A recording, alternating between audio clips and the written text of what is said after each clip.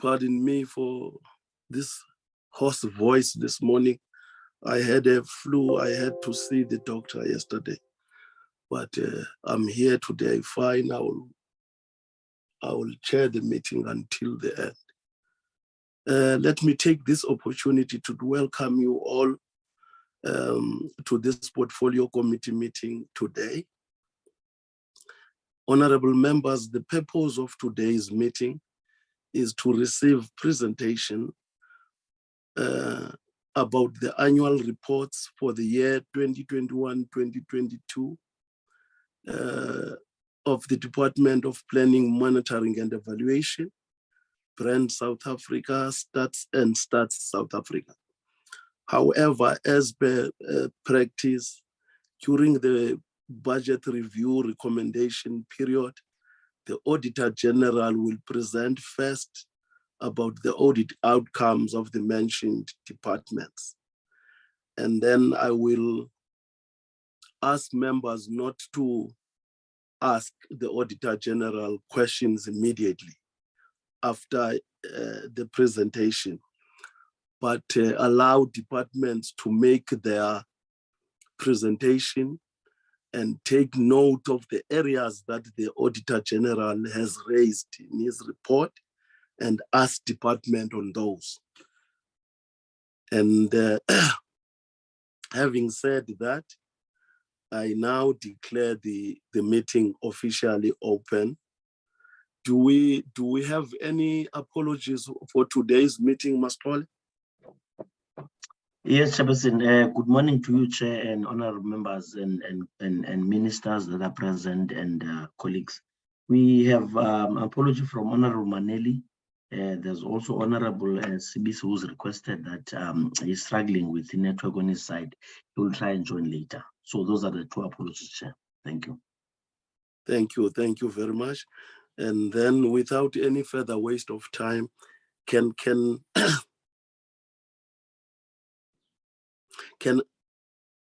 I then invite, first of all, the Chairperson? Who's that now? It's Honorable Madlua, Chair. We are not on discussions now. I'm on apologies. Yeah, but okay, you can table your apology, but you must follow the standard procedure. Write to the committee secretary about apologies. But I will allow you to table the apology for now. Chair, may I thank you for that opportunity, and my apologies. We all know it's load shedding, and I think that a number of members are affected by load shedding, and I want to apologize in advance should I have to leave the meeting. I would also like to request that we have meetings of this nature throughout the whole day. Perhaps consider it to have it in person, because there are some members that I am aware, and which I am one of them, that did not receive my tools of trades, my data cards, and all of those things. So I would really suggest that we in future have these kind of meetings with the duration of this nature and the importance of it in person. Thank you, Chair. I don't know how to respond to that, but let me say I have heard what you are raising, but I won't respond to it now. As I've said, I will give the opportunity to the Auditor General first to table the report, and then members will not ask, will just note the report and not ask the Auditor General directly questions. But when departments have presented, then members will have an opportunity to ask questions on the areas flagged by the report of the Auditor General. I hope I'm clear, honorable members, on that. Without any further waste of time, let me invite now the Deputy Minister, or let me give the opportunity to the Auditor General first. DM, I will give you the opportunity after the Auditor General. AG. Thank you very much, Honorable Chair, and good morning, honorable members and then colleagues on the call. My name is Zama Kopega. I was responsible for DPME as well as Brand SA. On the call, I'm with my manager, which is Esperance Seroto. Also on the call from the Auditor General is Kumar Naika, who is a Deputy Business Executive. And also I've got Tabiso Matladi, Tembiso, and Enzo, who are responsible for Statistical. As well, the last person that is on the call who is assisting us with projecting the presentation is Lerato Monalidi. Without wasting any time, we can start with the presentation.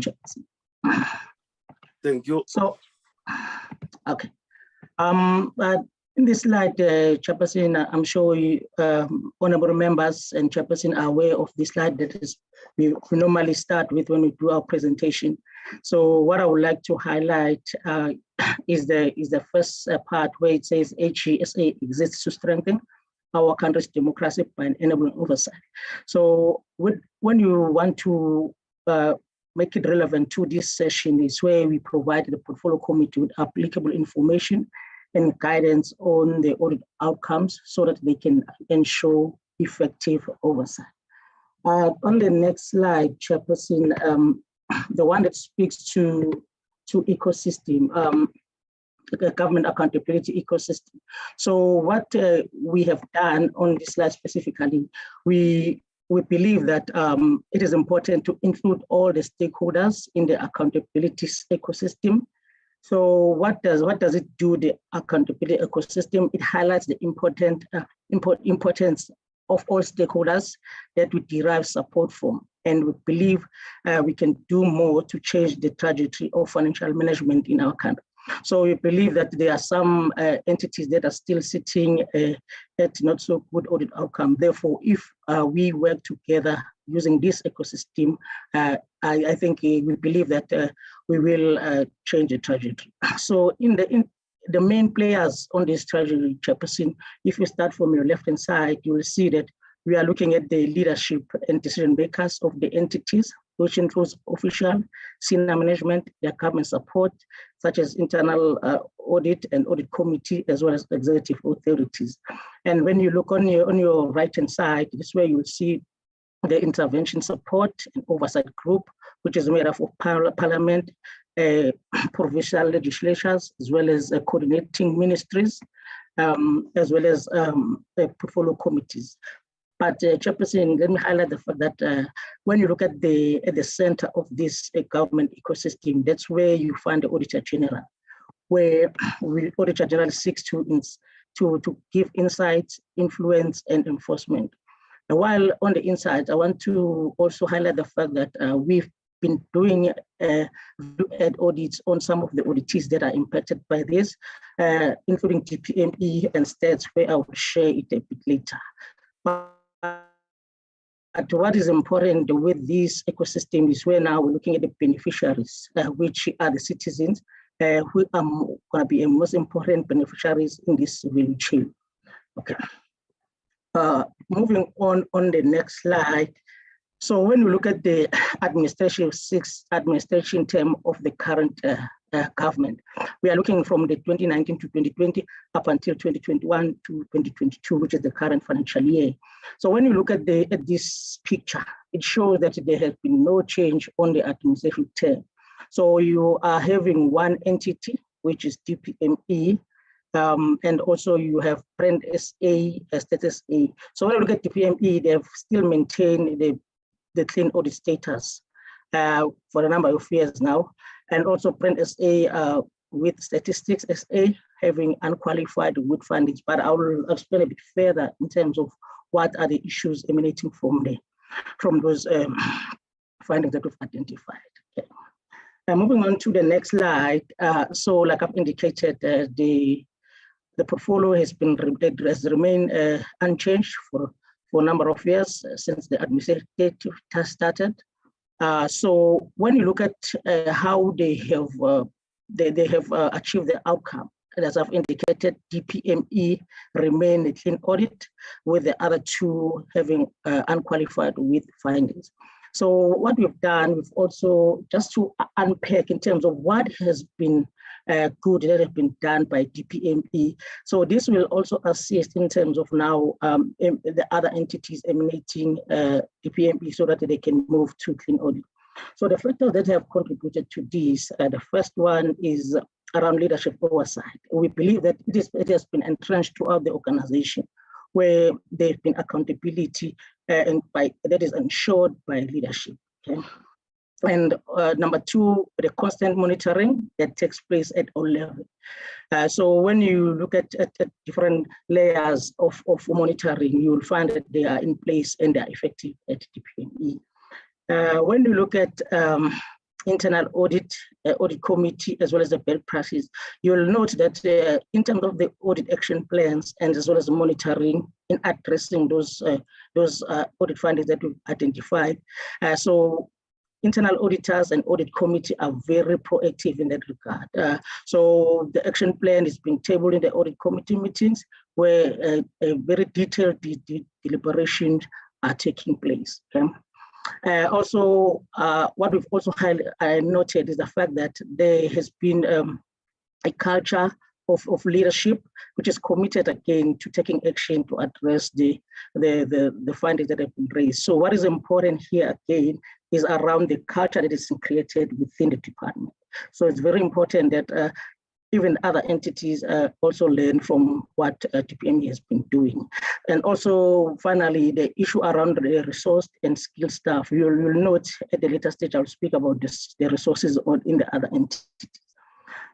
So what we've also highlighted, the fact that we are now doing the value-add audits. So we are now, so when you look at DPME, yes, in terms of financial statements, they are clean. In terms of compliance, there are no issues. In terms of document information, there are no issues. However, there is monitoring that is performed by DPME on the service delivery department. So we are looking at those things to see whether there's any effective and efficient delivery of services to the citizen. So now we want to see whether the clean audit that is being maintained by DPME will it now enable the effective and efficient delivery of service to the citizens.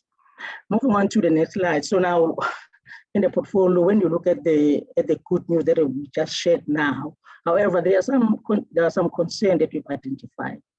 Status A and Brand SA, we have highlighted the fact that they've qualified with findings on compliance with legislation.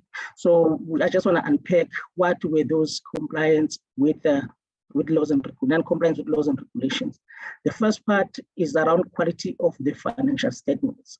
So when these two entities submitted the financial statements, we identified some few errors and misstatements, which obviously were then corrected by management. However, we are just trying to highlight here again what were the contributors to those financial statements.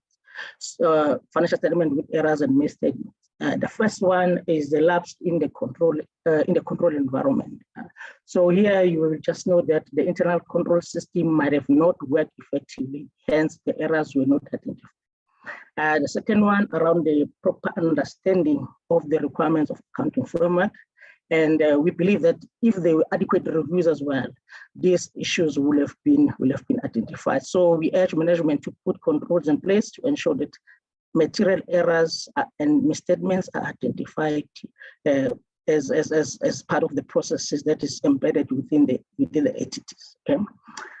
Other than compliance that we identified related to procurement and contract management, as well as asset management. I'll just spend a bit of time on the procurement and contract management. So when you procure goods and services, you will literally go out on a tender or get quotation. However, what we've identified in this instance, the fact that Status A did not invite the competitive bids. However, they did a deviation. In our view, we felt that it was practical. However, Stats opted for deviation. Okay, and in some instances, some of the contract awarded to bidders was based on preference points that were not allocated. On Brand SA, we identify where movable assets were not disposed in a manner that is most advantageous to the states. So here we identify that the root cause is where there's ineffective monitoring of the SM prescript as well as asset management due to a lack of adequate reviews. Okay. So again, here we are just urging management to ensure that they develop action plans to address the non-compliance identified. Furthermore, what is important is that the entities need to develop a detection and preventative mechanism to ensure this non-compliance do not occur in future. Moving on to the next section, which is specifically speaks about performance information.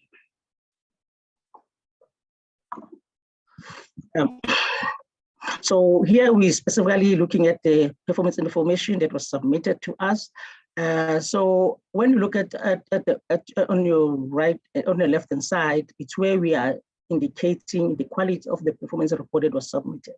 So before the audit was performed, DPME had their findings on the APR, whereas Brand SA as well as State SA did not have any finding. However, after the audit, all the issues were resolved. So what is important here is the fact that we still urge DPME to ensure that the quality of the reports that are submitted to us meet the required standard. So again, what is important here is that once we've identified the findings, we were able to allow management to do to correct the APR on the initial one that was submitted. When you look at the inside box around MTSF, I'll speak with this one on the next slide in detail. So as I've indicated earlier that we are doing some value add audits where now we are trying to link MTSF to the APP. So the targets that you will note there at the top are the targets that we specifically selected to say they link to the mandate of the entity. At the bottom on the graphs, we have noted that some of the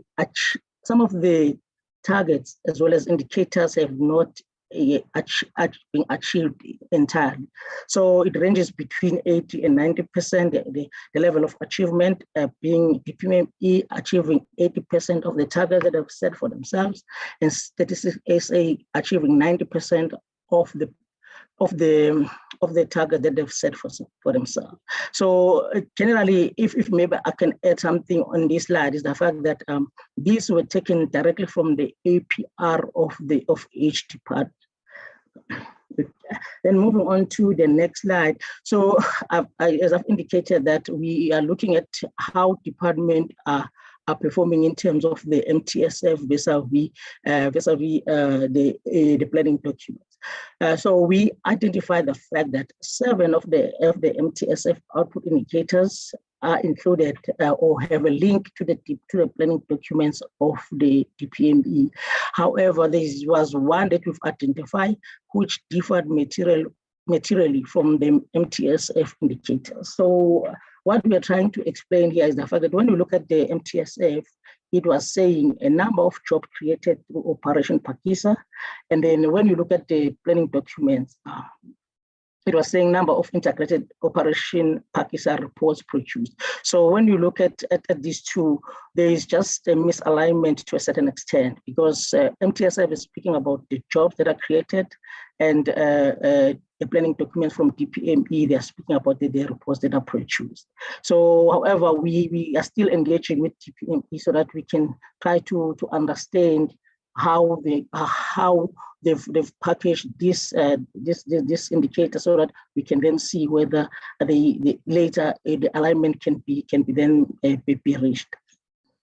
Moving on to the next slide where I spoke about the value add. So maybe piggybacking from the previous slide where we're looking at the MTSF vis-a-vis the planning documents. Then we went deeper in terms of the issues on the planning documents and the reporting of the DPME. So what we've looked at in this regard, we've looked at the quality of the performance indicators. We look at the performance of the ministers as well as APP review process, which is done by DPME. So our outcome on these processes that we've done, we've indicated that, we've highlighted that the fact that most of the measures at DPME are through the reports. Obviously, we understand the role that is played by DPME, therefore it will make sense that they have reports. However, we understand as well that these reports are reported in various structures, which is a cabinet and presidents. However, what we've noted is the fact that even though there are challenges that have been highlighted, some of the recommendations are not always implemented. So I think that that's a message that we want for you to understand, to say that, yes, there are reports are produced, yes, they are presented at the right forum, yes, there are challenges that are highlighted. However, the last part, which is a recommendation, they are not always implemented. And then moving on to the performance of activities. So what we've done, we have looked at the DG's performance management system vis-a-vis the ministers, vis-a-vis the service delivery.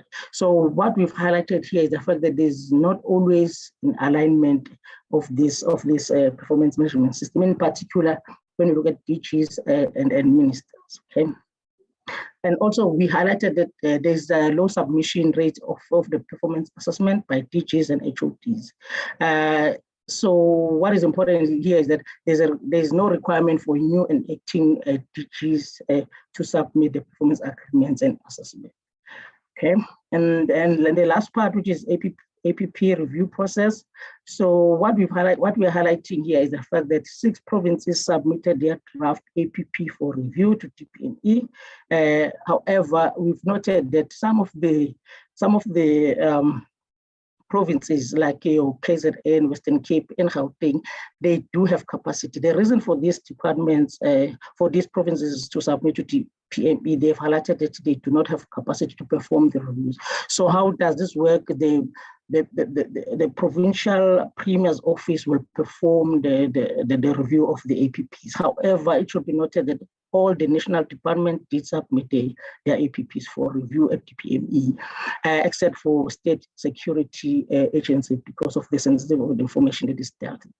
So what we've highlighted is the fact that the comprehensive assessment report with recommendation was submitted to all institutions. However, there were no direct impact on similar issues as the auditors also identified the same issues. So the impact is a bit important here. The fact that even though the review processes are being done, however, there is no impact. So in terms of the key recommendations, we are indicating that DPME should continue with DPSA to enhance the performance management process of the HOD. We're also highlighting the fact that the performance agreement must be revised to ensure that more weight is given to key responsibility that have direct impact to the service delivery. So what we are looking at here is the fact that, so if the minister signed a performance agreement, it must be linked to the DGs, so that at the end of the day, the beneficiary of the performance will be the normal citizen. I think that's how we are trying to outline it. And then the minister in the presidency can also raise awareness in terms of the performance agreement that were outstanding. I'll still speak in detail in terms of how many were submitted and how many were not submitted. Okay, and also we're highlighting that acting incumbents must be should not act for a prolonged period, and vacant position must be filled timelessly. Okay, again, acting of DGs as well as HODs should be included in the DPSA performance agreement. Because, like I've highlighted earlier, that the acting and new incumbents are not included in the. Moving on to the next slide. So here is where I was highlighting the fact that we've performed some detailed analysis in terms of how many were submitted since the performance agreement since 2018-19 up until today. So you will note on your left-hand side that 21% and 16% were submitted respectively on those years. But in the current year, you will note that about 93% of the DGs and HOD submitted their performance agreement. But it's a huge improvement. However, we are highlighting that there were reasons why, for example, not many were submitted in the past. I think one of the reasons was around the COVID. So the process was taking a bit longer. And then the other ones was around where they are acting DGs. So if there's instability, the process will start and then it will fade away. And then moving on to the next slide. So here we are looking at statistic essay. So again, here we looked at the mandate and look at the MTSF priorities and compare it to the indicators at Statistical SA. So we've noted that if you look at all the 7 priorities, only 2 that were not really aligned to, or cannot be linked to Statistical SA planning documents. The overall assessment, if you look at the bottom there, it indicates that we are actually okay with what, or we are fine with what, when we look at what is on the MTSF priorities, as well as what the stats has included in their planning documents. But one project that we wanted to highlight again is the Census project. In 2021-22, this was the largest cyclical project undertaken. And it should be noted that this was the first time this was done digitally. I think obviously because of that fact, there were resources that needed to be procured around personnel, equipment, and obviously the project at the end of the day ran successfully. So when we look at what was procured, it's about 165 tablets, 60 higher service that were utilized, around 91,000 temporary staff that we hired. The project was delayed and the reporting the project was a bit delayed, and it was finalized at the end of May, which is May 2022. However, the publishing of the result are expected to be done in 2020-2023 financial year. Moving on to the next slide, slide 16. So here, when we started the audit, there were entities that we scoped in for material irregularity. We scoped in for this portfolio, Brand SA. However, during the audit, we did not identify any material irregularity. Moving on to the next slide. In this slide, we are not going to touch that much. It's a standard slide, but however, the honorable members can read for information in terms of how the MI is identified and what are the steps that are required and responsibilities of the accounting officer, accounting authority, AG, the authority and oversight, as well as all the relevant parties, including the investigating bodies. Moving on to compliance. So as I've indicated when I was introducing the presentation around the overall message. So when you look at irregular compliance and irregular expenditure, again, I want to highlight the fact that DPME we did not identify any material misstatements. I did highlight the fact that from stats perspective, as well as stats SA, the factors that contributed, again, I want to highlight those: the proper records management, as well as lack of reviews and reconciliation of financial statements. I would like to highlight the fact that all the material misstatements that we identified were subsequently corrected. So in terms of the Brand SA, we want to highlight the fact that, yes, there were material adjustments that we identified. However, when we engaged the management, they indicated that it was because of the moratorium due to filling the vacancies. As we understand that there's a possibility that Brand SA will be incorporated to tourism. So therefore, the moratorium, to a certain extent, because apprentices lack capacity, therefore they were unable to prepare adequate financial statements because vacancies were not filled, proper reviews were not performed, etc. So again, here are the material non-compliances that I spoke about around financial statements, contract management and procurement, and asset management were only applicable to the other two entities except for DPME. Going to the irregular expenditure. So in the current year, we've noted that StatSA was a top contributor for this portfolio on the irregular expenditure. It's about 236 million, which contributes about 95% of the whole portfolio. The other irregular expenditure related to DPME, where the presidential hotline contract that was not approved by an official who was delegated to approve the contract. The value of the irregular expenditure is around 40 million. Moving on to the next slide. So here we're looking at the financial statements that were submitted. When you look at DPME, they submitted financial statement that did not have material matters.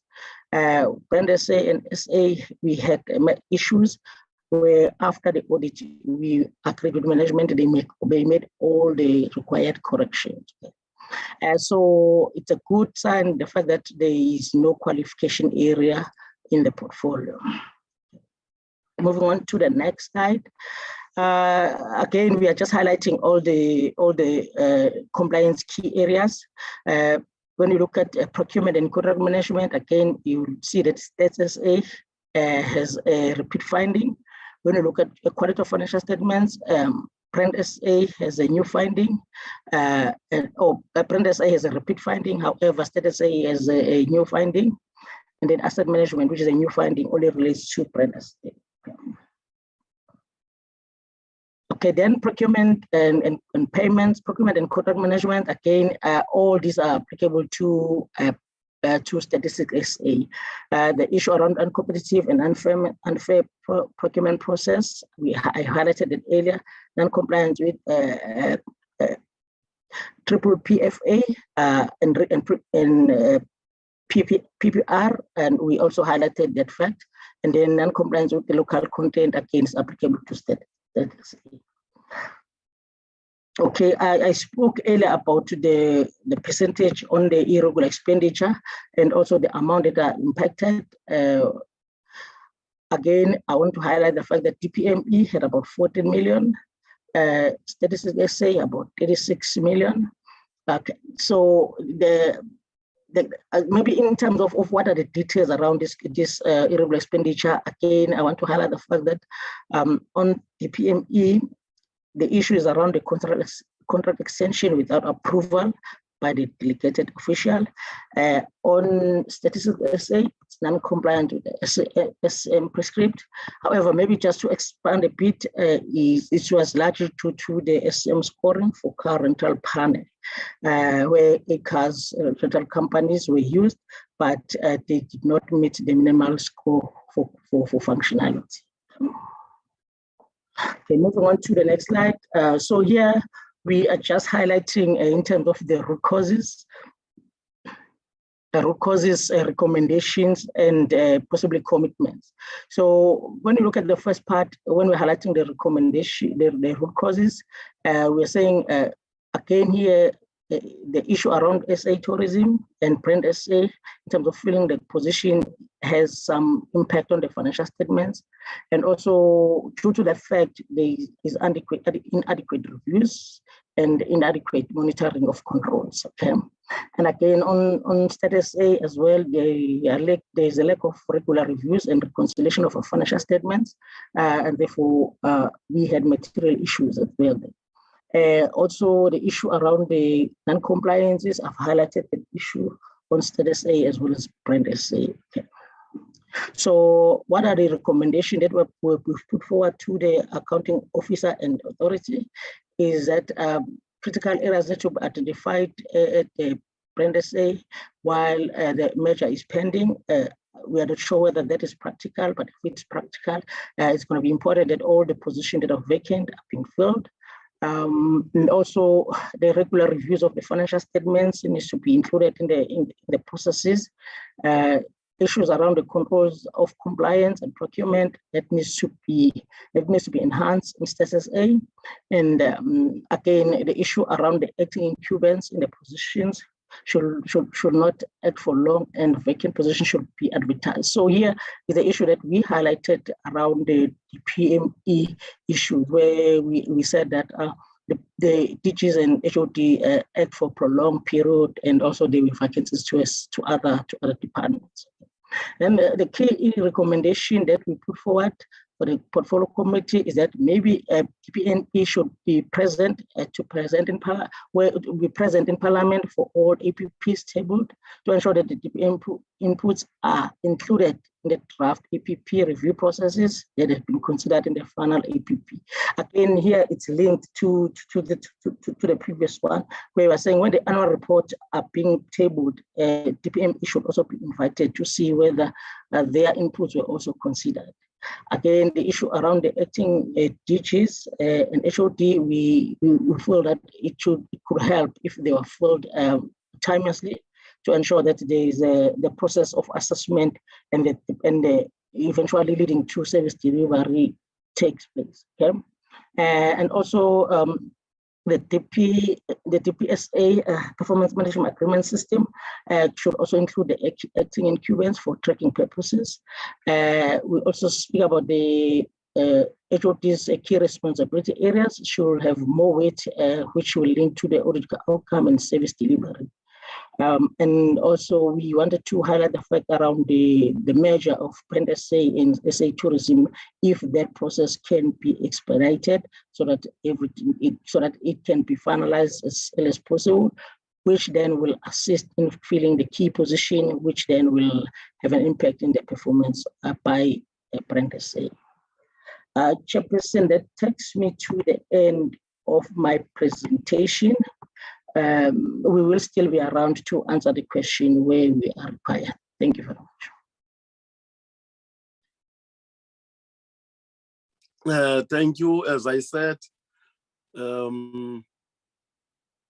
members will not ask questions now, but when the DPME and the entities are presenting, they will take the questions that you have, areas you have flagged, and question the department on those, not necessarily you directly. Thank you very much. Can I now invite the Deputy Minister to make the opening remark?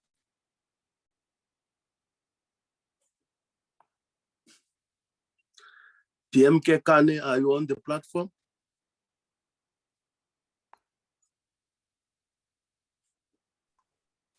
Clalo, thank you very much, and thanks to honorable members of the Portfolio Committee. I want to appreciate the breakdown that the AG has taken us through. And I think I agree with you, Clalo, to say the presentation by DPME and Brand SA and Status SA will help us look at some of those, the concerns, and how are we preparing as DPME and our entities to stabilize and bring good governance, but also the concern by AG on the role that we are playing as monitoring and evaluation in ensuring that line departments deliver services. We have seen the concerns that the AG is also raising around DPME, Brand SA, and Status A on procurement and contract management and other related things, you know, financial misstatements. It also says the caliber of CFOs, the caliber of people that we put in budget office and internal audit. We need to raise the bar so that some of these things are taken care of. I'm with the DG and the entire team from our entities, and I think having noted all this, Slalo, let's give the DG, Dr. Robert Nkuna, to take the portfolio committee members in confidence. Maybe just one last thing. Minister Gungubele, it's in cabinet committees, and that's why I'm alone today. Thank you very much, and speedy recovery to you, Honorable Chair. Thank you, Honorable DM. Ndatenkuna. Kena umengwe.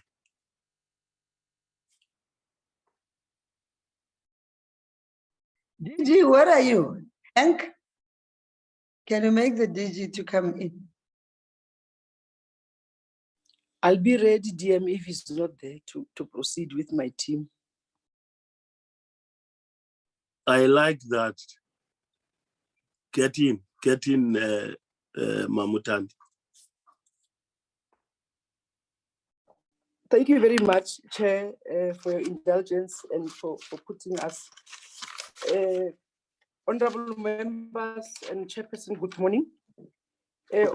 Honorable members, the current financial year was the most successful year for the current board and the entity, in that we were able to go full steam to implement our strategic mandate as opposed to the previous years, as we battled with internal challenges which took this board a whole 2 years to resolve.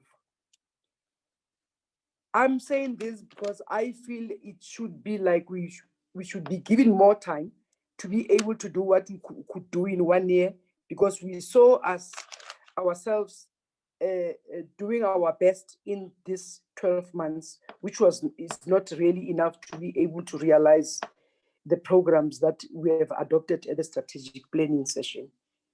I also need to remind members that albeit the high vacancy rates. Sorry, Mr. Obias, can you please load your presentation, please? Or Chair, these are my personal remarks. They are written. Oh, it's just your personal remarks. Okay. Yes, the presentation is going to be flighted. Yes. And Brand SA then. Brand SA must do that, and then the other entities after your opening remarks. Yes, I won't be long, Chair, I promise. Okay, no. Yes. Continue, Chair, Mr. Obias. Yes, Chair, I also need to remind members that albeit the high vacancy rates, the team was able to perform very well, like I indicated, especially on the main program, which is marketing, which saw us getting 100% in terms of that specific program. The program which had challenges was administration, and the team will be able to outline that. And also this year saw Brand South Africa marketing the nation brand fiercely and protecting the reputation of the country, both domestically and internationally, to the extent that government started to be our client department in helping shaping the country's narrative. That's why we were able to go and help Minister Kubai at Web Davos, where we put together a team, a strong team, to go and support that. And South Africa was received very well because of that work that we did.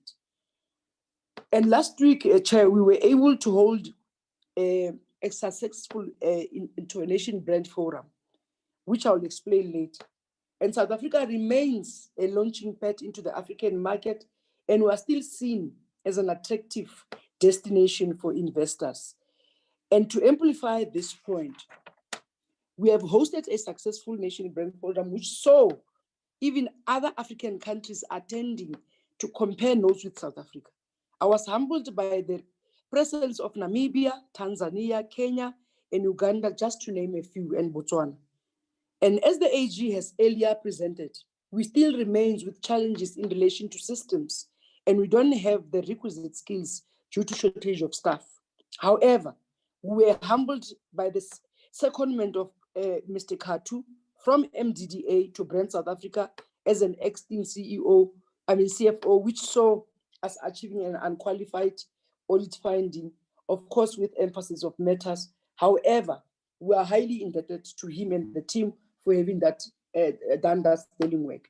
We're also indebted to the team led by the acting CEO, which almost all of them as executive members are holding acting positions, who were able to run and crisscross the country and the world. Even to the end of this month, they will be doing that, representing South Africa in very strategic and important forums, including going to France, the UK, and so on.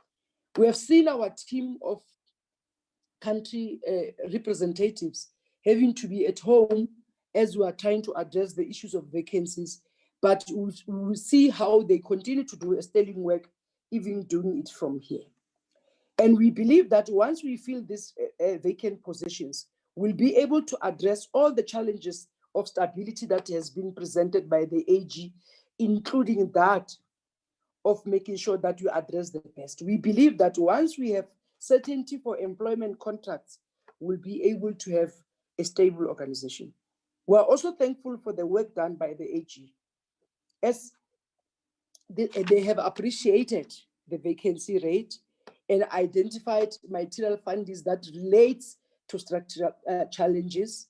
A problem once the minister attends will be able to be meritorious. But I'm also pleased to highlight that the asset management issue, it's one bad issue that we need to deal with, and the team is alive to that.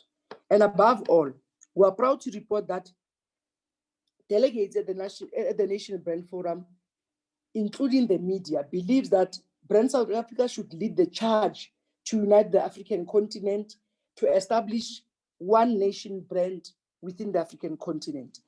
And we will escalate this matter to the minister, but we are also pleased to report that our minister agrees with the entity that ours is a distinct feature and such should remain as such, and is battling it outright to represent the interest of Brand South Africa where he is deployed. That's the guarantee we got from the minister. I should also report that the mandate of the board is coming to an end next month, and we hope the institutional memory and skills will not be erased to continue the sterling work that Brand South Africa continues to achieve. Chair, with these few words, I'm reporting that we are on course with the challenges that has been presented by the AG, of which we believe if we pay much attention to the institution, we'll be able to address. As I say that, Chair, allow me to allow the acting CEO to take us through our presentation. I thank you for your indulgence. Thank you. You can take the floor, CEO. Thank you very much, Chairperson. I am with, as Chairperson has already, of Brandase has alluded to the fact that we are a team. Myself, I'm going to touch on the budget vote recommendations, just to preempt the presentation before the Corporate Service Director comes through and take us through Program 1, and respectively so Ms. Mima Buza will take us through Program 2 and 3, Chairperson. So without further ado, there were 3 recommendations emanating from the budget vote. One spoke to a need for Brand South Africa to continue discharging its mandate to positively influence and enhance the image of South Africa, locally as well as internationally brand the country. And I'm happy to report to the Portfolio Committee that we took that call seriously. And if I were to just trace back and take you back to Dubai Expo, where I think it's a brilliant example of an integrated project that was implemented by Brand South Africa, championed the country messaging, and we were able to differentiate through all the months, come up with different themes that will enable us to project and showcase our strength as a country brand. So we continued using those strategic platforms, and I'm happy that there, from an impact perspective, we've had 2 reports that tells us that we are doing something right. The first one comes from a media monitoring services that we use, which comes from Base Media. And they picked up that the tone was positive during the time that Brand South Africa and its stakeholders, basically Team South Africa, was there. So it added to the sentiment of the country brand. And I think, honorable members, it's important to speak to impact, because we all believe in the theory of change and being able to discharge projects and programs that will impact positively to a broader agenda that we're trying to achieve. And in this case, it's the reputation and image of South Africa. The second report was a Bloom report, which looks at countries' reputation globally and looking at the drivers thereof. And it was great to see that Dubai Expo was also instrumental in shaping South Africa's reputation. I'm happy to give feedback to the forum that South Africa's reputation is a stable one. It is good, despite what we see daily as our challenges on media. The world out there is not reacting, especially from an investment perspective, not on sentiments, but rather on a more stable trajectory of a country. And thus far, I can tell the honorable members that our reputation profile as a country, because of the work that we do together, Brand South Africa and our stakeholders, the country's reputation is good. The drivers of that reputation continue to be the academic institutions, as people want to come and study and work in South Africa. Our sports, arts and culture is the strongest pillar that we need to nurture and continue using that pillar to amplify the South African story, as well as tourism as being a third leg, and then investment. And what it does, honorable members, it says, Brand South Africa, how well can you take those policies and package them in a manner that is palatable, in a manner that is easily understood by the investors out there? So those are the interventions that were put in place, and they didn't stop there. There was mining in Indaba, there was WEF Davos, and those were aimed at really influencing and telling the South African story. The second point was around Brand South Africa and the need to improve its footprint in provinces to make itself, more publicly known for its awareness, as well as for the mandate, as well as programs. I'm happy to give feedback that in the last fiscal, we went, even with, despite the limited financial resources, including the warm bodies, but the team was tenacious enough to penetrate those rural areas. We went to the Eastern Cape, to the Limpopo province, as well as to the KZN. We went with our constitutional awareness, as well as Play Your Part program, to make sure that we speak to the laymen on the street and they understand what their activities are contributing towards the broader agenda of the country brand. The third point was Brand South Africa and the need to ensure that all provinces are visited and are apprised on the Play Your Part program. Honorable members, we did a call to action last year, a national one, of Play Your Part Awards, where we were challenging communities. We went to community radio stations and we collaborated with them to make sure that nobody is left. And we were saying, please nominate your hero or heroine of your province, of your community that have played their part. And I think we did a sterling job in that a number of entrances, number one, came from the rural areas, which is what entries came from the rural areas. And that's what we wanted. We wanted to evoke and ignite the passion to ordinary South Africans, especially those with limited access to information. And the winner really comes from the rural area as well in the Western Cape, where this woman really also is a selfless giver, has contributed towards, creating employment opportunities for youth. So in a nutshell, honorable members, we took your advice, your recommendations, we interweaved it within our plans, and we went out in the market to promote the work that we do. So how do we know that what we do is impactful?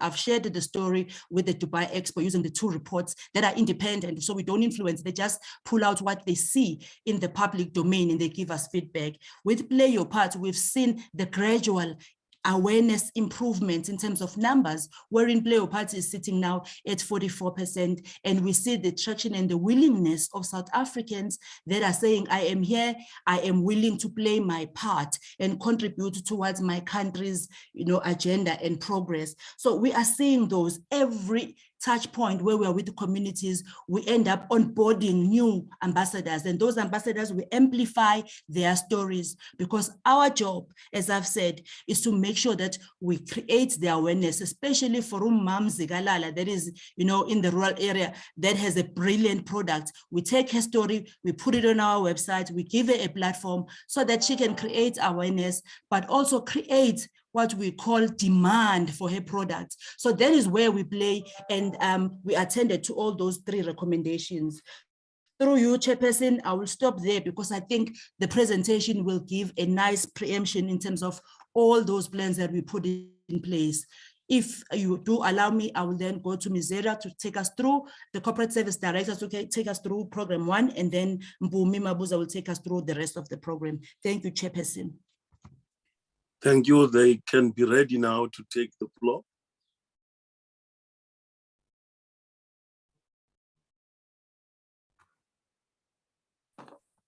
Good morning, Chairperson.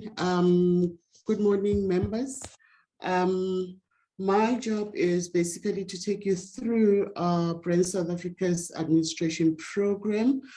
And I am just going to only highlight the most important issues and leave time for my colleagues to take you through, the substantive mandate of Brand SA.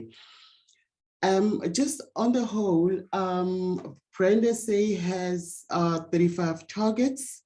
We were able to meet 31 targets and only had 4 targets that were not met.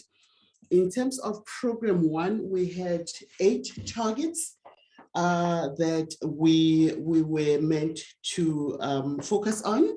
We were able to meet 5 of those, and only 3 targets were not met. And the targets that were not met basically relates to the vacancy rate, they relate to the 30 days invoice, the invoice targets, and they relate also to our organizational performance. We had targeted to have 92%, and we ended up with a 91%. Chairperson, without having to come up with excuses, but all of this are actually related to the fact that we have challenges with capacity on the ground.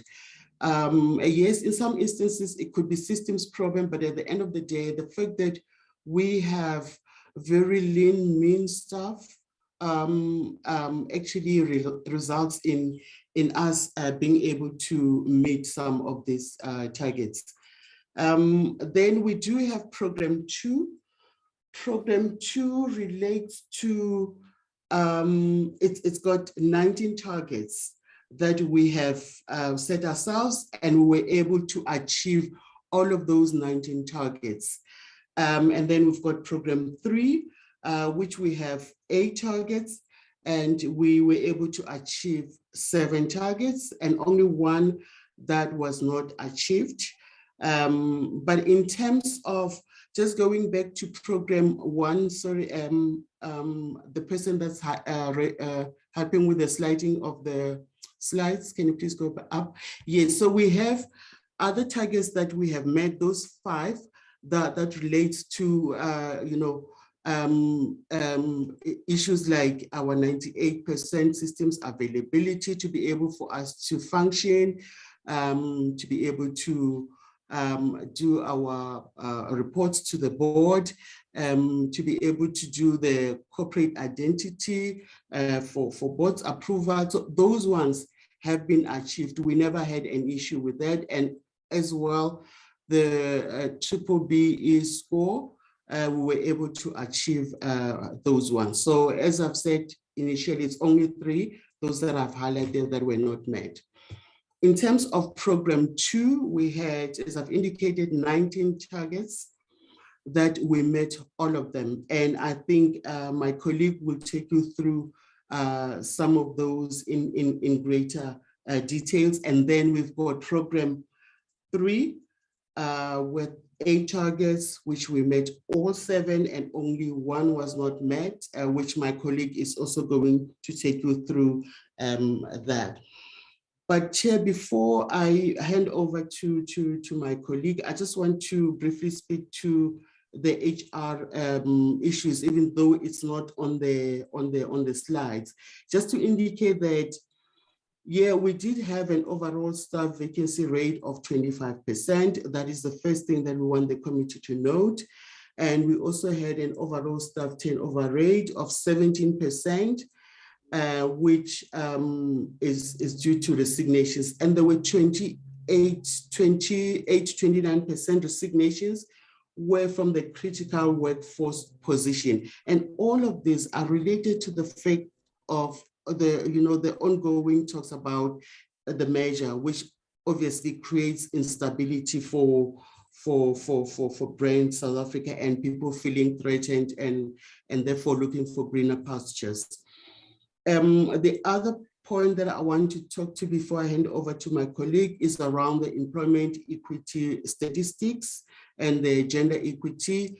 We monitor those as required by the laws. We do have our plans.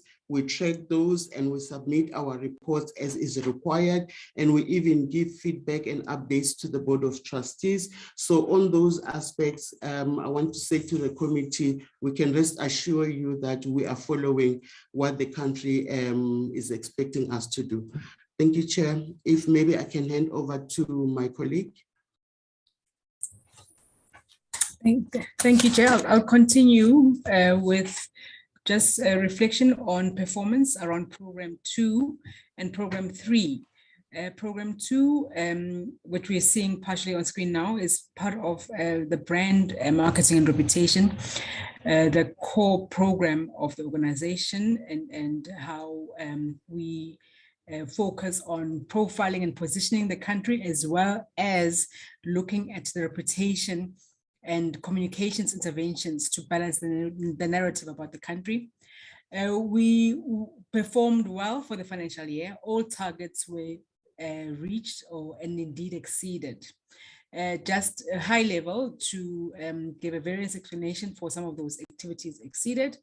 In certain instances, we had activities that had been postponed from the previous financial year. Also still feeling the impact of COVID, definitely last year. And that was the rationale, and that activity then embedded into the existing plan for the year. And that's why some of the activities were exceeded. Also, we have a program in the organization that looks at an activity that looks at training stakeholders, a masterclass. If I look at the first target around marketing campaigns, the masterclass is an important platform for us to educate stakeholders around alignment to the nation brand positioning. And we could not effectively do that. We had to adjust the plan due to COVID and minimize in-person activities and go online. Thus, the plan was then tweaked to allow just to reach the same number of people, if not more, by promoting the toolkit that's aligned to it online. And then when it comes to marketing campaigns, targeting international audiences, this was also exceeded by 1. We had a target of 4, it exceeded by 1. Leveraging platforms just to also flight the 2 worlds audiovisual advert rather to reach additional audiences. And activities, integrated reputation communication activities at strategic platforms. Last financial year, South Africa was asked to host the Intra-Africa Trade Fair, which took place in KwaZulu-Natal. In fact, we received a request directly from the province for assistance in executing that platform or that event. And Brand South Africa came on board to support the program. Next page, please.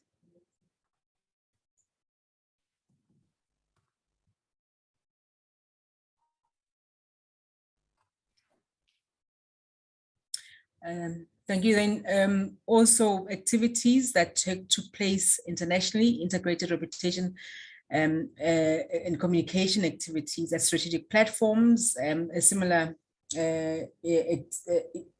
event happened where in the UK, we leveraged a platform around investment risk and compliance summits that took place in the UK market. And UK is a key trade partner. So when that platform and opportunity availed itself, we took advantage of it. Such requests, just to emphasize that we do not ignore, we do assess if there are ad hoc requests that are outside of the organizational plans. we have to assess and look at the potential impact and reach and the audiences that we would have an opportunity to engage with, and we take a decision based on that. Thank you. Next page.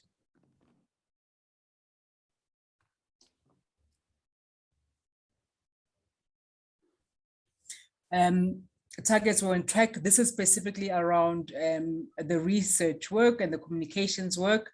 We were on track. We all delivered as per plans. Webinars were exceeded. As mentioned already, a lot of activities could not take place as initially planned in person, and thus had to be converted to online platforms. And this allowed us also just to reach a wide variety of audiences across the globe. So what was seen as a challenge at first, actually last year became a good opportunity for us to reach bigger audiences. Next page.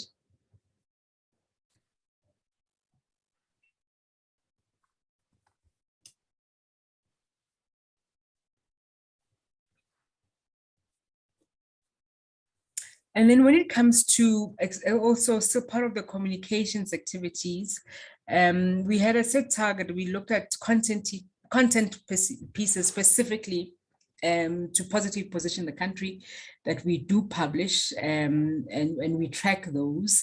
And that target was exceeded.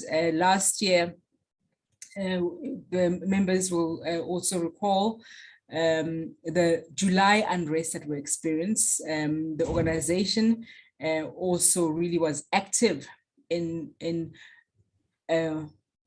adding our voice to calm and calling for calm among South Africans, adding our voice also to the international public, just to ensure them that the country is gearing up to control the situation where it was, and also the activities that were done, especially post in terms of cleaning up. So under the campaign name Protect SA, we're able to execute a lot of activities. We're able to mobilize some of our player parts, brand ambassadors, to also add to that voice and the call for calm. And that also then added to the number of communications pieces and that were published. And then similarly also to the play your part activities implemented.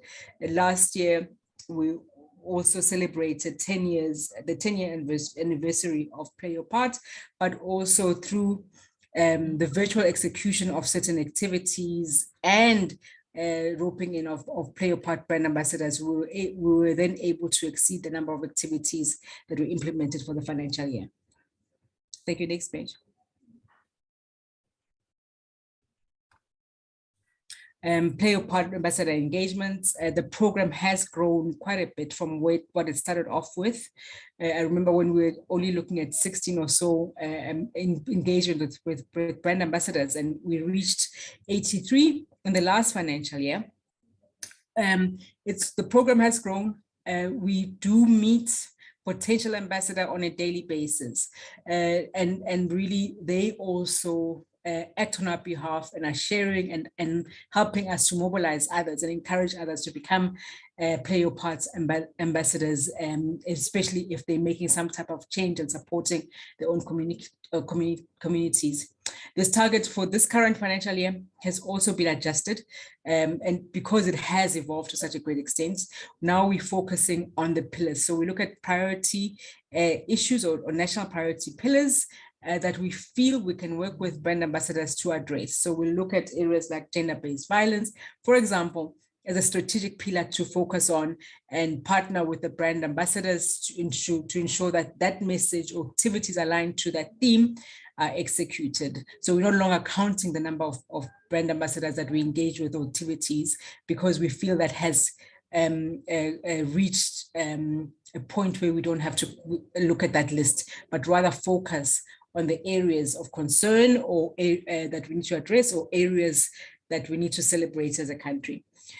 The other targets that we did exceed, Chair, is around the Global South Africans program. We've shared with members before what that program is. It looks at South Africans living abroad that have a positive disposition about the country. We share messaging with them, we empower them with information, and they are effectively, and to a certain extent, our ambassadors in that market. And we exceeded that target by 2, mainly because of the Dubai Expo program. We're able to do 2 activities in the markets due to the Expo program. When it comes to program 3, stakeholder relations, it looks at collaborative activities with our partners. We look at 3 specific sectors or segments that will be public sector, private sector, and civil society. And the targets here were not exceeded to a great extent. It's just 1 in civil society and 1 in public sector. And the public sector activity that was added on was through an MOU that was confirmed with the Film and Publication Board that allowed for an opportunity to also just start the work within that year.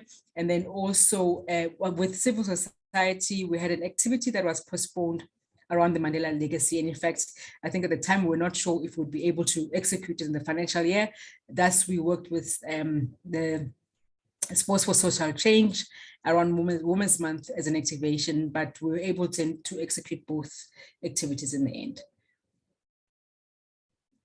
And with international stakeholder collaborations, we did exceed targets, also through leveraging just tactical platforms with the Springboks and the British Lions being an activity in that market. We were able to host an activity in the UK.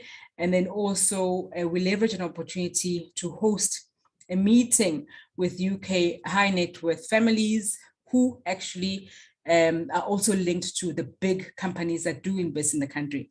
It was an intimate session, closed Chatham House rules engagement, but it was very influential because that's how some decisions are made in terms of investment. And then the one activity, I think that's already been reported on by my colleague, Ms. Nyati, is around the training impact surveys. We were not able to achieve this target. It was a struggle. We changed the format, I think, with people with training becoming virtual for us, being online. We were not able to entice stakeholders just to complete a form. After several follow-ups and numerous calls, we really did not get enough data to report back and make an assessment in areas of improvement. So 2 were compiled, 2 reports were compiled, but there were 2 that we did not achieve. And that's the next slide is just a summary of the performance, and that's already been discussed. So 4 targets not met for the year. I think also Ms. Yasi spoke about the challenges and the CEO as well as the chairperson in the introduction. But there are action plans set in terms of trying to mitigate those. If I can start with the valid payments, we are focusing, we've got an audit action plan that has been set, and we are tracking it on a monthly basis. There are champions within each area that have been assigned specific responsibilities just to track the audit action plan. And we are, I think as may have been mentioned, also looking at recruiting and just filling some of those vacant positions in accordance to the permits that we've been given to that. So the audit action plan is in place. We hope to be able to recruit and manage some of those challenges that have been highlighted. I think we can move on to the next slide. Just to take the committee just through some of the key highlights. I think we've spoken to some of them. I won't dwell too long in the interest of time. Before I kick off, we're happy to report that this year marks 20 years of Brand South Africa. So we're celebrating our 20th anniversary, and we'll continue to do so for the rest of the financial year. Last year, we launched the Believe in SA campaign, and really it's aimed at inspiring not only South Africans, but international audience to believe in South Africa and what the South African story has to share, and also how they can contribute towards positively rebuilding South Africa. The campaign has fared very well, and by the end of the financial year, really, we could confirm that we'd reached over 4.4 million. On TV, over 1 million, also on digital platforms and through print, and also it was adopted by some of our partners. So some of the figures may perhaps we don't have it in totality, because some of our campaigns are then adopted by our partners. We spoke about the Two Worlds campaign as well. It's an audiovisual, was flighted domestically, also just to inspire South Africans and to highlight the attractiveness of the nation brand to domestic audiences. Next page.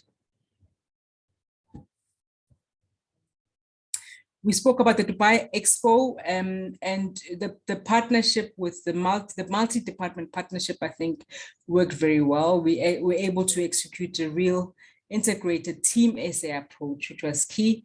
Our activities, as much as we were supporting the communications program throughout the year, we were there at the beginning, at the launch of the activity in October, and then towards the end, also in March, to celebrate the South Africa's National Day.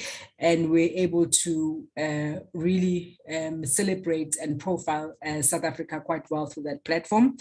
We also had other activities, strategic platforms. You can move down in the EMEA region, as well as the USA, also really used to just build awareness about what South Africa has to offer to those specific markets, even though we're not in some of the instances, for instance, in China, we're not there physically. We're definitely able to work with our partners on site, the missions in the markets, and also other partners that have offices there in the program.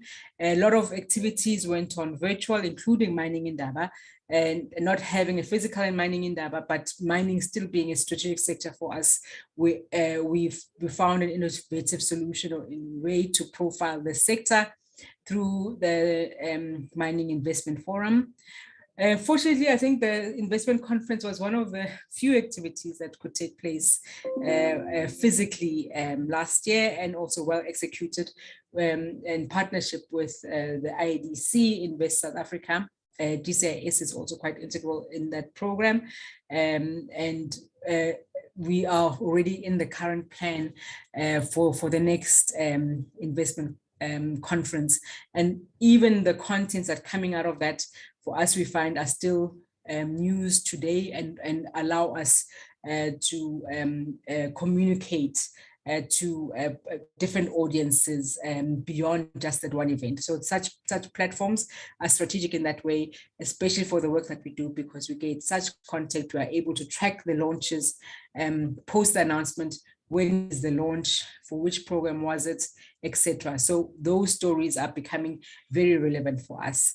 We continued with our key domestic perceptions. The research the research helps us to understand the Active Citizenship Index and Social Cohesion Index, but also we use a platform. These are just some of the questions that we looked at last year. Help us look at how citizens were feeling around COVID and government's management of COVID over a long period of time. We introduce those questions beyond the standard questions that we normally track, and we're able to get that positive feedback in the various periods.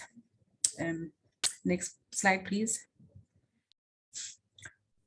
We also we collaborated with the IEC as well. We hosted a discussion session, but also embedded some questions specifically in the domestic research study that talked to elections at the time. And we're able to share that report with not only with IEC, but with some of our other stakeholders. The July unrest period is challenging, definitely for the country, but I think also how the various parties and partners responded to it was a good way to learn and also plan a little bit ahead in terms of maybe crisis communications management. From beyond, we focus initially on domestic, as suggested. We had to call for calm. The chairperson was on various media platforms engaging with citizens, but then we moved out of the borders and had to interact with international audiences as well, and ensured that we had some type of presence and talking about the subject and in various media platforms. Thank you. Next slide. We can move to the next page. Thank you. Last year, the meeting members will remember that we did have an issue around Miss South Africa, but from a Brand South Africa perspective, we're able to engage with our partners and also confirm that we are a government entity and what our stance is on the matter. The partnership with Miss South Africa continues, but there's certain elements that Brand South Africa is clear about and what we do stand for. China was a difficult period to work in last year. We had to find innovative solutions to work in the market. Not having a presence there also with the mission not at the time, at certain times not fully capacitated. We had to introduce media innovative solutions that work for the specific market. So we're able to identify platforms beyond WeChat and that we can disseminate messages around South Africa. We also supported the President's participation at the European Union and Africa Union Summit, which took place, and we hosted a webinar through Euronews, which was quite effective and impactful around that time. Ease of doing business webinar in partnership with InvestSA. As much as the studies are tracked anymore, there are a lot of reforms that have been introduced by the country to improve the ease of doing business. The information was important to disseminate not only to South Africans, but to international audiences, and we're able to host such a webinar in partnership actually with the World Bank as well. I've addressed the Mining Investment Forum. We can move on.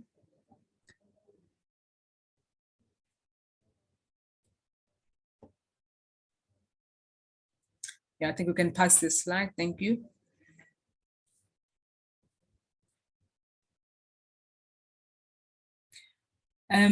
Our digital platforms for us, it's one of our strongest assets. We have a great following on Twitter, Facebook, and we even are now trying to grow our TikTok network, but it's a great tool for us to disseminate messages and to highlight positive stories about the country, and also to address any type of negative narrative that we may identify, so that we use that quite a bit, and we've seen an improvement in terms of the engagement rates.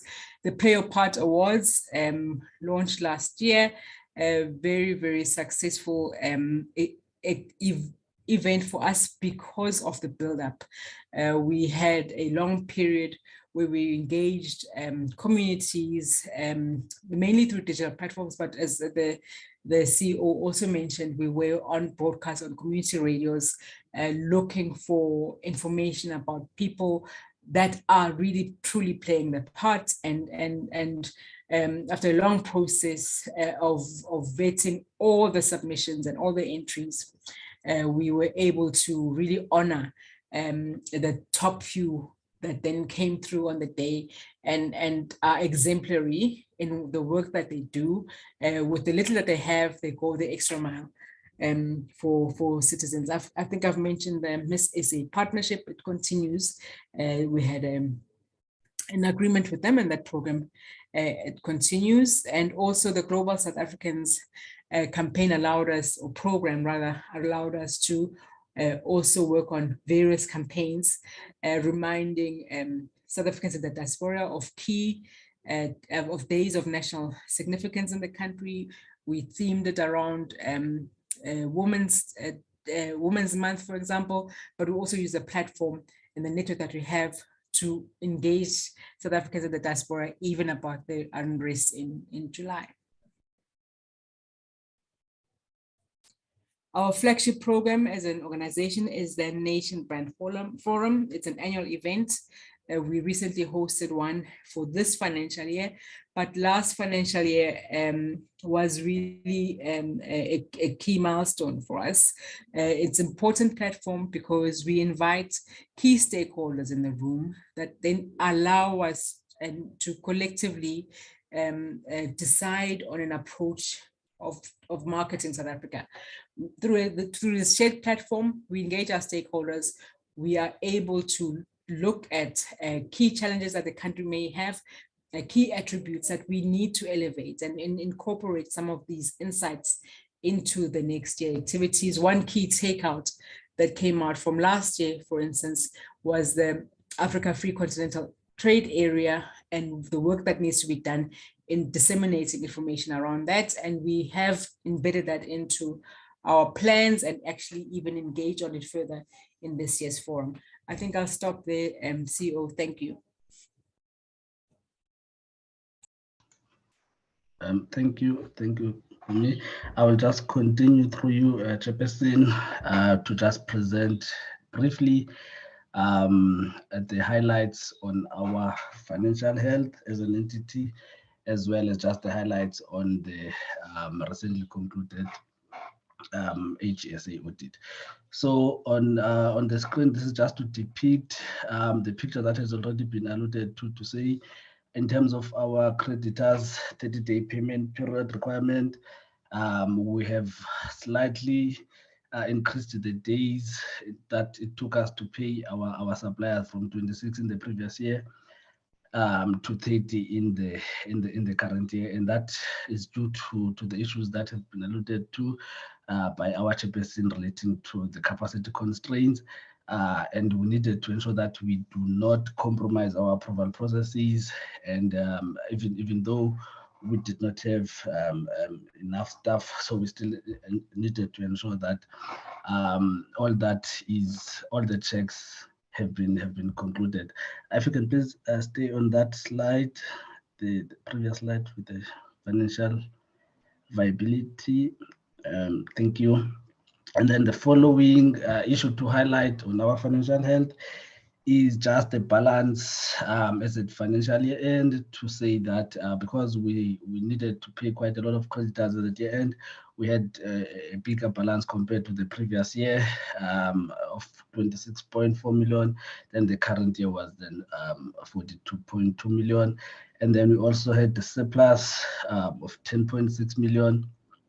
And as I will also be alluding to the results of the audit, we did not have any funds that were surrendered to the National Treasury, and the surplus that is shown there is reflective of the amounts that were still committed as at year end, and we have successfully now applied for the rollover to the National Treasury, which has been granted. And then the last two points are just to depict the points that I've made relating to our creditors, to say as at year end, we had creditors of 19.8 million compared to 18.2 in the previous year. And the bank balance shows that as at year end, we had the resources to be able to pay these creditors, as well as all the other committed funds as at financial end. You may please move to the next slide. Thank you. And then on the audit opinion, we did achieve an unqualified opinion with other matters in the previous financial year. One point to note here is that we did not have any irregular expenditure or fruitless expenditure in the period that has been audited by the AG 2021-22.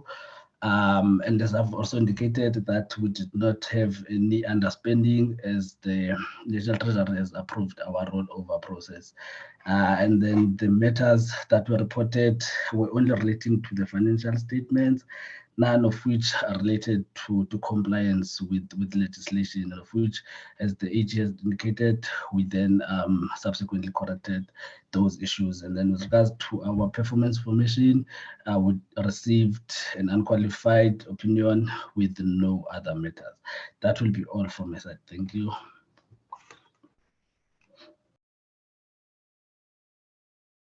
Chair, we are done. Thank you very much.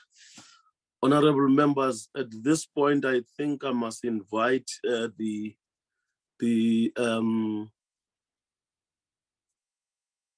SG to make his presentation, and these two will be discussed together.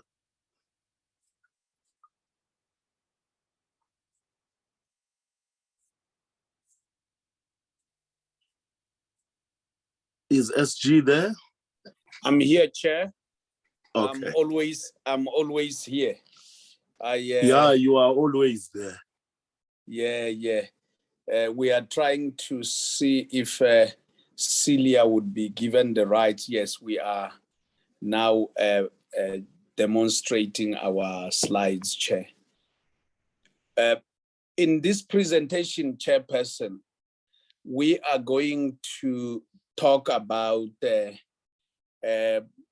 strategic review, which we always bring, organizational performance, and indeed, we will look at human resources performance, financial performance, and key achievements, as well as matters of the census. So in this regard, Chairperson, let us look at the strategic review. We are saying that we want to continue to improve lives through the data ecosystems. And of course, we will continue to transform the production and coordination and use of statistics through optimization, innovation, and partnerships, some of which we will show as examples in our performance later. And in that regard, our strategic outcomes are insightful data, agility in terms of our operating model, interconnected statistical systems, as well as transformed capabilities. Now, having said so, Chairperson, what is it that we had put for ourselves as priorities for the 2021-2022 strategic year, financial year? It was driving legislative reform. Indeed, it was sustaining the quality of national indicators, conducting Census 2022, and driving transformation and change agenda. Now, let us look at the organizational performance. How did we perform? We had 368 targets. And indeed, out of those, 89.5% of our targets were achieved, 10.5 were not achieved. In terms of expenditure, went on 94.3%. Our vacancy rate is sitting at 19.3. In terms of women in SMS, we are sitting at 41.6%. And staff members with disability, we are sitting at 1.2%. I must say, with women in SMS, every now and then we try, Chairperson, to move the bar. And we think we are making progress. As we make progress, we tend to lose women, and we lose them to very big and credible organizations. As I'm talking now, in the last month, we have lost about 3 of them. So while we are appointing and making progress, we also lose them. And having lost them, that makes it very difficult for the bar to move. Organized labor also wrote to me last night and said, SG, we see that you are preferring to hire women. We think it's unlawful. And I'm saying the issue of transformation cannot be unlawful. Having said so, let us look at branches in Stats SA. We are saying that in terms of branch performance, Stats say we have already indicated our aggregate performance is 89.5%. The SANS went to 100%, statistical operations and provincial office 58.3%, 50% statistical support and informatics, methodology and statistical infrastructure 83.3%, 92.9%, population and social stats and economic stats 99%, and administration 31.8%. Chairperson, we are quite strict on our performance in that when we say, even on quarterly basis, even if a target is achieved, if on a particular quarter it's not achieved and we had said we'll achieve it on that quarter, even if it's achieved 10 days later or 15 days later, it is classified as not having been achieved. The reason for that is we have a lot of targets, and in terms of our statistical reports, sitting with about 360, 370 statistical reports. What happens is that every day a number must come out and there cannot be an exception. That is why we are strict with ourselves, including with the branches. Now, let us look at how we have fared in terms of human resources profile for the organization. One of the things that we are saying is that when we look at Status say staff members, those that are sitting at non-SMS, being Africans, are sitting at 89%, colored 5.5%, white 4.4%, 1.1%, Indian, Asian. It may look as if we have cooked these numbers, Chair, when they sit at 5.5, 4.4, 1.1. But in terms of SMS, when we look at SMS, the Black Africans are sitting at 68.1%, which is different from the share of Africans at a national level, which is sitting at 80.9%, almost 81%. So at employment equity, there's an underrepresentation of Africans at SMS level. And we can see that also when we look at the colored. In terms of SMS, they are sitting at 5.9%, whereas the national share of the population group is 7.7%. So there is an underrepresentation of coloreds in the SMS level. Now, let us look at the whites in terms of, you are fast, Celia. Yeah, in terms of the whites in SMS, 16.8%. And in terms of the share at national level, we are sitting at 8.8%. So you can see that there's an overrepresentation of whites at SMS level. Yet when you look in terms of non-SMS, there is an underrepresentation.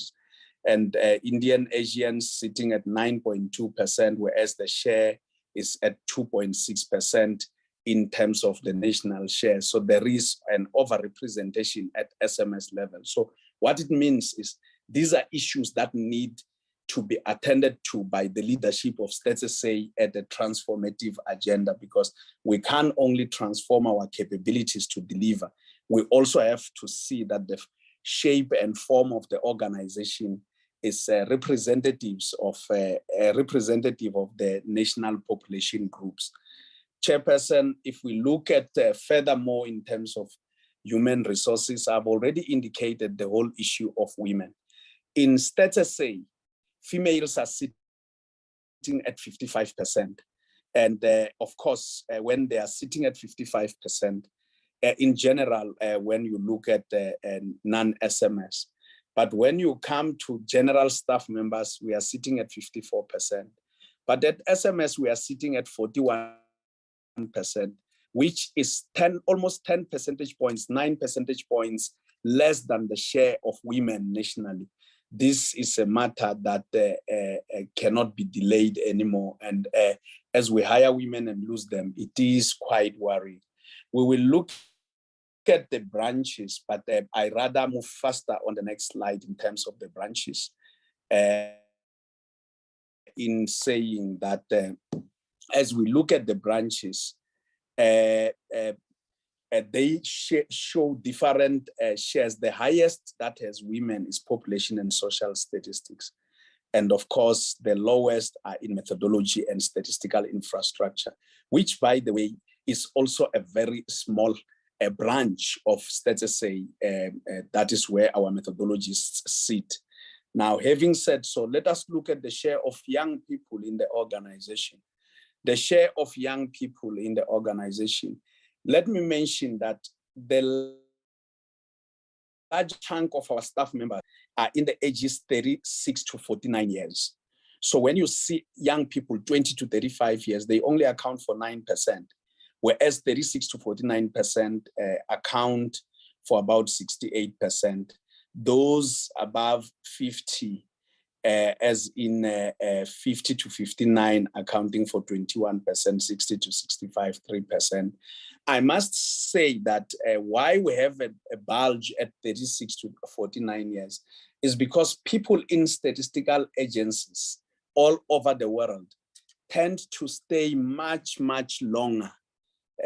Those of us who are in management, chairperson, almost all of us in the leadership of Statistical have about 30 years in the services of government, particularly in statistical agencies. When you look at our particular services, and I'm talking on average, our service in statistical agencies, it ranges between 22 years to about 25 years. So almost all of us have been serving in the statistical agency almost all our life. So that is why we see the bulge here, because it is congruent with what we see in the organization. Chairperson, we are going to look at the next slide, which I would like to deal with issues of disability in statistical support and informatics. That's where we have the highest, 3.8%, followed by admin sitting at 2.2%. The others are below 2%. And we have taken a decision that other than advertising and looking for people with disability, only through our recruitment, general recruitment processes, we have to work with groups that deal with disability. Luckily, Statistical chairs the disability group for South Africa that deals with matters of measurement. And we actually even provide secretariat. I can't say we chair it. Let me say we provide secretariat for it. And we actually house its regular meetings here. And one of the things is we have raised it with them that we can't be dealing with issues of measurement nationally, yet the issue of people with disability are lacking in our organization, and they've agreed to assist us. Chairperson, I would like to go to financial performance. I think I would rather go straight to financial performance. The vacancy rate, I've already spoken about it. In terms of financial performance, we performed at 99.3% in terms of invoices paid within 30 days. But actual spending after environment is that we have performed at 94% as an organization. The lowest was in the Census South African National Statistics System. And of course, the other branches have gone in the regions of above 86%, 100% being in administration, statistical support and informatics and economic statistics.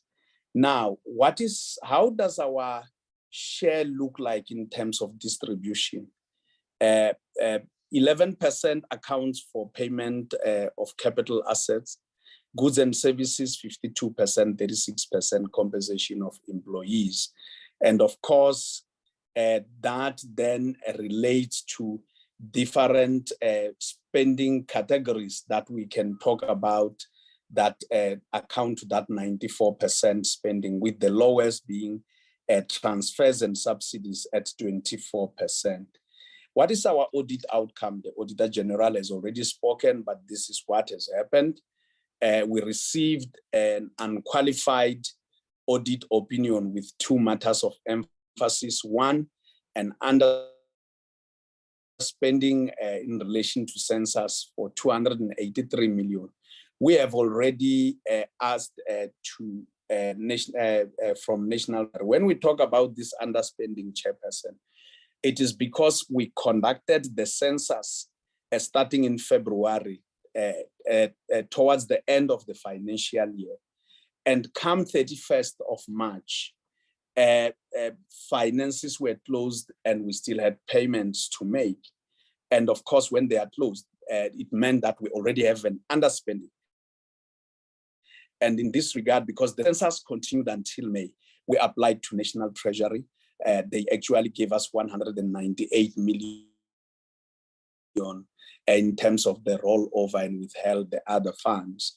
And in terms of irregular expenditure, which the AG has already spoken about with in relation to our supply chain, it's 236 million. In this regard, we had companies that supported us in terms of providing vehicles. One of the requirements was that they had to submit letters in terms of where they had done work. And the interpretation was that some submitted letters, some submitted lists of where they had actually done work. And in this regard, when we had an audit company that came to look at this, and they said, but the interpretation in terms of this was not sufficient. So they declared the entire 236 million irregular. In terms of our performance information, we got a clean audit opinion in relation to our performance.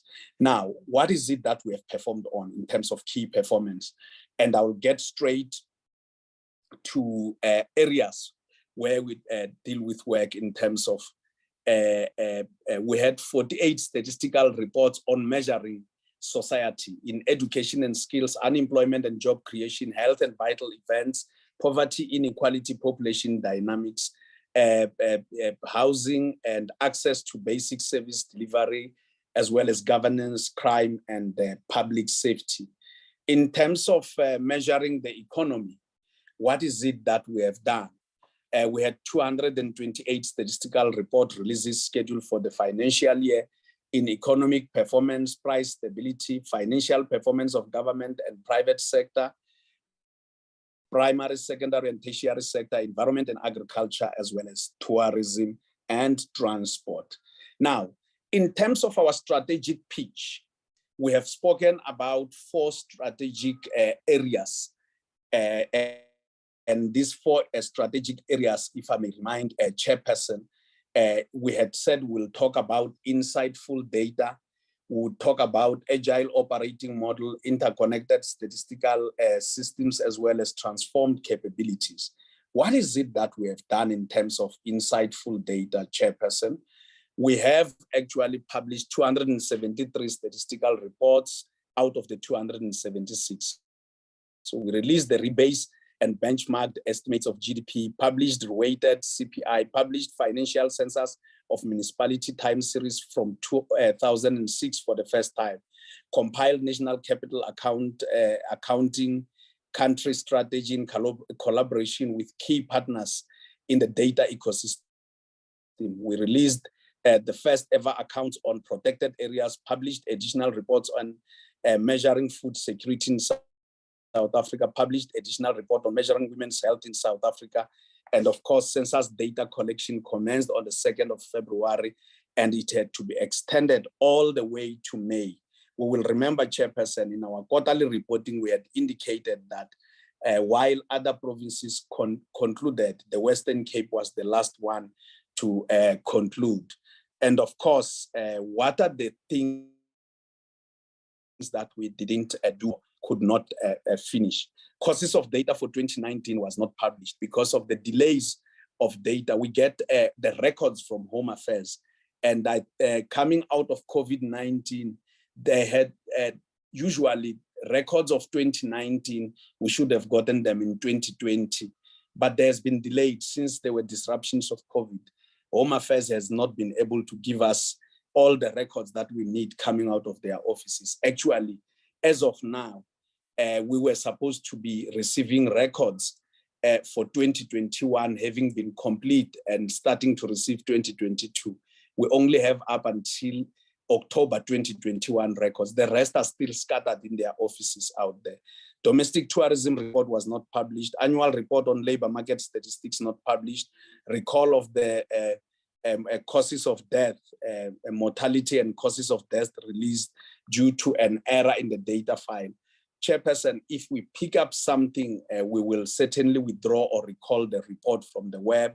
And of course, this is done through our own follow-up processes internally, as well as also when users do engage us a lot, including even when there's no error in anything, taking us on our reports, and we have to stand on them when they are correct. And insolvency data not published due to challenges in the Department of Justice. And of course, the post-enumeration survey for the census was moved to commence in June.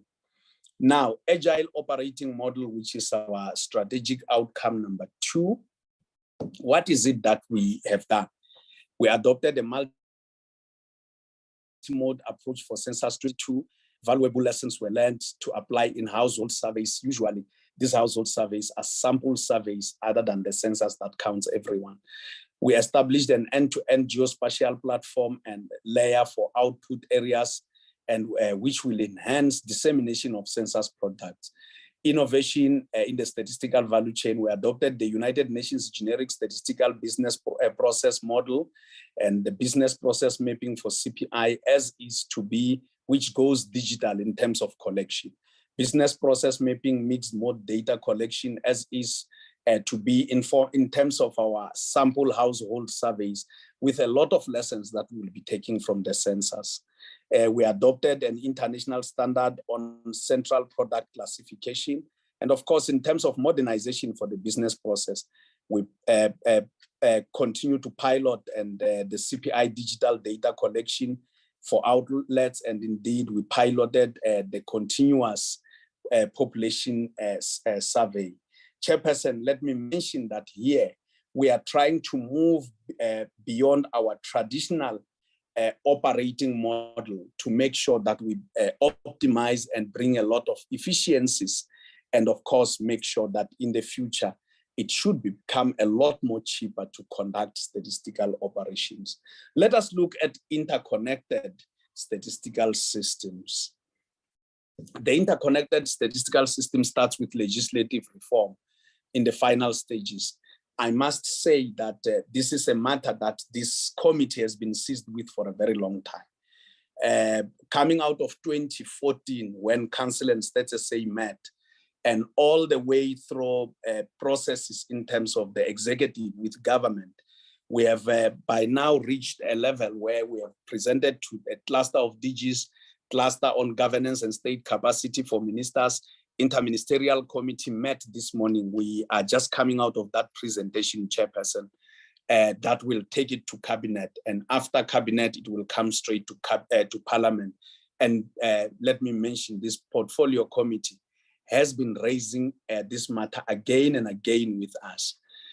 In terms of our international work, we continue to engage and participate, but not only engage, provide leadership where we should. We are actually in key areas of leadership, including big data, as well as transformation and modernization of statistical agencies.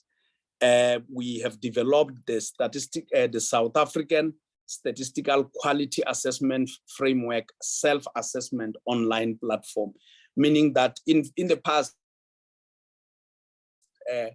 organs of state, including our own selves, our own products that have to go through this assessment, they had to move data that had to be assessed. Now, this online platform, it will make it easy for organs of the state to run their own assessment, and then we can give certification for such. Clearance report on research and development surveys, and as well as in crime statistics. We signed memoranda of understanding with different organs of the state. And of course, in terms of the POPI, Chair, the information regulator indicated that we are in full compliance with conditions for the lawful processing of personal information in terms of Section 37 of the POPIA, which we were able to carry forward in the census. Members of the public kept raising this matter, and we were prepared to demonstrate. I had signed a letter that was carried by every field worker.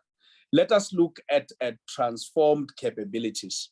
In terms of transformed capabilities, in terms of technology, enterprise architecture for business and data architecture platform developed, e-leave systems, electronic signature in place, enhanced COVID-19 screening data reports, which continued in the financial year under reporting. So I know when we talk about COVID-19 now, everyone says, are you still screening? The fact is, this is the year under review. And of course, census and post-enumeration system development, which faced challenges, but this is one and parcel of what we had to deal with throughout the census. When you run a big census, a project like a census, no matter how much prepared you are throughout the world, there's always been shocks in the system once you go into field, because human behavior out there, no matter how much you have tested, does change at large scale. And structure and people placement of SMS and staff below SMS has been finalized. We have commenced with the filling of SMS and critical posts. This is in particular making emphasis for bringing people with disability and bringing women in SMS. This is a matter that we will not relent, regardless of how much we will engage with our organized labor who are saying you cannot focus on women, that the representation of women is very low in status, and we cannot continue like that. Resource alignment and planning comprehensive reprioritization process. Chairperson, our Exco, our management team, leadership team, from time to time is seized with issues of reprioritization. We have compiled and submitted a service delivery improvement plan that is for 3 years, and additional allocation received in the E&E. Chairperson, I want to come to the census. In the census, Chair, we had already deployed 3 methods of data collection. That was web or online collection called CAWI, computer-assisted web interviews. We also deployed telephone assisted, that is computer-assisted telephone interviews, as well as in person, which is computer-assisted personal interviews, is because this census was running on a digital platform. Whether you do it online or you are phoned or the people arriving online, they were carrying gadgets or tablets through which they were capturing this information. We have presented the timelines of how we are doing the work, but specifically is because we will launch on the right-hand side, Chairperson. We will launch census results in Q2 of 2023. Initially, if we had been able to finish the project as of the end of the financial year, we could have gotten the results before the end of this financial year. But because we pulled until May, provinces such as KwaZulu-Natal, when we were hit by floods, let me remind, go back to the previous slides here. Let me remind honorable members that one is that when we went into field, COVID restrictions were not yet scrapped off. So as of the 4th of April, when they were scrapped off, we were finding serious challenges out there in the field.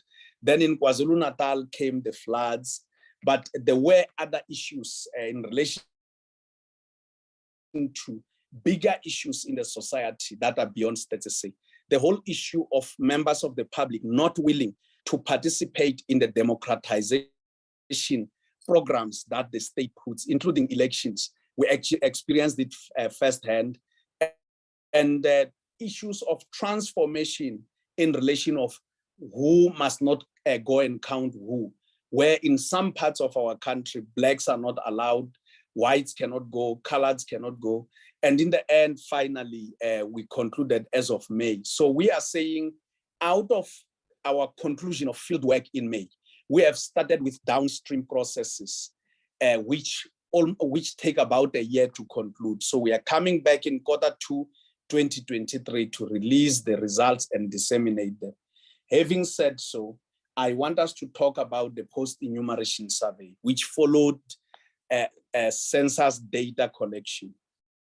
The post-enumeration survey, which we have, Celia, next slide. The post-enumeration survey, which we had actually presented even in our quarterly reports. I don't know what's happening, Chairperson. From my side, the slides are not moving. I'm not sure if, Chair, you can see the post-enumeration survey. Yeah, there it comes.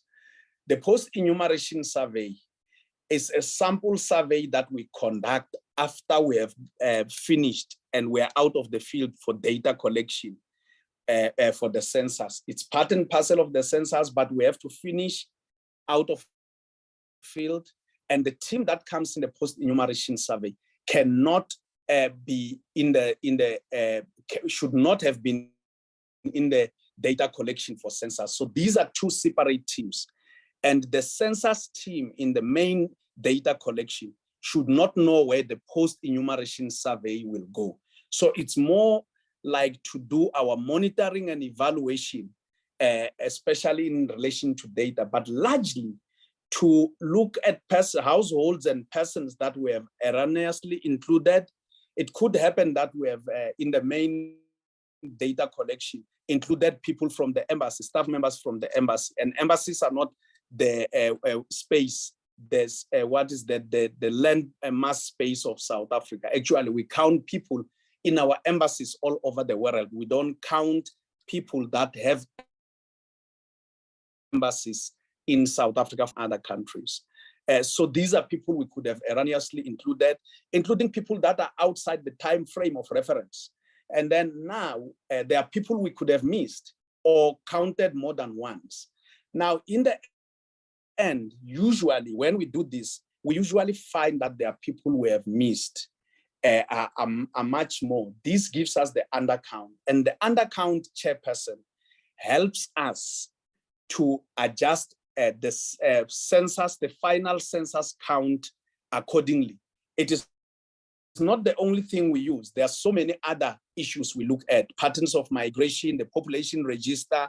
So there's always been questions that you conducted this census in the space of COVID-19.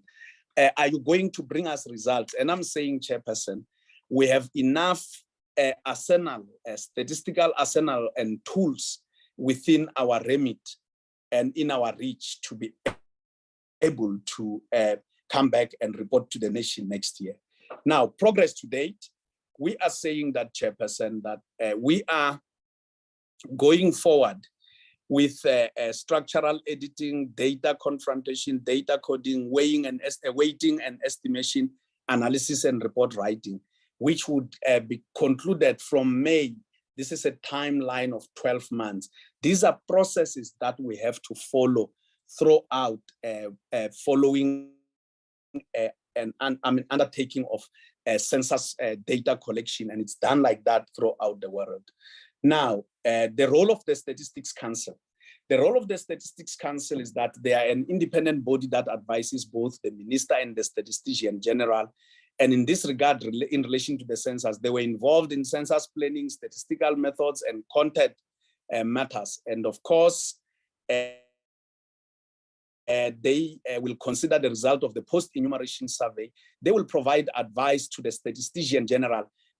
On other matters, they provide advice to Minister and the Statistician General. But on the census, they will provide advice to the Statistician General, because until the census results are released, the Minister and including the President, who will officiate at the launch, are not supposed to see the results. We have, our law doesn't allow preside. We are part and parcel of this special data dissemination standards that are upheld by many statistical agencies in the world. And that allows that the Statistician General decides on the timing of the release without preside, so that there is not a perceived undue political pressure. That is why the Statistician General is always said to be independent. So council will provide advice on key matters of the census to the SG, and they may issue a quality statement. They may realize that there are some areas in the census that we don't have strong statistical grounds to stand on. They will always issue that. In 1996, they issued that the young white males were missing. Young males living in single households were missing, but particularly young white males. In 2001 and 2011, they indicated that children 0 to 5 were missing. So these are some of the issues they could look at and issue a statement at any given moment. What is the way, the 5-year strategic pitch? We are saying that legislative reform, which will be finished, driving legislative reform, we hope that Parliament will be able to conclude this one before the term ends in 2024. But also, one of the things we have committed ourselves, and no matter what challenges we face, Chairperson, we will sustain and protect the quality of national indicators. Population sizes in terms of our censuses, mid-year estimates, population mid-year estimates, in terms of issues of labor market statistics, the economy, GDP, prices, CPI, we will continue to protect these indicators because they are needed for national planning. If we actually don't protect them, no matter what challenges we have, we will be failing in our remit to provide numbers for this country. We will also drive business transformation and change. Chairperson, the next slide says Ndihela Kwala, which I have always spoken about, and I need to also repeat, that when I was young, growing up in the village, our mothers could not read and write. They relied on us as their scribes to write letters or read letters coming from their husbands in urban centers. Chairperson, when we were writing, our mothers could not finish a letter with a statement like, I miss you or I love you, my husband, on matters very close to their hearts when they were writing to their husbands.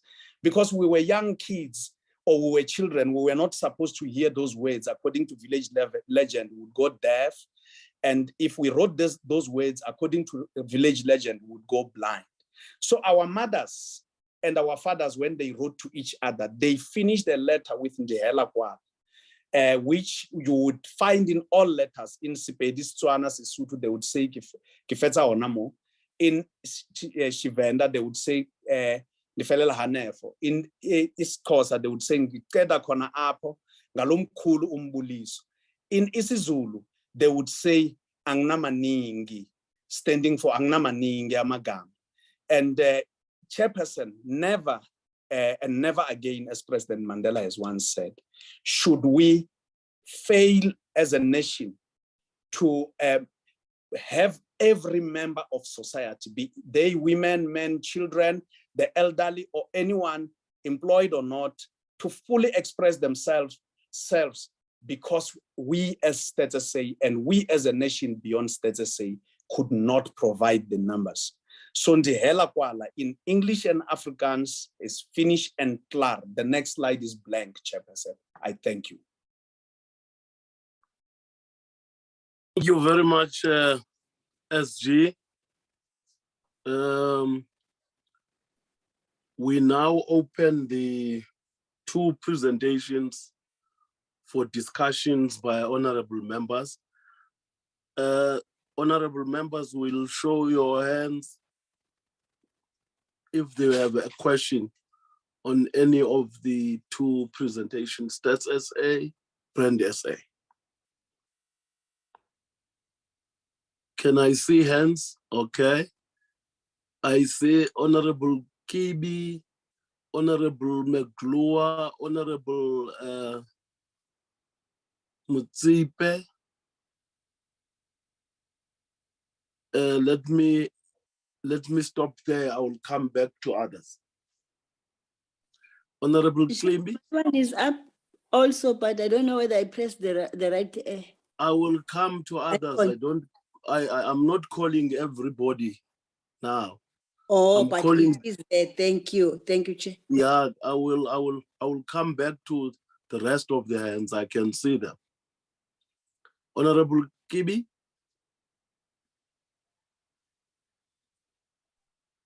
Thank you, Honorable Chair. Chair, can you allow me to switch off my video as I'm having challenges here with the network? Chair, let me welcome the presentations, starting from the presentation by the AG and Brand SA and States South Africa. Honorable Chair, my first question would go to States South Africa. Chairperson, States South Africa has a historical challenge of meeting the gender equity targets in relation to appointing 50% of female in senior management positions and 2% of people with disabilities. Having heard what the SG have raised in terms of female that are leaving for greener pastures, but my question would be specifically on the issue of how is the department planning to ensure it meets gender equity targets in senior management services, and how many females are acting in SMS vacant posts versus males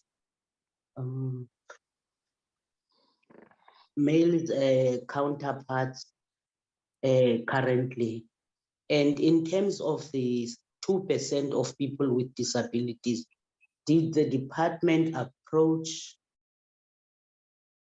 disability organized structures to assist in encouraging people living with disabilities to apply for vacancies at States South Africa? And my next one, Honorable Chair, would be States South Africa has achieved 99.3% payments of invoices. However, the Public Service Commission records shows that there are payments made after 30 days period. Please can state indicate if all payments were made within 30 days and reasons for delaying payments to service providers after a required period, if there are any of those. And my next question, Honorable Chair, would be to states, could States South Africa elaborate reasons why human resource management prescripts were not followed during the recruitment of 67,000 staff members for Census 2022, as highlighted by the AG outcomes? And my next one, Honorable Chair, would be, would go to, sorry, Chair, I'm just going through my notes here, would go to Brand South Africa. Brand South Africa, one really appreciates the good work done by your good self. So one is really impressed by the work that you are doing, trying really to put South Africa on the map. I just want to check with you, due to high vacancy rate at States, Honorable Chair, sorry. I'm just checking my notes here, Chairperson. Brand South Africa, I just want to know how far the process is with regard to the reconfiguration of the Brand South Africa and Tourism South Africa. Is there any platform where both ministers from the departments met to discuss way forward of the planned proposed measure. Because, Honorable Chair, the problem is this is really delaying the work and also hampering very negatively on what Brand South Africa is doing currently. And my next one is, what have the leadership and management done to offer message of hope to staff members in the midst of reconfiguration? Honorable Chair, the problem is here. People are moving because they are not sure about the future of Brand South Africa. Now they are looking for greener pastures. They are looking at areas where they can have permanent jobs. So what is it that is being done to address that? And did the Board of Trustees request the minister to increase a period of appointment? Since it was 24 months, now has the board approached the minister to check on the period of appointments of all posts to 5 years instead of 24 months, because whilst a decision is still being awaited, people are really getting irritated, and they feel that they don't have a future there. And my last one is, what are the plans to address issues raised by the Auditor-General of South Africa with regard to asset management and financial statements? I've heard the chairperson raising the issue of they are on it, but one would love to hear what are the plans that they have. Honorable Chair, thank you so much. Those are my questions. Honorable McClure. Thank you so much, Chair. I'm also going to ask permission to put on my video due to my bandwidth. Chair, I would like to thank both departments for their presentations. And I am strongly of the view in terms of what the AG has reported. I'm not too sure, but I would like to see as a result some response of comments directly from the department to us in writing, if that is possible, because some of the stuff being mentioned are indirectly said of what has transpired in both these two departments. So I think that warrant a response from them and perhaps in writing.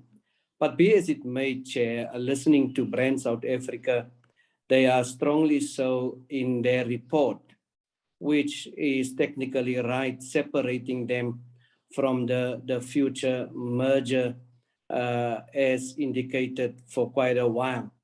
They have to protect the identification of South Africa as well as the image of South Africa. But so much so that the AG has reported that there are performance problems as far as Brand South Africa is concerned. My question is, what are the main drivers that affect the performance for Brand South Africa? The second thing is the targets, and I'm so happy in this particular case, there are reasons being put forward as to why particular targets has not been met, except in the case of Stats South Africa, but I will come there later. Now, I think the biggest problem that has been mentioned is staff problems. And the biggest problem in the country and in every single department in this country is the 30 days payments of invoices. Although most of the departments, some of them in this particular case, again, is also blamed COVID. I want to say, yes, it was COVID. It was also businesses has been folded throughout this COVID time. Then we had the riots in KZN, we had the floods in KZN, and our businesses, Chairperson, with due respect, they are dying like flies. And hence we are sitting here with the department that must ease the red tapes to ensure that these particular small business people must get paid. So I think there's a huge challenge for us. And also perhaps, if I may suggest, Chairperson, that this department must come forward and to give that outstanding invoices, that amounts, who it is, so that there can be particular from your desk with this committee be a drastic intervention when it comes to the outstanding of these invoices. Then one of the main things again is to protect South Africa, as rightfully said in their presentation. But I am not happy to hear also on to what my colleague have said previously, what is happening to the staff. We would like to protect South Africa, and I think there's little but none effort has been made to protect our staff as far as their surety and security is concerned. There were mentioning made about the outcome of a long-awaited decision. And here I think Cabinet should take full responsibility, and perhaps, Chairperson, I'm not too sure about the time frame, and we don't want to push, but I think it is time for this portfolio committee to write to Cabinet and to get a full understanding on what are the reasons of the dragging of their feet when it comes to this long-awaited amalgamation of both Brand South Africa and tourism.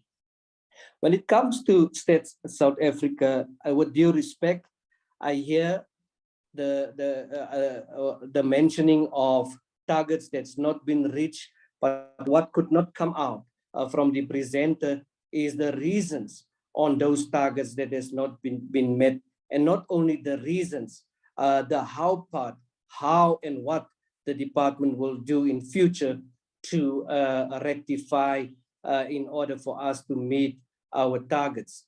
The issue on human resource profile, I am concerned. It is also mentioned by Honorable Kibi, there are millions that has been not rightfully spent.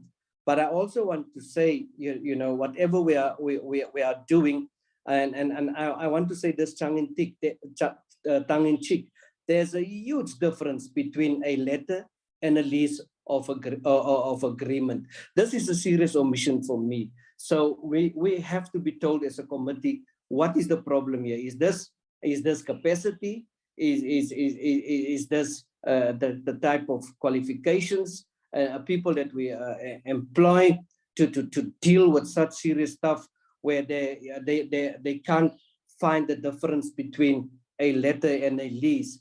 I also want to speak on the plan as far as the 2% disability is concerned.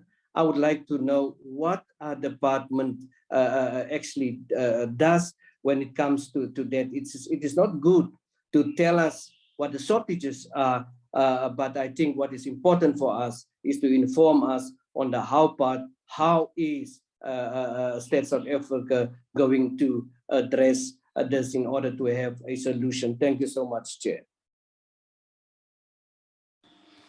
Honorable Msipe.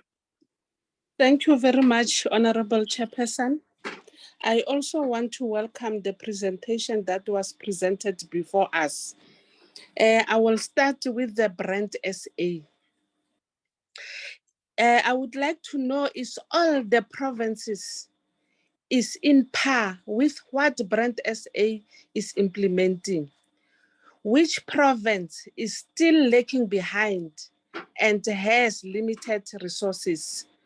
How are you doing to improve or to assist that province?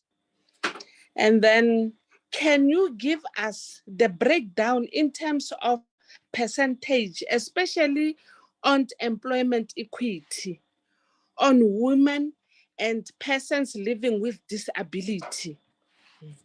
And then when are you going to appoint permanent staff? And then on the Stats SA, what are you doing in order to improve persons with disabilities as it is too low? What is the plan since it is every day's report?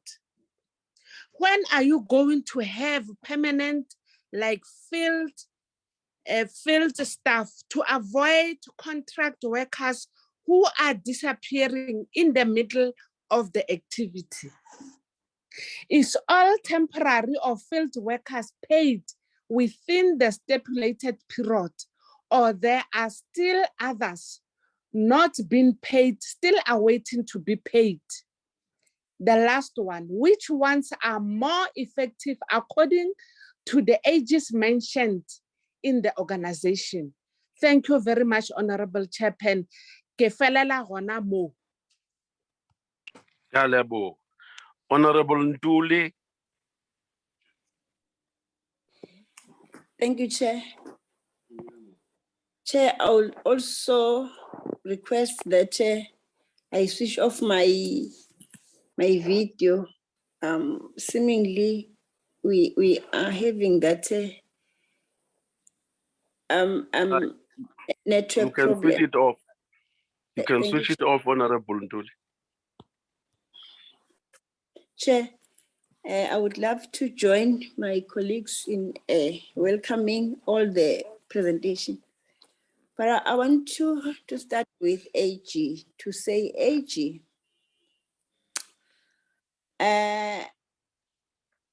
in terms of non-compliance and irregular expenditure, does AG have any policy or framework talking to this? And also, what does AG have sort of to avoid this scourge of non-compliance and irregular expenditure? Moving forward, Chair, Makibi covered me in most questions, but I would love to have a rider to what Makibi said in terms of to Brenda say, in terms of the amalgamation, to say, really, this has been long. Can we have maybe the outcome of the two ministers in this regard? What have they done and where are they right now in terms of the amalgamation? Hence now it's even impacting battle insofar as the vacancy rate is concerned. And another rider to what Mekibi asked is the term of office of the board that is coming to an end, to say, has this been brought to the attention of the minister and urged for extension? If so, what was the outcome? If not, why not? Then to Stats SA. Now,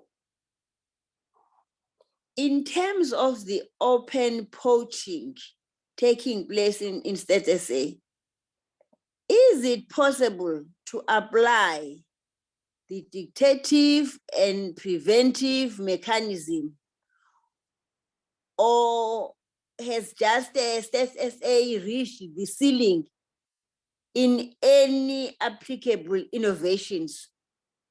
Is that all? They see it coming and they see it happening, and that's all. Lastly, Chair, we had the justification of non-compliance and irregular expenditures. But this committee, this portfolio committee, don't have ears to hear that. I don't think we can take these justifications to say this happens because of this.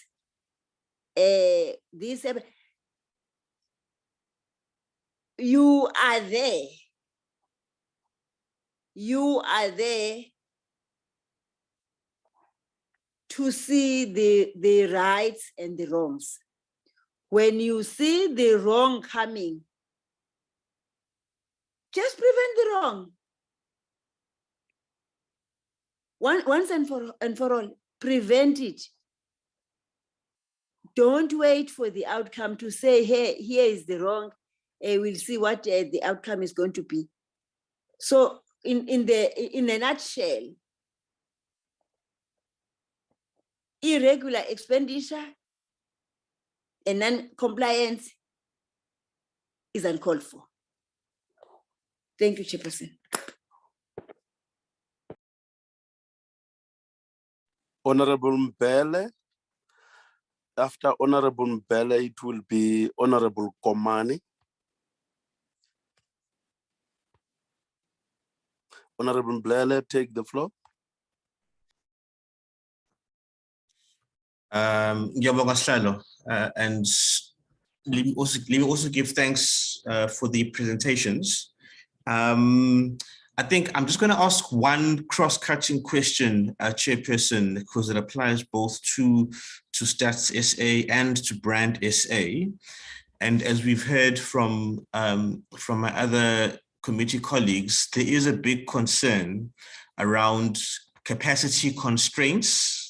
These are both very human capacity intensive entities. And therefore, if they're having to operate under capacity or with a leaner team than would be optimal, we would want to promote solutions and to urge for improvement in that regard. And I was reminded as there was talk of the merger process for Brand SA and Tourism SA, that's, I think it was just under a month ago, we had a presentation on the INMOG process, National Macro Organization of Government process. And one of the big highlight issues that came out from there was the extent to which there were excess staff, excess positions that came to the fore after there had been reconfigurations, mergers, transfers, structurally, etc. So noting that both Brand SA and Stats SA do operate in quite specialized, knowledge-intensive environments, I want to ask for some reflection and response from both of them, whether there isn't an opportunity to capitalize on that sort of pending issue around excess staff who are scattered around the public sector. Obviously, you can't put a non-finance person in a finance position, et cetera, et cetera.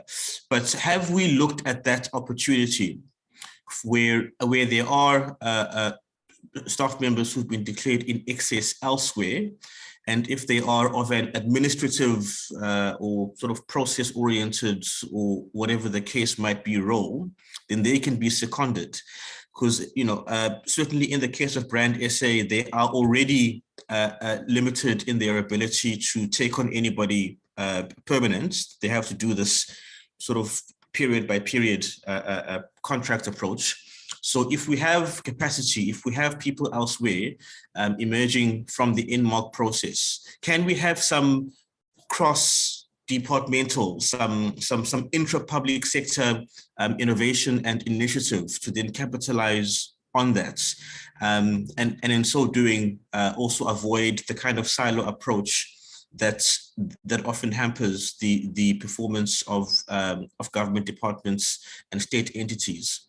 So that, Chairperson, is my one question applying to both, and it's about that cross-cutting, innovative, proactive thinking and action in order to mitigate that risk factor of capacity constraints. Thank you.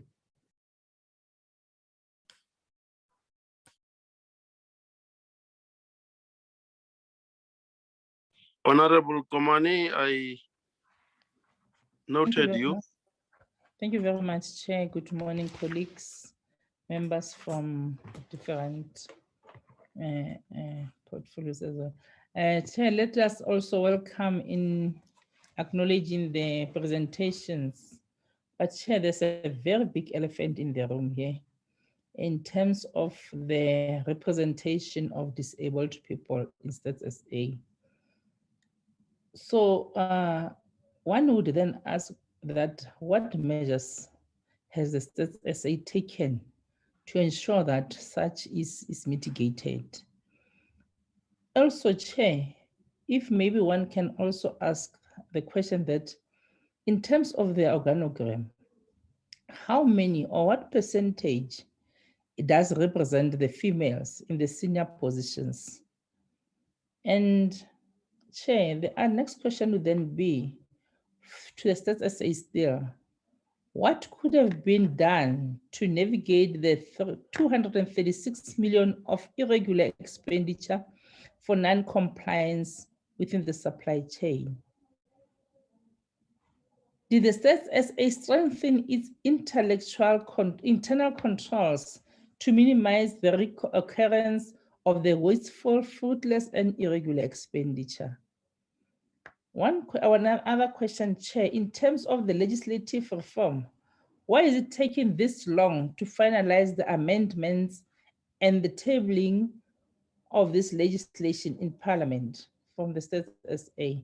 And finally, for the final question to the Stats SA is, one who is tempted to ask in terms of the payment to workers, have all the workers been paid, particularly the field workers, or what is the status in that regard?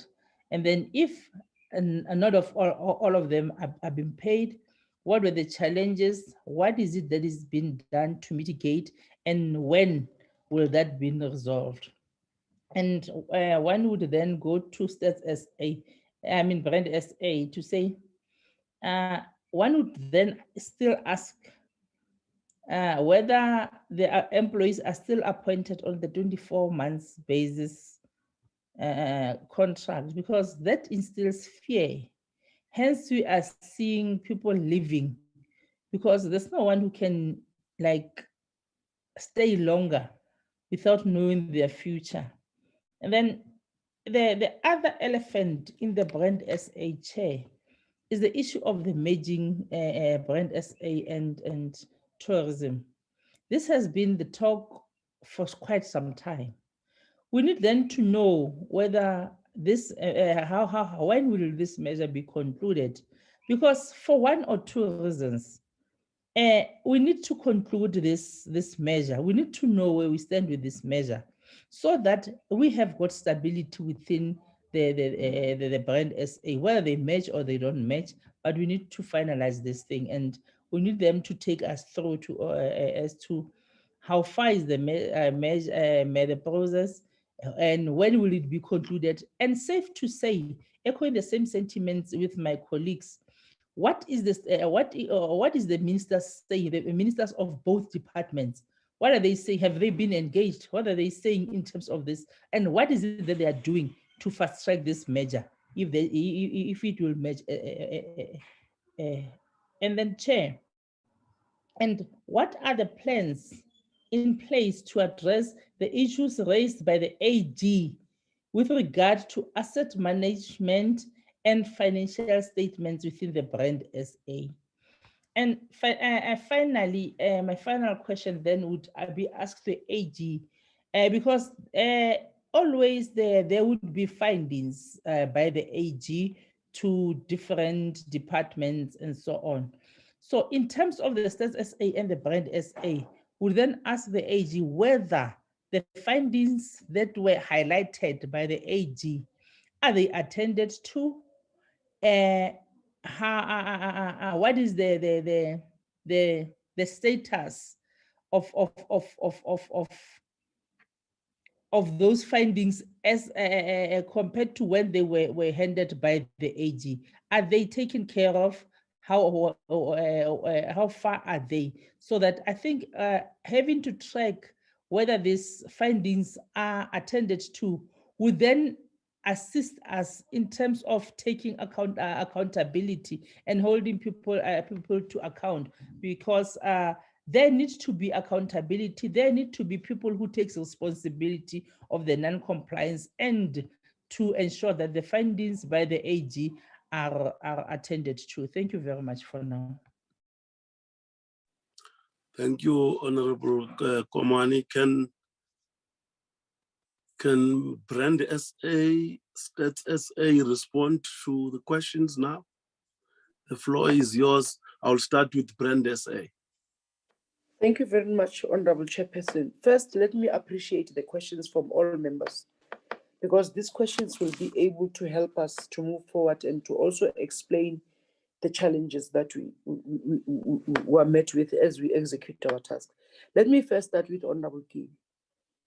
Honorable Kibi, in terms of the reconfiguration, I am going to sound blunt today in the meeting. Chair, perhaps let me just show my face in case there are members who forgot me, but I'll only do it for 1 second as I'm also saving the battery and the network problem. The issue of the reconfiguration has not been engaged upon, and I need to be very clear, it has not been engaged upon properly with the board. As the board, we don't have the terms of reference, we don't have the timelines, we have not been formally addressed. This matter was raised by the then Minister Mthembu, may his soul rest in peace, to say that at that time when we wanted to fill vacancies, we could not because there's a moratorium based on the measure. So the measure has never been briefed to the board. We were just told you can't fill the positions because there is a measure coming. We ourselves requested to be briefed on the measure. We were told that a technical committee was going to be established. It was not established. When we heard in the media the sentiments made by a particular minister, I convened a special board meeting to say to the board, so far, we have nothing before us coming from our minister in relation to this matter. And indeed, the minister confirmed it at the strategic planning session to say, I have not yet met with anybody to discuss the measure. And I'm on record, members. The minister said, I have not met with anybody to discuss the measure. And I'm also on record to say that the minister said that he agrees with Brand South Africa that ours is a distinct role that cannot be swallowed through any means of others, as it was the argument we were advancing, that is it possible to let Brand South Africa stay the way it is, as its mandate is broader than just a sectorial mandate? Because the argument we hold is that South African tourism is a sectoral organization only dealing with the tourism sector. Ours is broader than just that, as outlined in all our documents that we always present in terms of our strategic mandate. It's a view we hold dearly. It's a view we sold with our minister. And at the strategic session, he agreed. And he said he is working on fighting battles on behalf of Brand South Africa elsewhere. That's the first one. In relation to the message of hope, Honorable Kibi, we unleashed the chairpersons of both marketing and human resource, Mr. Lulu Johnson and Mrs. Muditambi Ravel, to try and instill a message of hope to the workers as we are busy dealing with the issues at hand, complex as they are. In relation to the increasing of the periods of workers, it's an issue that I fought for 3 years full, that if you appoint people on a 2-year contract, you're not going to attract the best, and nobody will be interested to only serve 2 years on a contract and leave because it creates instability. Currently, one of the ladies who spoke here today, Miseria, she's on a 2-year contract, which is about to finish, and yet we have not yet gone far. And a debate has ensued in the board to say we need to fight to have employees on a full-time, those who must be full-time, and those on contract. And I'm going to ask the CEO to report to you what you have decided in the last meeting and where they are in terms of that process, especially on the appointments of non-executive members. She will give you the report now. In terms of asset management and the financial statements, they will also come in. But let me go to Honorable Madlua. Honorable Madlua, I'm humbled by your support on the measure issues and how you understand it, because you share the same sentiments as we do in relation to our role. And when you ask about the key performance problems and the main drivers of less performance on targets, it's exactly that. It's the issue of retention of staff. It's the issue of having, in fact, 3 out of the 4 people who made a presentation today are acting. Only one is full-time on a 2-year contract, which is about to finish. So we don't have personnel. And it will sound like we're defending ourselves because we did not pay in 30 days. The way they were exhausted, there was a point where there was double payments because they were doing so many tasks with so few hands, having lost almost more than 30% of the workforce. You can imagine what happens there. I envy. In fact, this team is the team that works all the time. We work up until Sundays, honorable members. We work every day. We work 3 a.m. anytime. We talk to each other. We even beef up. I also beef up the staff to do not only board responsibilities, but to help them where we can. That's what we do. In relation to the question of monthly, we also appreciate that. But as I'm saying, what has been reported in the media has not been corroborated anywhere else by our minister. Therefore, we don't know of any meeting that has taken place. We don't know of any process that has been discussed. And that's why the question we're asking, whether have we asked to be extended, we will have wanted to be extended because we have not finished our mandate, especially in relation to making sure that the organization is a stable one. The minister has requested that we start the process of advertising. It will be for the minister to consider whether this board must be extended so that it can finish the work or something else. That will have to be dealt with by the ministry. And I agree when you say cabinet will have to take responsibility, honorable members, on other matters. On the issue of Mr. Mbele, unfortunately, I cannot reveal a lot because we have done a research on the measure. And that research has revealed actually the opposite of what you are saying. It will actually create excess workers because based on that research, our mandate must never change. And it's an international research. It's people who have looked at measures in other countries and their impacts.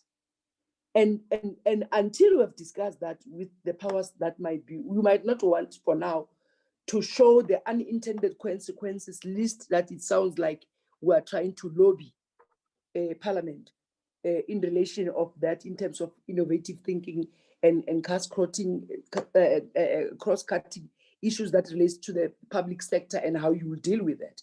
GTech should be a platform to look at the work structure and come to a conclusion as to what then is going to happen to the excess workforce that will be incurred, given the fact that the South African labor rights are stronger than elsewhere in the world. And we will have to come with solutions as to then what's going to happen to those people who will be in excess. Something that will have to be taken into account so that we deal with it. Unlike other institutions who are having a national attrition on the roles that they need to play in terms of merger, they will not experience the same because they will maybe lose CFOs and CEOs, and at the lower level, they will keep those who are responsible for specifics. Unlike in the case of Brand South Africa, it's a different scenario altogether. In relation to Honorable Command, the issue of the financial statements and the asset management will be responded to, because yes, I agree with you. There need to be consequence management. We need to be held to account for where we did not do what we need to do. But we will demonstrate, we can demonstrate even through our slides why we have found ourselves in the situation, because we literally have no one to be able to implement this work that needs a fully fledged organization. And Chair, please allow me to give Stay and the team to respond to others, and perhaps the Deputy Minister will be able to respond to those where the executive is able to relate to it. But I've given you an account on record on what we know so far. And on the issues of the provinces by Honorable Motsepe, CE, please also respond to it in terms of the employment equity and when are we employing permanent staff, to just brief them how far we've gone to try our level best to address this matter. Thank you, Chair. Let me allow the CE and the team to respond to the rest of the questions. I thank you. Thank you. Can the CE take the platform? Thank you, Chairperson. The answers to Honorable Kibi have been taken care of by our Chairperson, Thandi Tobias. So I will speak to Honorable Maklua's question. You are right when you say that Brand South Africa has the highest mandate, that of protecting our identity as a country, as well as our image. And currently, obviously, the situation we find ourselves in is not viable enough, or does not give us a room to actually thrive and be the best. Our view is that alignment is very key, Honorable Maklua. When I speak of alignment, is in terms of understanding that our efforts, our mandate is focused on building a brand. And as far as we understand the branding dynamics and intricacies that are involved in building a brand, one of them is consistency. Consistency is key in ensuring that your brand message and how the world sees your brand remains the same over the years. And challenges that the Chairperson has alluded to, they have crippled us somehow in trying to maintain our stature and thereby continue to be consistent in how we discharge our mandate. So this calls for speed in making decisions. If you understand that you are in the branding environment as such, you are building South Africa, a South Africa that is able to compete with your world classes of this world, your brand America, your incredible Indias of this world. So we know that there's an area that seriously needs urgent attention. A question was then asked what are the main drivers of our performance that is affecting on our performance. I can safely say to these committee members, there's only one stumbling block underpinning everything that we do. And that is a current moratorium that has been in place for 2 years, in fact, almost going to 2.5 years, with no progress, as Chairperson has alluded, with no clear direction. Now, what we find, there is a team of people that is there, they're passionate about, changing the mandates. They believe in South Africa, they believe, in the South African brand, but they can only do so much. They are people. It kind of reminds me of a saying that says, which is a proverb that says, the ox that pulls the hardest bears the brunt of the whip. That's how sometimes we feel, because having to carry these people that are so passionate, but they are just not given an enabling environment to do what they do with confidence and with stability and security. So that is the only challenge that can be easily won if we make a decision, choose a direction, and then we implement. We'll be so happy with that. On the issue of 30-day targets, there are plans in place. It is quite unfortunate that we find ourselves in that process, but as we say in that state, we also understand there's not enough hands to follow up with our suppliers and say, please remember to bring us, your invoices, not to sound too operational, but I know one of the root causes is there's just not enough warm bodies to follow up. The bodies that are there are busy trying to make payments, busy monitoring those internal controls. So that's why I'm alluding to one common root cause, and that is the shortage of the number of people that we have. But to alleviate some of the questions that also come from other committee members, we have scoped in the quality reviews and quality checks in the work of our internal auditors so that they constantly monitor us against the scorecard of the AG. That alignment is very crucial. And we are reviewing our asset management policy in consultation with AGSA to address the issues that they've raised. But it's also important to note that the action plan that is currently in place now will be utilized and will be monitored on a monthly basis through forums such as Expo, to a point that we've even, in attempts to improve our internal controls, we'll have the internal auditor also attending those Expo and giving us feedback on how we are tracking. So that takes care of all the questions around the plans currently in place to mitigate the risk from happening again in terms of quality of financial statement, the asset management register. There was a question from Honorable Motipe. It spoke to two issues. One is human capital issues, which once I'm done, I'll allow my colleague to then touch on through you, Chair. But as far as the backing up of provinces, and Mpumi Mabuza can also add on to this, we do have programs that enable us to engage communities at a grassroots level. As I've said, the Play Your Part program, and it's measured by an independent service provider for research that measures, are you aware, have you heard, and are you buying into that concept?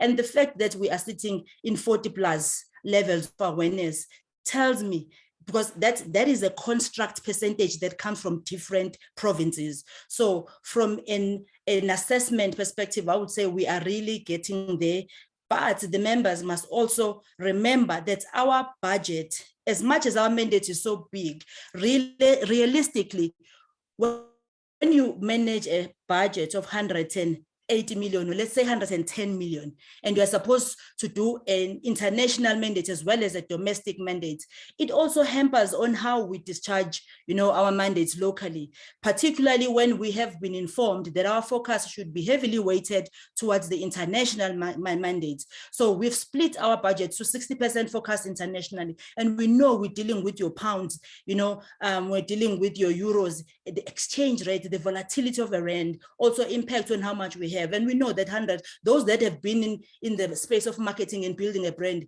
really to have 110 million to build a South African brand, both at home and international, sometimes can be a bit of a challenge.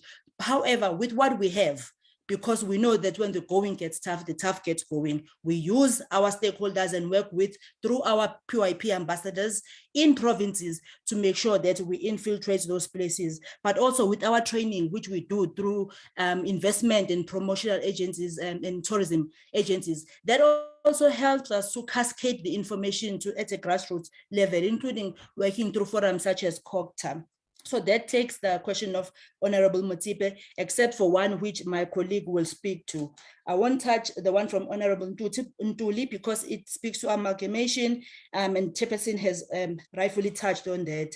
Honorable Mbele asked, in fact, thank you very much, because yours was really an insight as well for us to tap into the pool of talent that comes from that government process and network, or if I can call it a pool, which we were not aware of.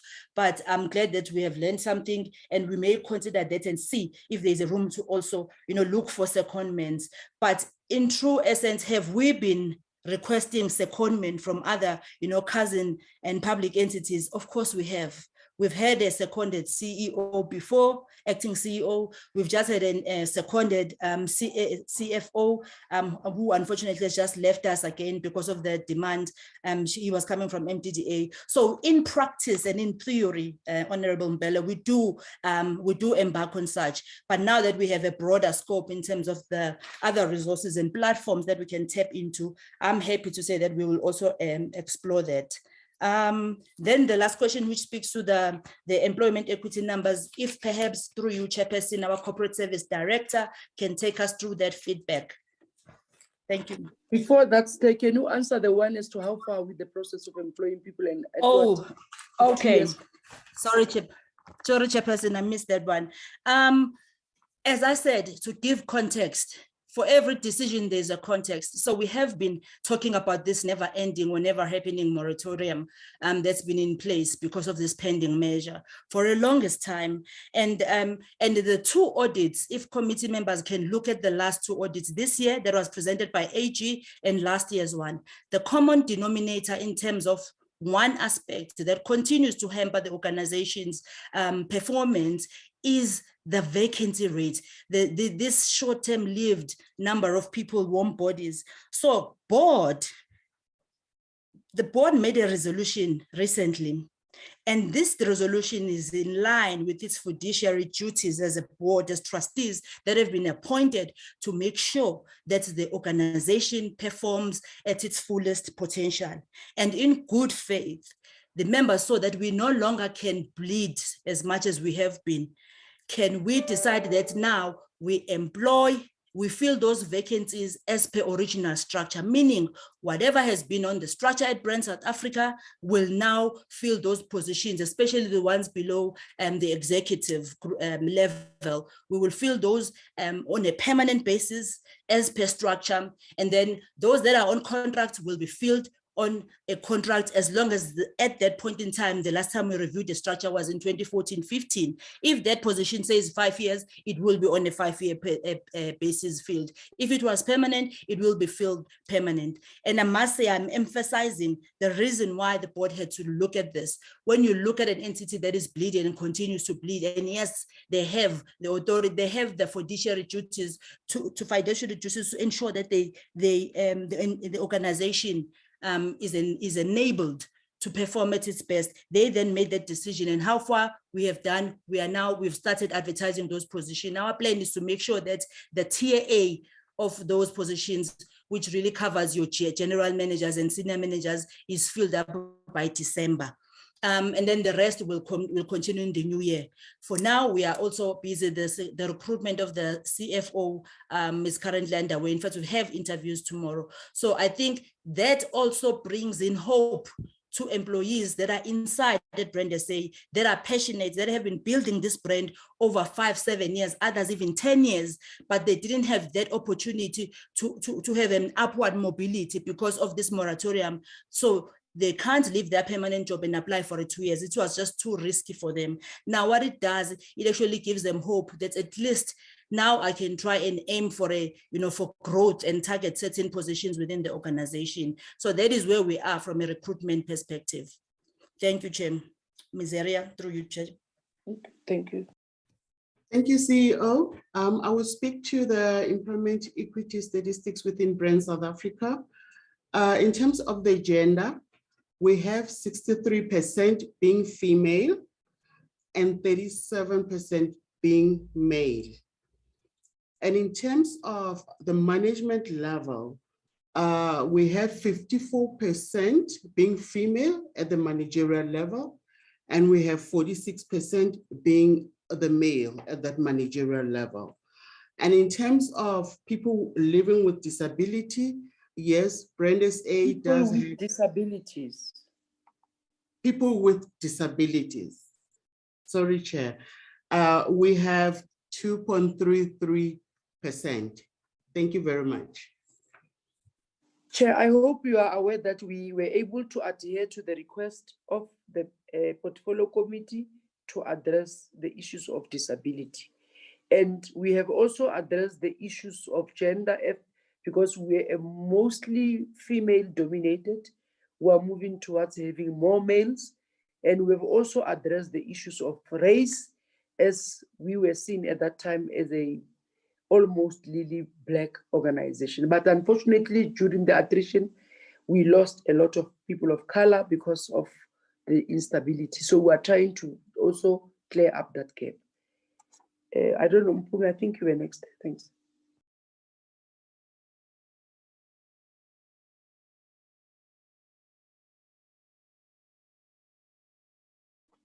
Stella, did you want Mpumi to add? Yeah, I covered Mpumi sort of, unless you feel that I did not do it enough. Okay. The footprint No, in that terms would of be good training. because we have Yes. time. Yeah. Okay. Okay, back to you, Chair. Thank you.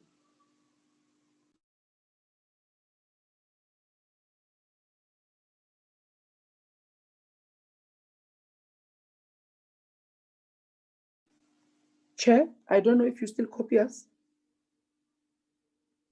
Come again? Oh, the team was ready, unless if Ms. Area, you still want to say something before we give back to the Chair? No, Chairperson, I've concluded. Thank you. Okay, thanks very much, team. Back to you, Chair. Thank you, SG. Can you give response to questions directed Chair. to you? I'm going to ask the following colleagues in quick order to deal with questions. Legislative reform, Yandiswa. Performance, organizational performance, Celia de Klerk. And Bruce will deal with all the governances, acting DDG in corporate services. He will deal with all governance and HR matters. I will conclude with what is it that we are doing on counter offers, not to lose staff members, and the issue of hiring of temporary staff members to permanent. So Yandi, Celia, and Bruce in that quick order before I come. Thanks. Thank you, SG. Okay. Sorry, Chairperson. Okay. Good afternoon, Chairperson and members of the committee. The delays on legislative reform have been largely about the consultation that we had to do. You will remember we presented here that we had gone to the Ministerial Committee for Governance, State Capacity and Institutional Development, and we were advised there to go and talk to the Information Regulator to see if we're in compliance with the POPI Act. And we did this. We had to apply for exemption and wait for them to take time to look at our application. And finally, they told us that we were in full compliance with the POPI Act. Then we had to wait for the Ministerial Committee to sit, which took almost a year for this to happen. But they sat on the 2nd of September. And today, as the SG reported, we went to the Cabinet Committee for the Governance, State Capacity and Institutional Development, and they agreed that this should go to a cabinet, full cabinet, then we go to Parliament. So this is the reason for the delay. Thank you, Chair. Celia. Thank you, Chair and honorable members. I'll respond to the performance question. Firstly, I just want to say that we have detailed the reasons for not achieving targets in our book 2 of the annual report. But at a summary level, there are 39 targets that we have not achieved. And 26 of those actually relate to the census and the fact that Stats SA has extended the census data collection. So as an organization, there are many divisions and branches that contribute to a big project as census. And the fact that we have not concluded our data collection phase by the end of March, we have indicated those targets as not achieved. The second biggest reason for not achieving targets basically relates to resource constraints. Of course, as we are going to fill some of the vacancies, we hope that those issues will be addressed in the future. Thank you, Chair. Thank you, Celia. Bruce. Thank you, SG, and good afternoon, Chair and committee members and other colleagues. Yes, just to start with Honorable Kibi's questions. I just want to give background again to the committee, just to indicate you would recall that Stats SA's new structure organizational structure was approved in effective April 2020. Then with COVID hitting the country, we then delayed the implementation of that structure, and we commenced around about September 2020 with SMS members, where SMS members that had to be replaced were redeployed within the organization. And then we had to move to levels 1 to 12, which was the non-SMS levels. And we started in March 2021 of that. And as part of the restructuring, we had to place about 482 colleagues in various other positions within the organization. Of that, 175 were redeployed. Now that all followed what we called a critical posts identification exercise. And we had received about 40 million over 3 years for additional funding from National Treasury. And that is quite little in compared to the total vacancy rate of over 600 that Stats SA currently has. But what we've done is that in terms of the recruitment process, because we did not advertise due to shortage of funds since 2016, internal candidates were given the opportunity for promotion following the recruitment process. So that's why adverts were placed internally first. We're at a stage now that placement process was concluded in December of last year.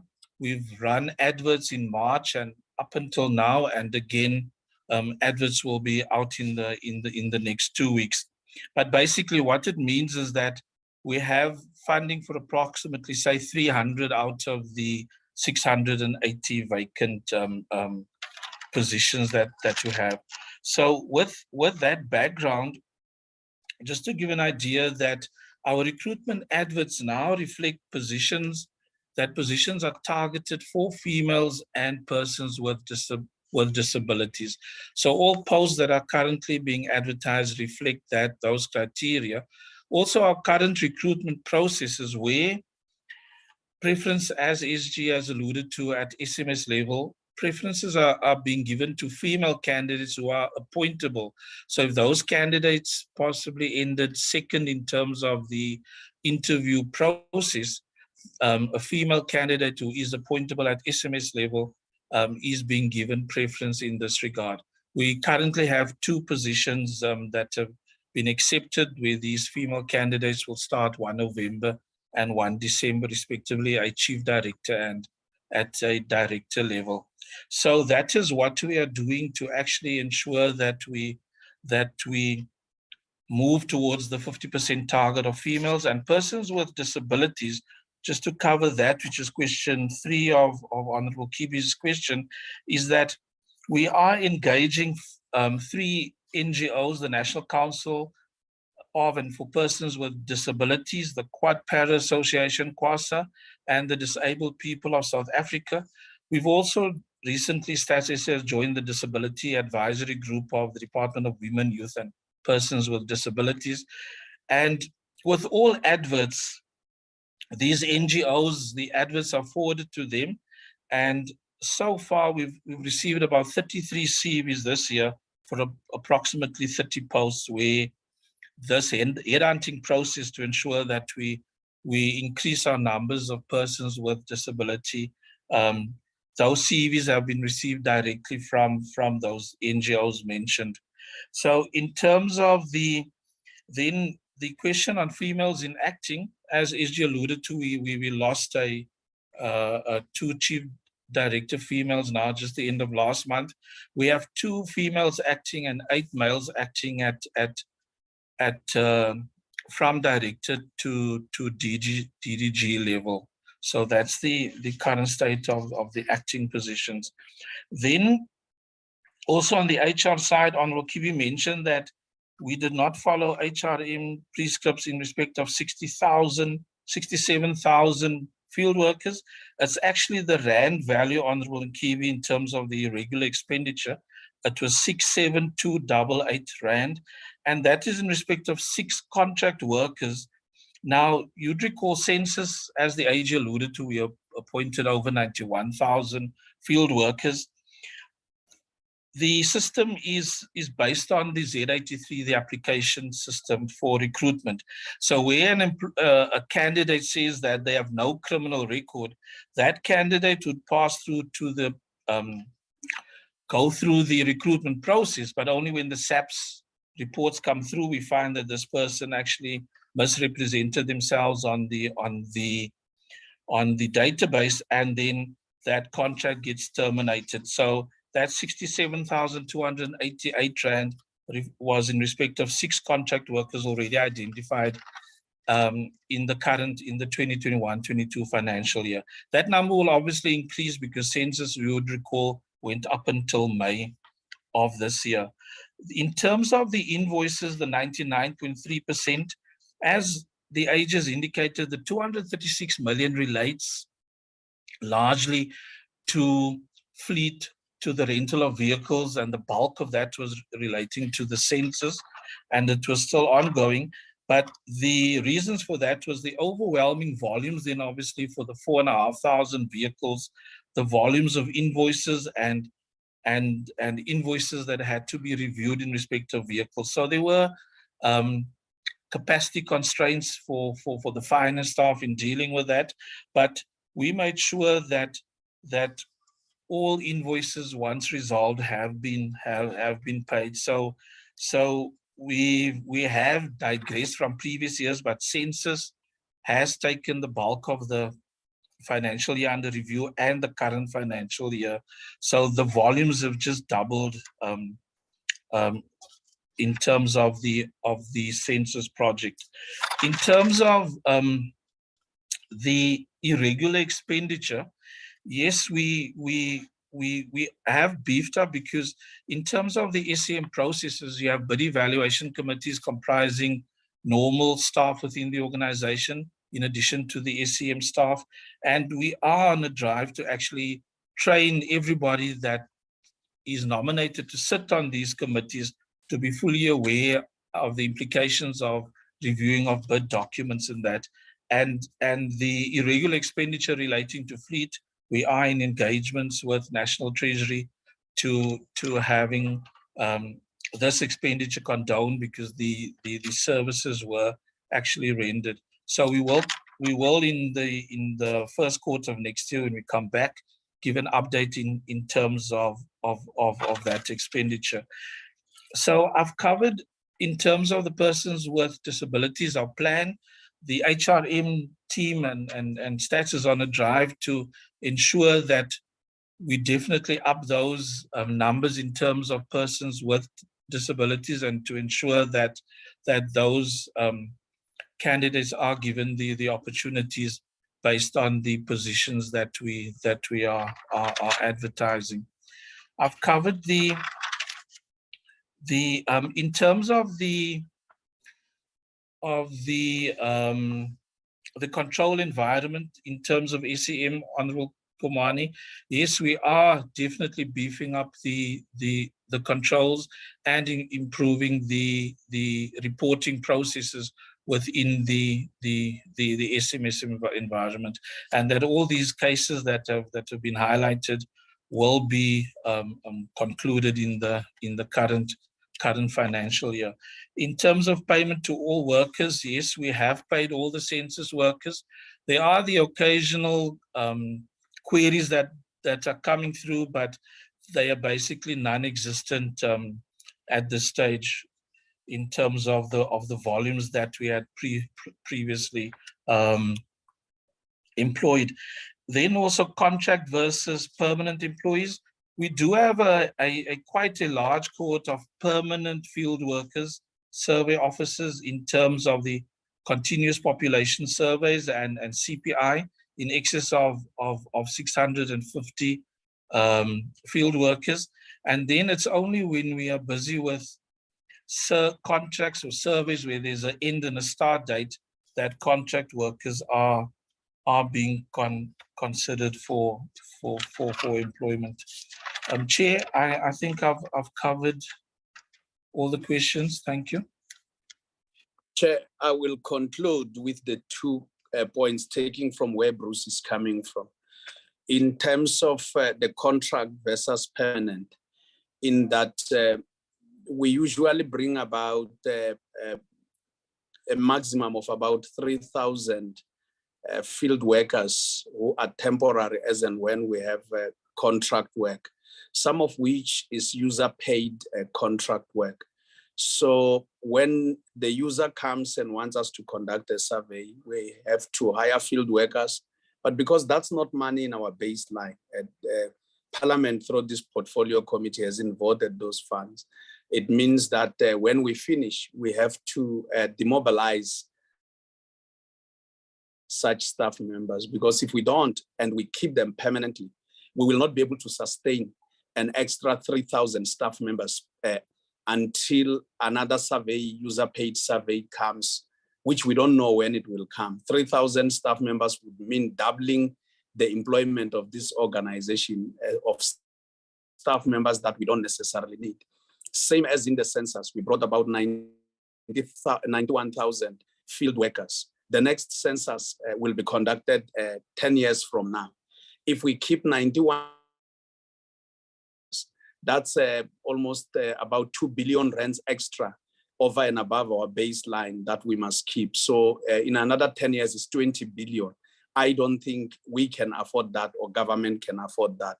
So that is the reason why from time to time, we demobilize temporary staff members after major projects other than making them permanent.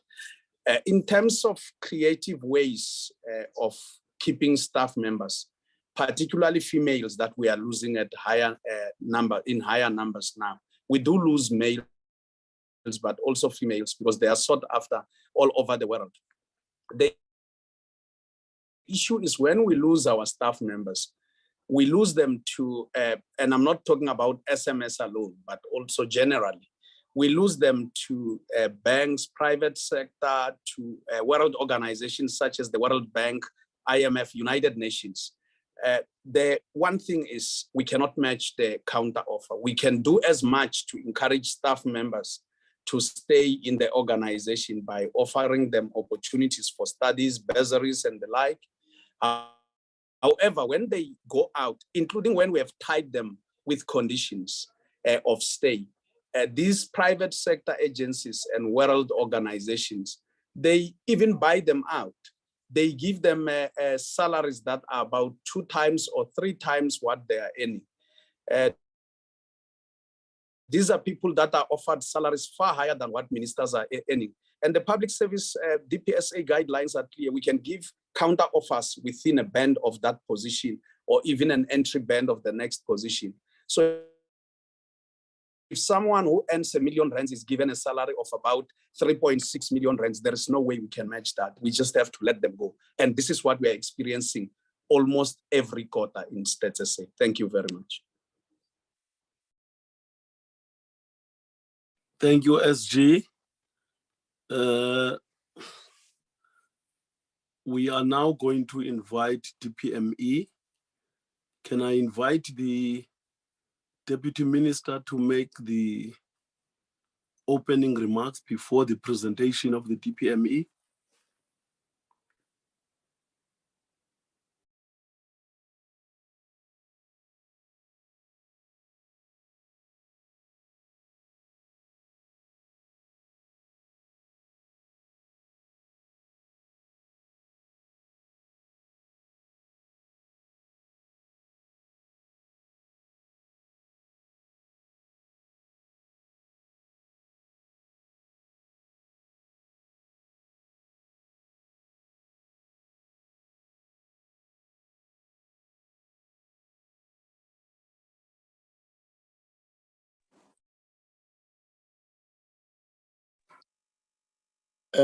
Chair, I'm not sure if DM Kekan is online, So we're trying to check to find out if she's still connected.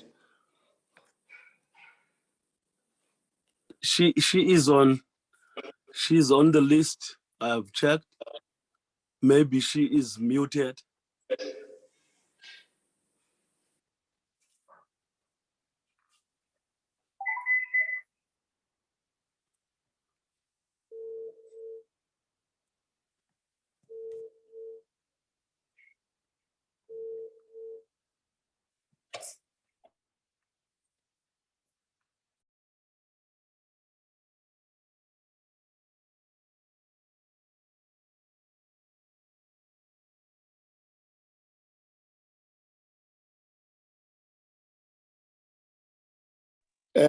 We can't find her on her phone. I was trying to call her.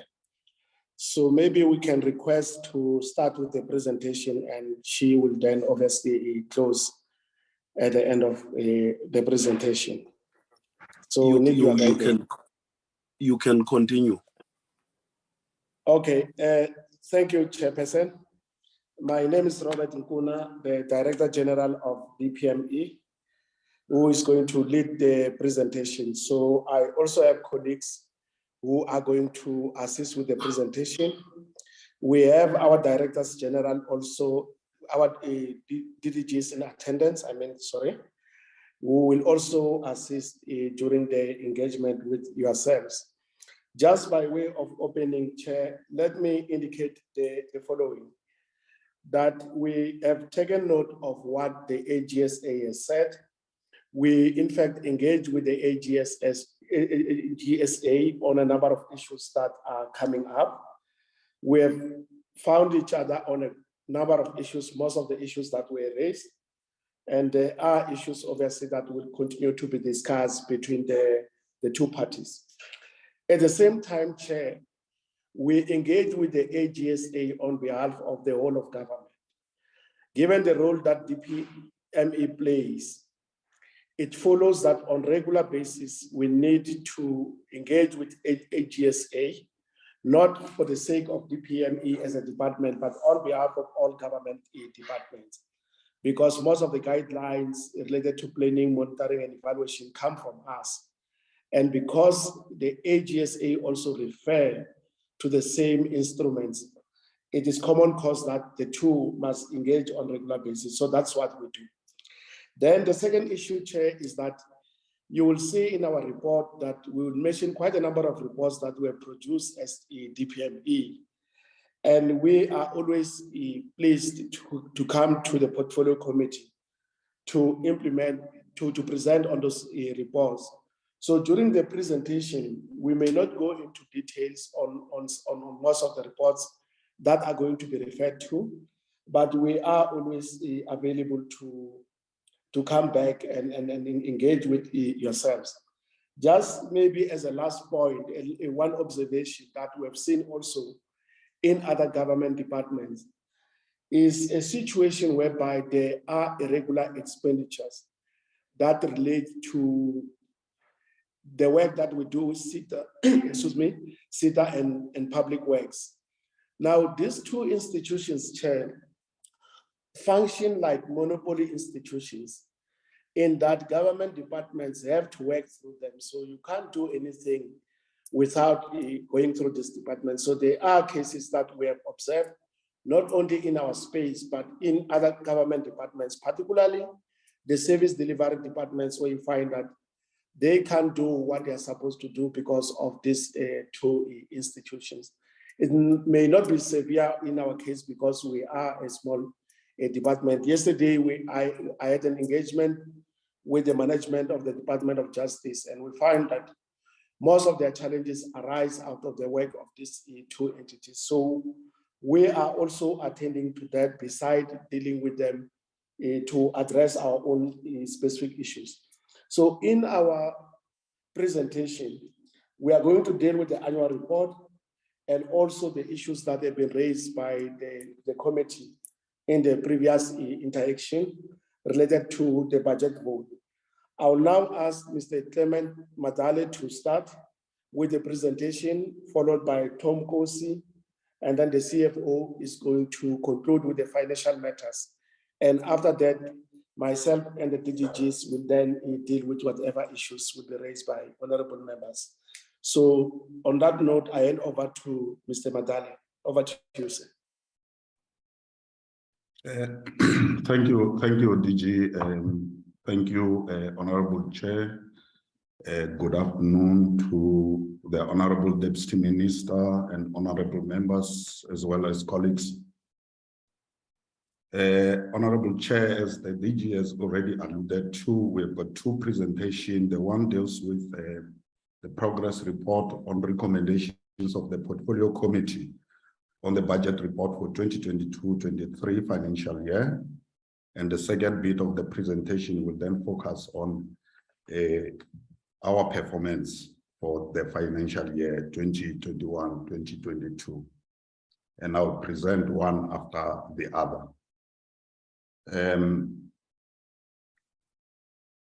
I'm not sure if the presentation is showing.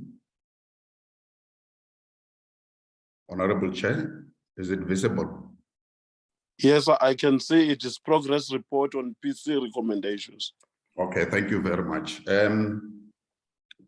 Chair, we had 9 recommendations emanating out of the committee recommendation from our budget report for 2022-2023. And the first of the recommendation has to do with the department having to implement the policy framework on the integrated planning to improve institutionalization and harmonization in the planning system, which is aimed at improving results.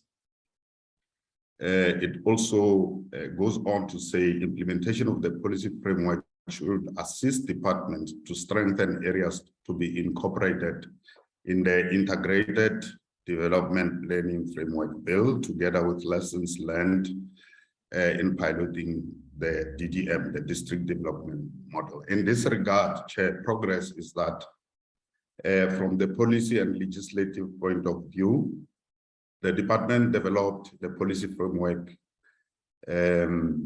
in 2021-22, which is the year under review, and has undertaken extensive consultation on the document. It has also processed the document through the GSET cluster, which is the government, state capacity and institutional development cluster. Chair, in the current year, the department initiated a procurement of a service provider to assist with a further consultation in revising the bill. The department has also made inputs in drafting the Intergovernment Relations Framework Act and regulation relating to the DGM. One other initiative is that we are improving the quality of one plans, and we do this through quality assessment of the first generation of one plans, which identifies certain gaps in the development thereof. And this includes inadequate participation by national and provincial departments in one plan. And DPME in this regard is working with DCOM to address the gaps.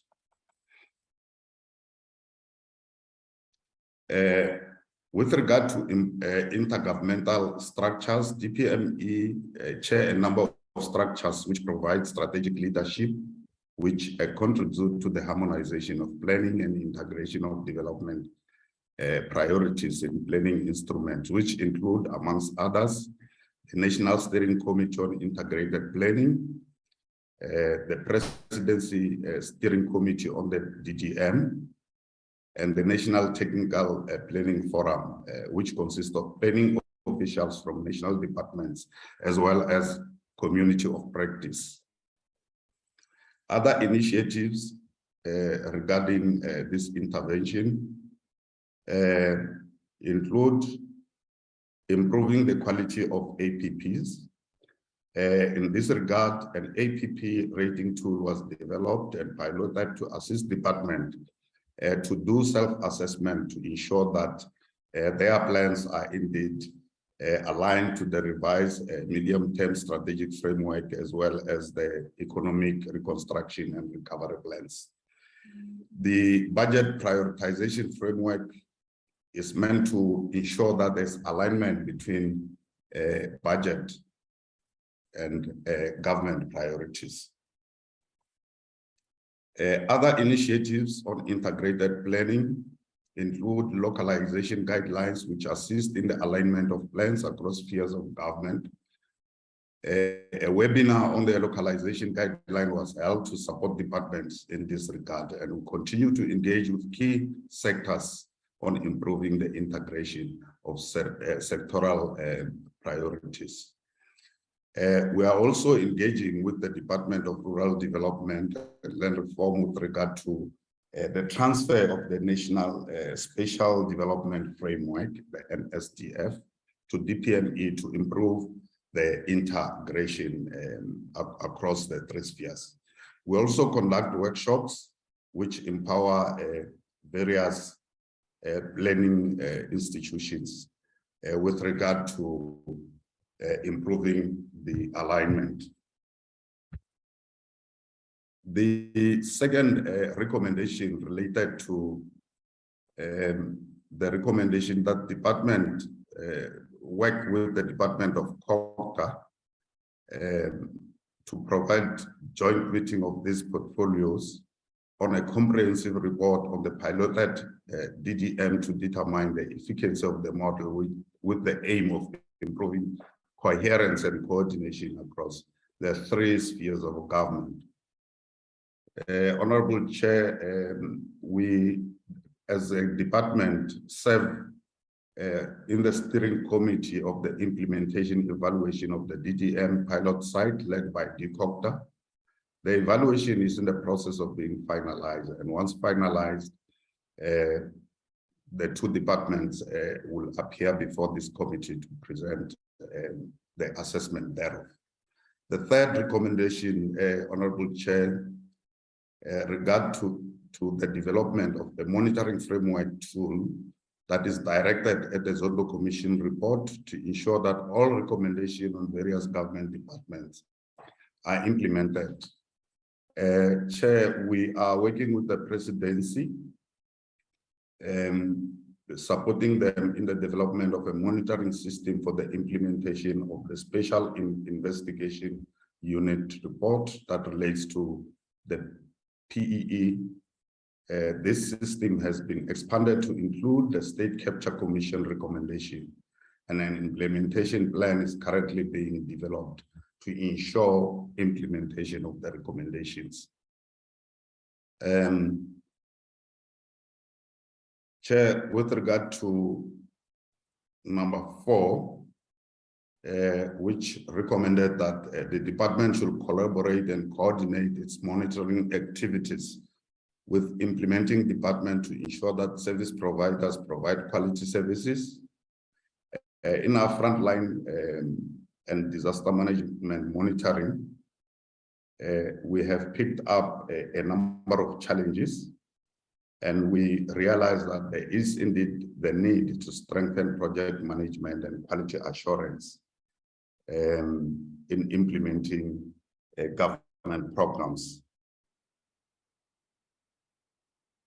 Number 5 speaks to frontline and citizen-based monitoring. And the recommendation is that the department should plan together, collaborate, and coordinate monitoring activities with other departments such as DPSA. To this end, we are in the process of collaborating, and this started now with coordinating the Public Service Monitoring Month, which started in September, where all directors general and heads of department, as well as other senior personnel, were involved in this initiative. And we are seeing that coordination is indeed very crucial so that we avoid duplication there. The 6th recommendation speaks to the monitoring of the 2019-2024 revised MTSF targets and indicators and other key priorities set forth in the economic recovery plan. The implementation of the MTSF is continuing through our biannual MTSF monitoring reports. We do monitor progress against this, and I must hasten to add that we'll be producing the 6th administration midterm report with regard to the implementation of the revised MTSF. The 7th recommendation relates to DPME ensuring that MTSF monitoring and reporting system 2 is in processing performance of the department is used in compiling reports on the progress made to determine whether government is on track to deliver on this. As I've alluded to, we do produce the development indicators on an annual basis. We are also in the process of developing the midterm review report in order to assess the progress. And of course, this includes other intervention such as the economic recovery plan, and it will include, amongst others, the rollout and the flood disaster interventions in the provinces of KwaZulu-Natal, Northwest, as well as the Eastern Cape. The 9th, Chair, relates to DPME moving swiftly in developing an integrated report on state-owned enterprises and monitoring framework, as announced by the President. We have finalized an annual assessment of SOEs in September, and will be in a position to present this report to the Portfolio Committee at the appropriate time. The last recommendation, Chair, speaks to the alignment of resources towards monitoring government departments in the implementation of the MTSF deliverables, as outlined in the NDP. Chair, and of course, this also speaks to the alignment between the performance assessment of ministers and heads of department. In this regard, Chair, we are saying that there is alignment between the MTSF biannual report on the deliverables of the NDP and ministerial performance scorecards. The MTSF biannual reports form the basis of the assessment of ministers, and the MTSF is the basis of the ministerial performance agreement. Therefore, the performance against the MTSF is monitored through these assessments, and the HOD and DG's performance agreement, of course, is an annual agreement which is informed by annual performance plans as produced, and these annual performance plans are as well aligned with the MTSF, but they also include other issues which are not mainly MTSF related. That brings the end of the presentation on the progress made with regard to recommendation of the Portfolio Committee on the budget reports for 2022-2023. I'll now share the presentation on our annual report, which is laid out as follows. We've got the mandate of DPME, just to remind the committee, our core function, our vision, our mission, statements and values, the strategic impact statement and outcomes, the annual organizational performance, the detailed performance per program. We also provide HR information, and of course, the last bit will deal with the finance report.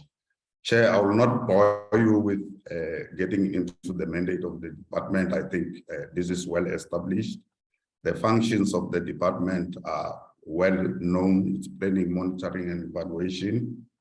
I must, however, mention that last year we revised our vision, which now reads leader and catalyst in achieving national developmental outcomes and impact on society, which is an emphasis of what we plan to do going forward.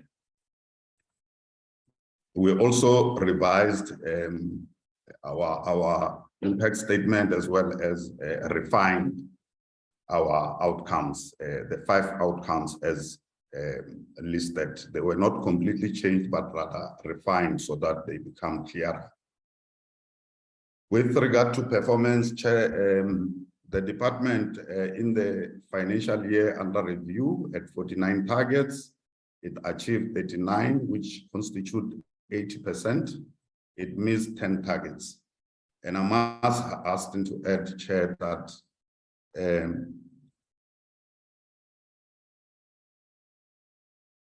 something went wrong, Chair. I'm not sure if my presentation is still visible. Chair, if I can intervene Yes. quickly. We were not seeing your intervention, your presentation until Mr. Nkosi intervened and projected the document. So you need between the two of you as to which one is going to be projected, otherwise it will create confusion. So we couldn't see what you were projecting. Okay, let me.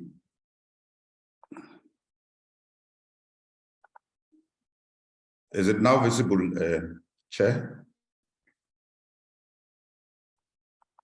I can see the annual organizational performance. Is that the report? Yes, thank you very much. That was the slide that I was talking to. I was saying we had 49 targets. We achieved 39, which constitute 80%. And we missed 10 targets, which constitute 20%. I must, however, and the next slide is just a graphical representation of that table. I must hasten to add that although that the 20% of targets were not achieved, some of them were rated as not achieved because they were achieved after the end of the financial year.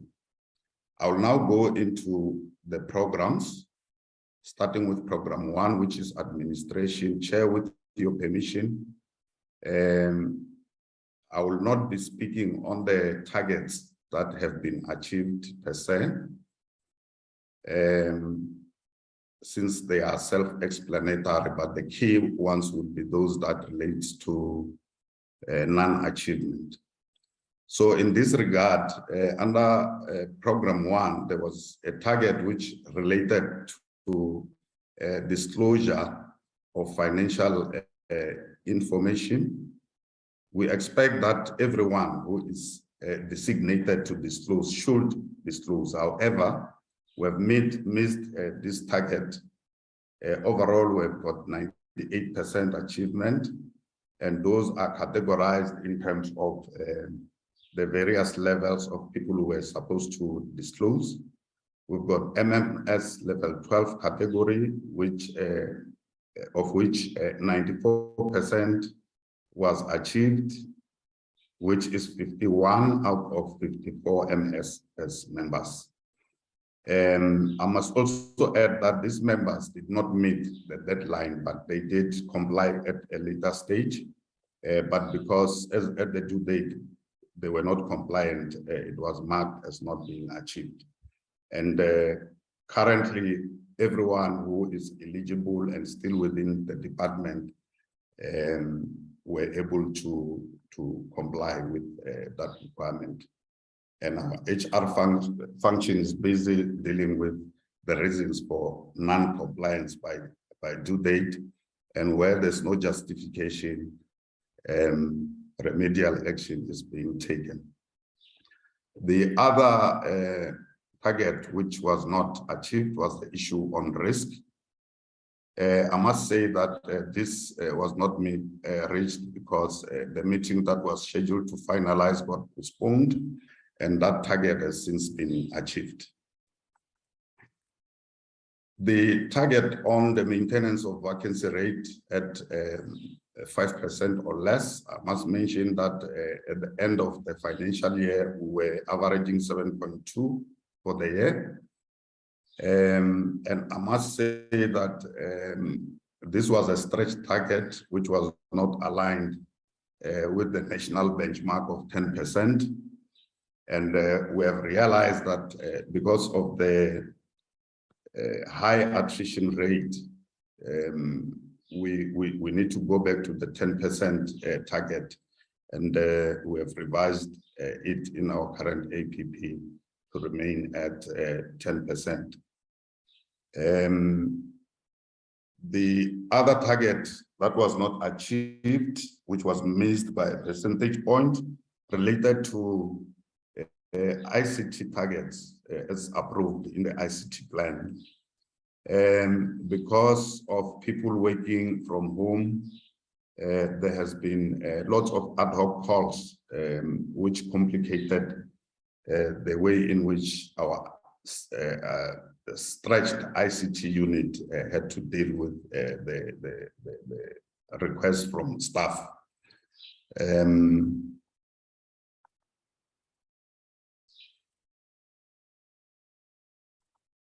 And the last one under Program 1 has to do with enterprise and supplier development scorecard.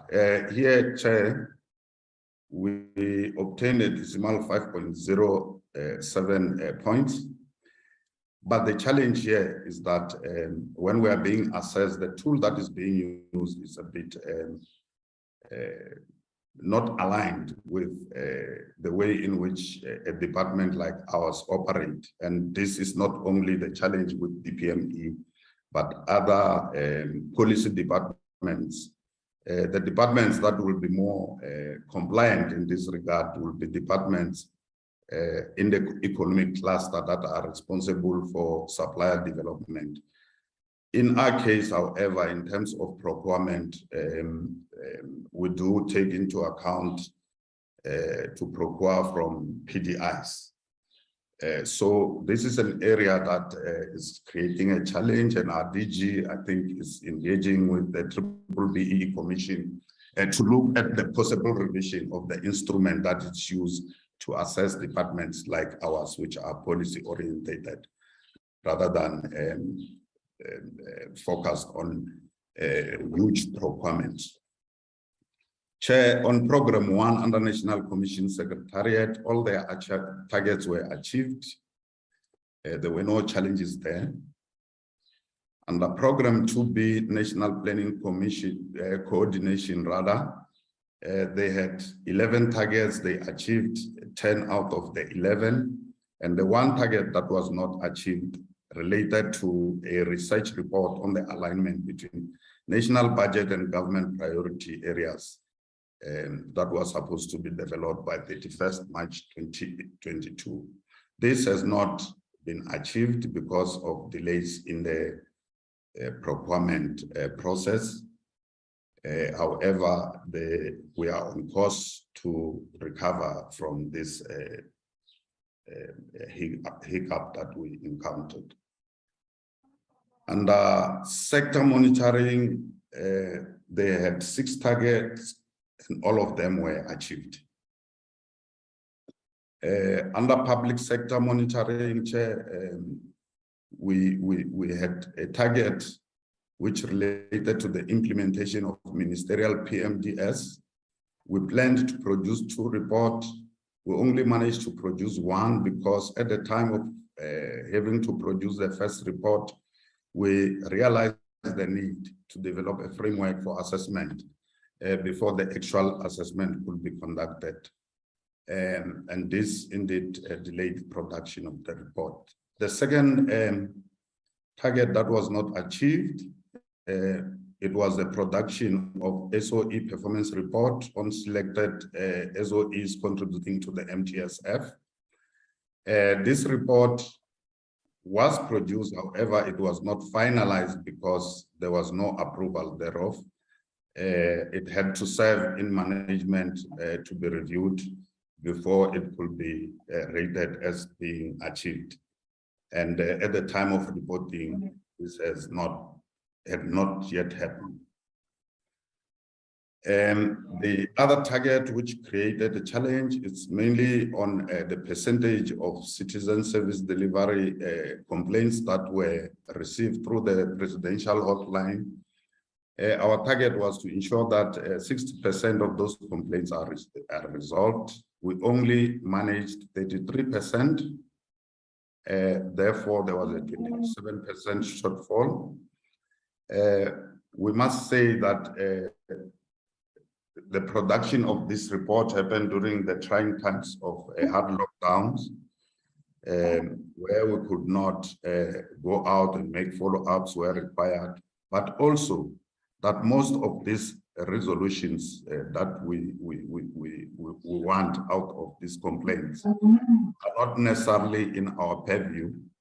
Therefore, we are reliant on other state players to play their role in order to achieve this particular target. We are now working on reviewing this target to see how best can we deal with this issue of resolution of complaints, mainly through the presidential hotline.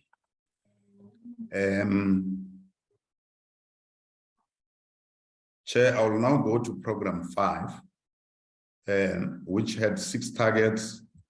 They managed to achieve 5 of their targets, and 1 target which related to the central database management and analytical system was not achieved. In the main, the bids that were received, which were 3 in number, were cancelled because they did not meet the requirement, and this had a resultant delay in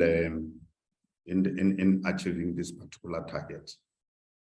We have therefore shifted this target to this financial year, and hopefully we'll be able to catch up on the thereof. With regard to human resources, Chair, is to highlight that our HR corporate chief directorate adhere to the department COVID-19 working arrangement, which amongst other things included the shifting of working hours, working shorter hours, reducing in order to reduce the number of staff members in the office, thereby ensuring that we operate under the strict COVID-19 regulations that were in place at the time.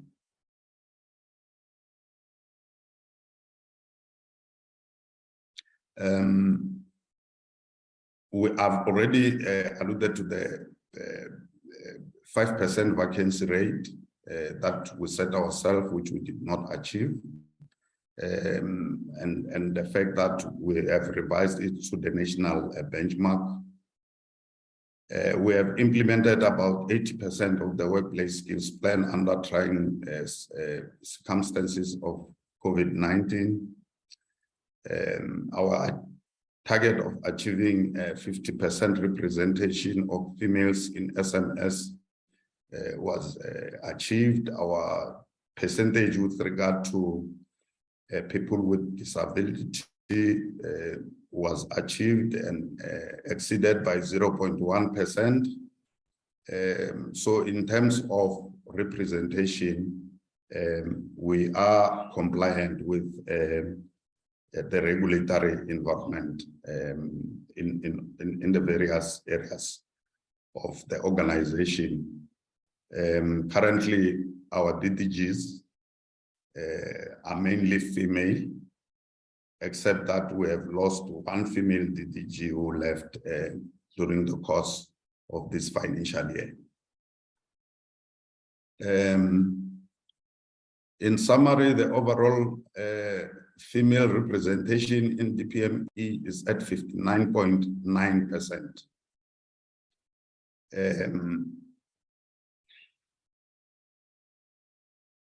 We have also, in response to job creation, also increased our target for interns, and in order to provide training opportunities and work opportunities for young people. We had a target of 5%, we were at 7.8%.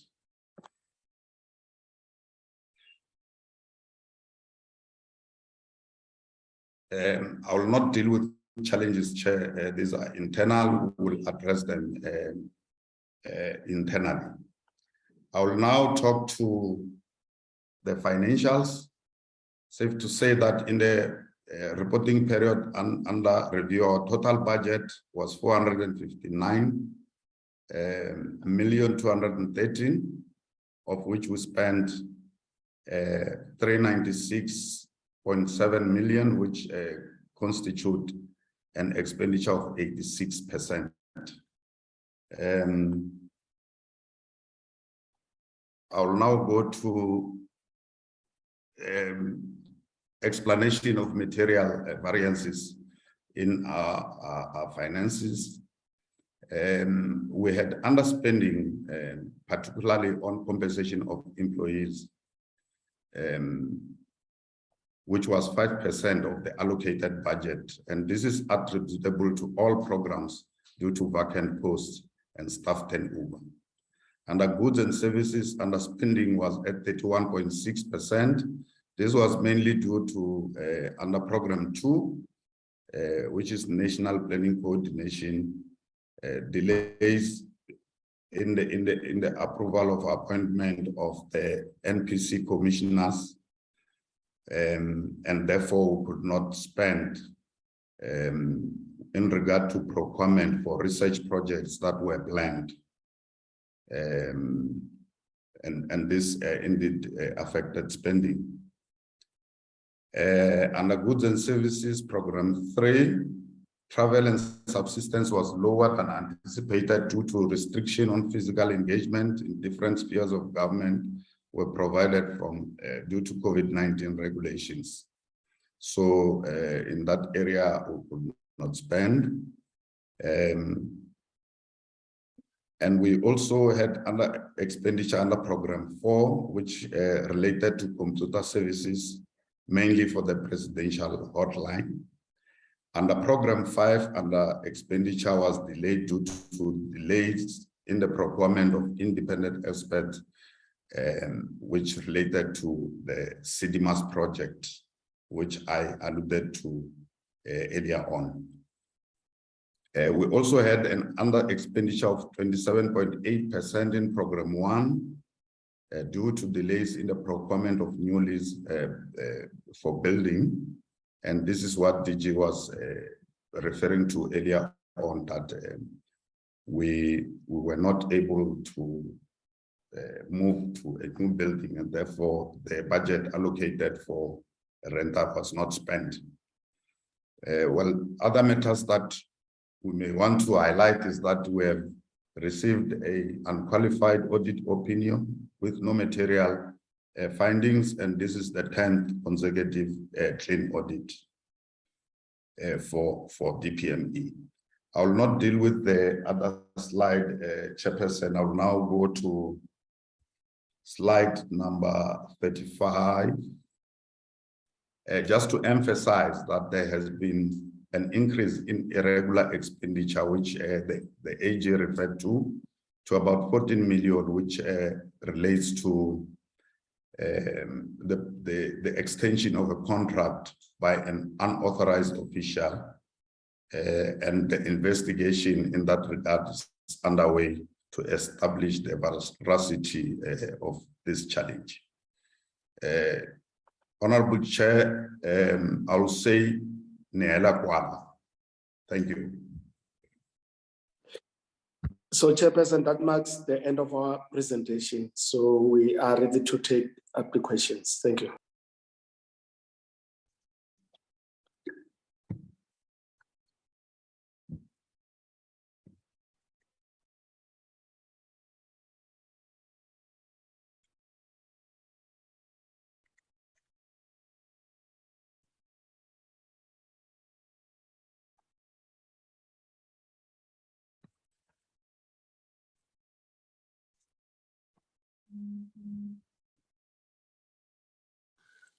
Are you through?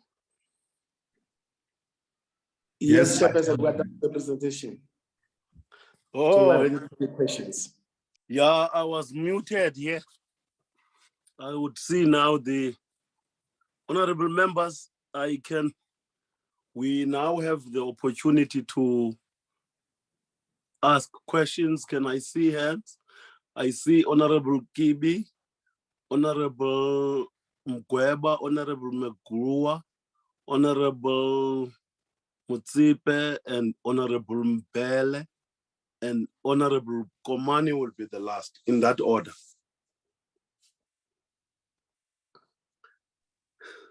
Thank you, Honorable Chair. Chair, let me welcome the presentation by DPME. Chair, my question would be, what measures have the DPME put in place?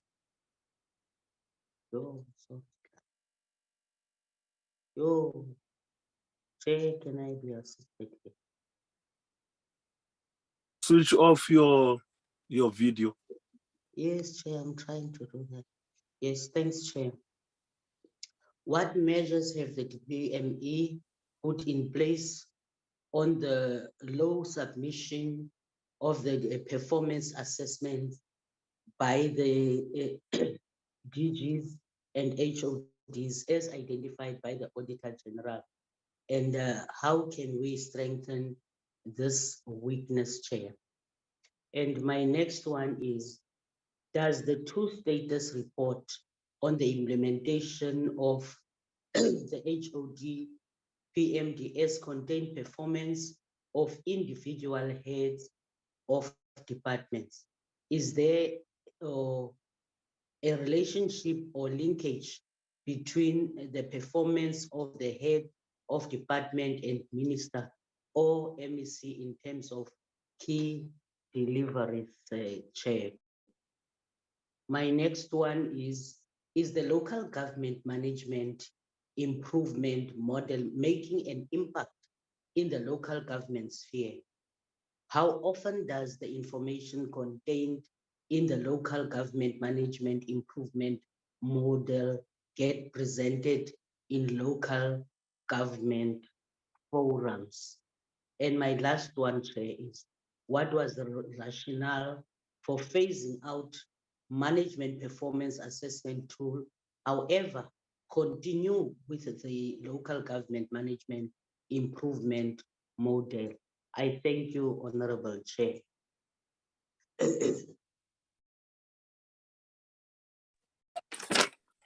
Honorable Mugweba. No, thank you very much, Chair. Good afternoon, Chair, honorable members, the Deputy Minister, and all colleagues. Chair, let me welcome the presentation by the DPME. However, Chair, in the presentation on the slide that spoke about the presidential hotline achievement, the presentation said there's a shortfall of 27%. That, in my view, the department, the presidential hotline is not doing very well. So, Chair, what is the average number of calls does the presidential hotline receive on a daily and weekly basis? And the second question, what is the staff complement? And the third question, what is the budget allocation of the presidential hotline? And maybe the department, do you think that the presidency still need this hotline due to low call rate by the citizen on the ground? And in light of the fact that our government departments have call centers. And the last question, Chair, in the presentation, there's a slide that also touch the issues of the SOEs. So my question to the department, how can a department produce SOEs performance report despite having SOEs monitoring tool? And then which tool are they using to produce the state-owned enterprise performance report? Thank you very much, Chair. Honorable McLuhan. Thank you so much, Chair, and thank you for the presentation. Chairperson, if my memory serves me well, this is not the first report on the implementation of recommendations of the state capture report. I would like to wish the department well, because it will be definitely a mammoth task. But I'm very much curious, after the first announcement and a previous reports of this nature, to date, has any of the recommendations been implemented? If so, what are the details of those issues? If not, what are the reasons for not starting to implement the recommendations of the state capture report? Then, Chairperson, another grisly reminder is the unauthorization of an official as far as the extension of a contract is concerned. This really it's far-fetched. It leaves much to be desired, and I struggle to understand how is it that we find that there is an irregular expenditure, and the cause of it is an unauthorized official.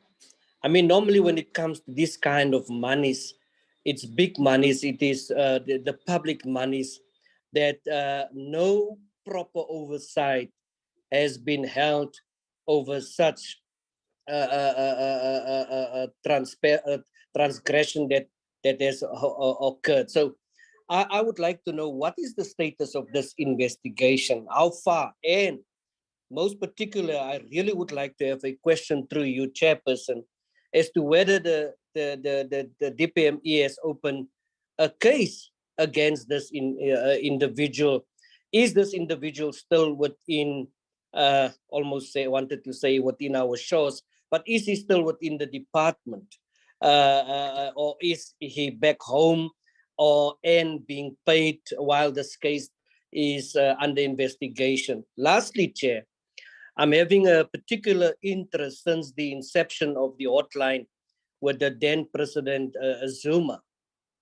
And following these reports, the targets et al., I think we need some sound explanation on the targets. And there is quite a huge disjunction when it comes to meeting some of these targets. Very importantly, so again here, COVID has been blamed.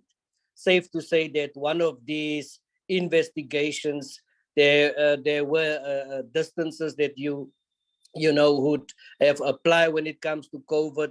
There was Zoom for investigations and all of these things.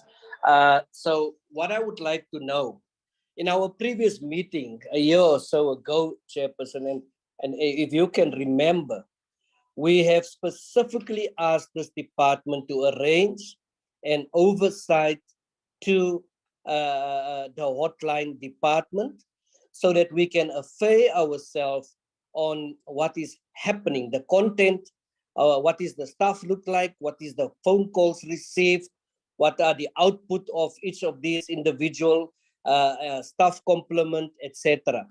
We to date have not received anything of this. I would like to know whether that stands. If that still stands, we might be able to affair ourselves on the real conditions of what is transpired to see as to whether this presidential hotline has just become a white elephant, comparing and also in contrast with the fact that most, if not all, of other related departments, even on national level as well as provincial level, do have these hotlines. So we have to see in terms of this kind of cross-pollination as to whether it is worth it having it from the hotline, and whether this department will consider in closing down the hotline and also filter staff members into other departments as far as these queries and concerns are. Thank you so much, Chair. Thank you. Honorable Mtsipe. Thank you very much, Honorable Chairperson. I also like to welcome the DPME presentation. I've got only 2 questions which I need only clarity on them. How do you determine the consequence management to those who did not reach 100% due to non-achievement? And if there is mechanism used, which is that mechanism? And the last one, if you minimize high staff turnover, which criteria are you using to suit your recommended number? Thank you very much, Honorable Chairperson. Thank you, Honorable Mpele. And thank you for the presentations. And also a word of congratulations to the department for the clean audits. I think that's the kind of example that needs to be set for much of the rest of the public sector to follow. Chair, I've got, I think it's about 2 or 3 questions, and at least 2 of them in particular around HR issues that were highlighted. The first being, if we can just get an indication of the reasons for either the late submission or the non-submission of financial interests by that handful of SMS members, which led to the non-achievement of full compliance for that program indicator, and as well as any consequence management that might have been applied in those cases. Secondly, there was an indication of high turnover in the financial year in question. Do we know the reasons for this, either by way of exit interviews or an analysis of where there might be a concentration of those departures? I did see 1 or 2 notes indicating that the I think it was finance and HR are operating under quite some strain because of limited capacity. So if it's work stress issues, or the fact that there's no e-recruitment system, and therefore everything is being done in a labor-intensive manual way, how are those work environments pressures being addressed to relieve the staff affected? And then speaking of electronic systems, because it was highlighted that there isn't one for recruitment processes, is there a digital system that's used to track the NDP indicators and targets, and linked to that, whether reports or data from departments are fed to the departments around NDP target achievements via electronic means, or how is that information fed through in order to be analyzed and to produce the reports? Thanks, Chair.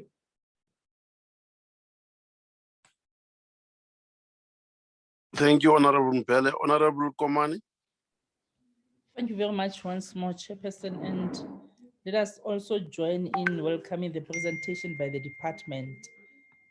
Chair, you know, we speak of irregular expenditure, and today, in terms of the presentation by the department, it is indicated that the irregular expenditure occurred as a result of unauthorized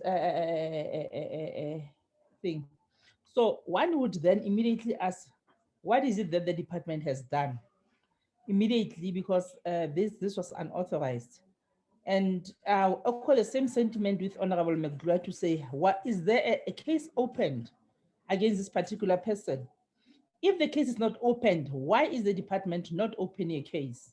And then speaking to the status of the matter, whether the person is being suspended with pay or without pay, enjoying the taxpayers' money, because this unauthorized and irregular expenditures seem to be ongoing, and it's like we are found wanting. There's nothing that we are doing in that regard. And Chair, the other question would then be, in terms of the performance report for the SOEs, one would then ask the department as to how are they doing it?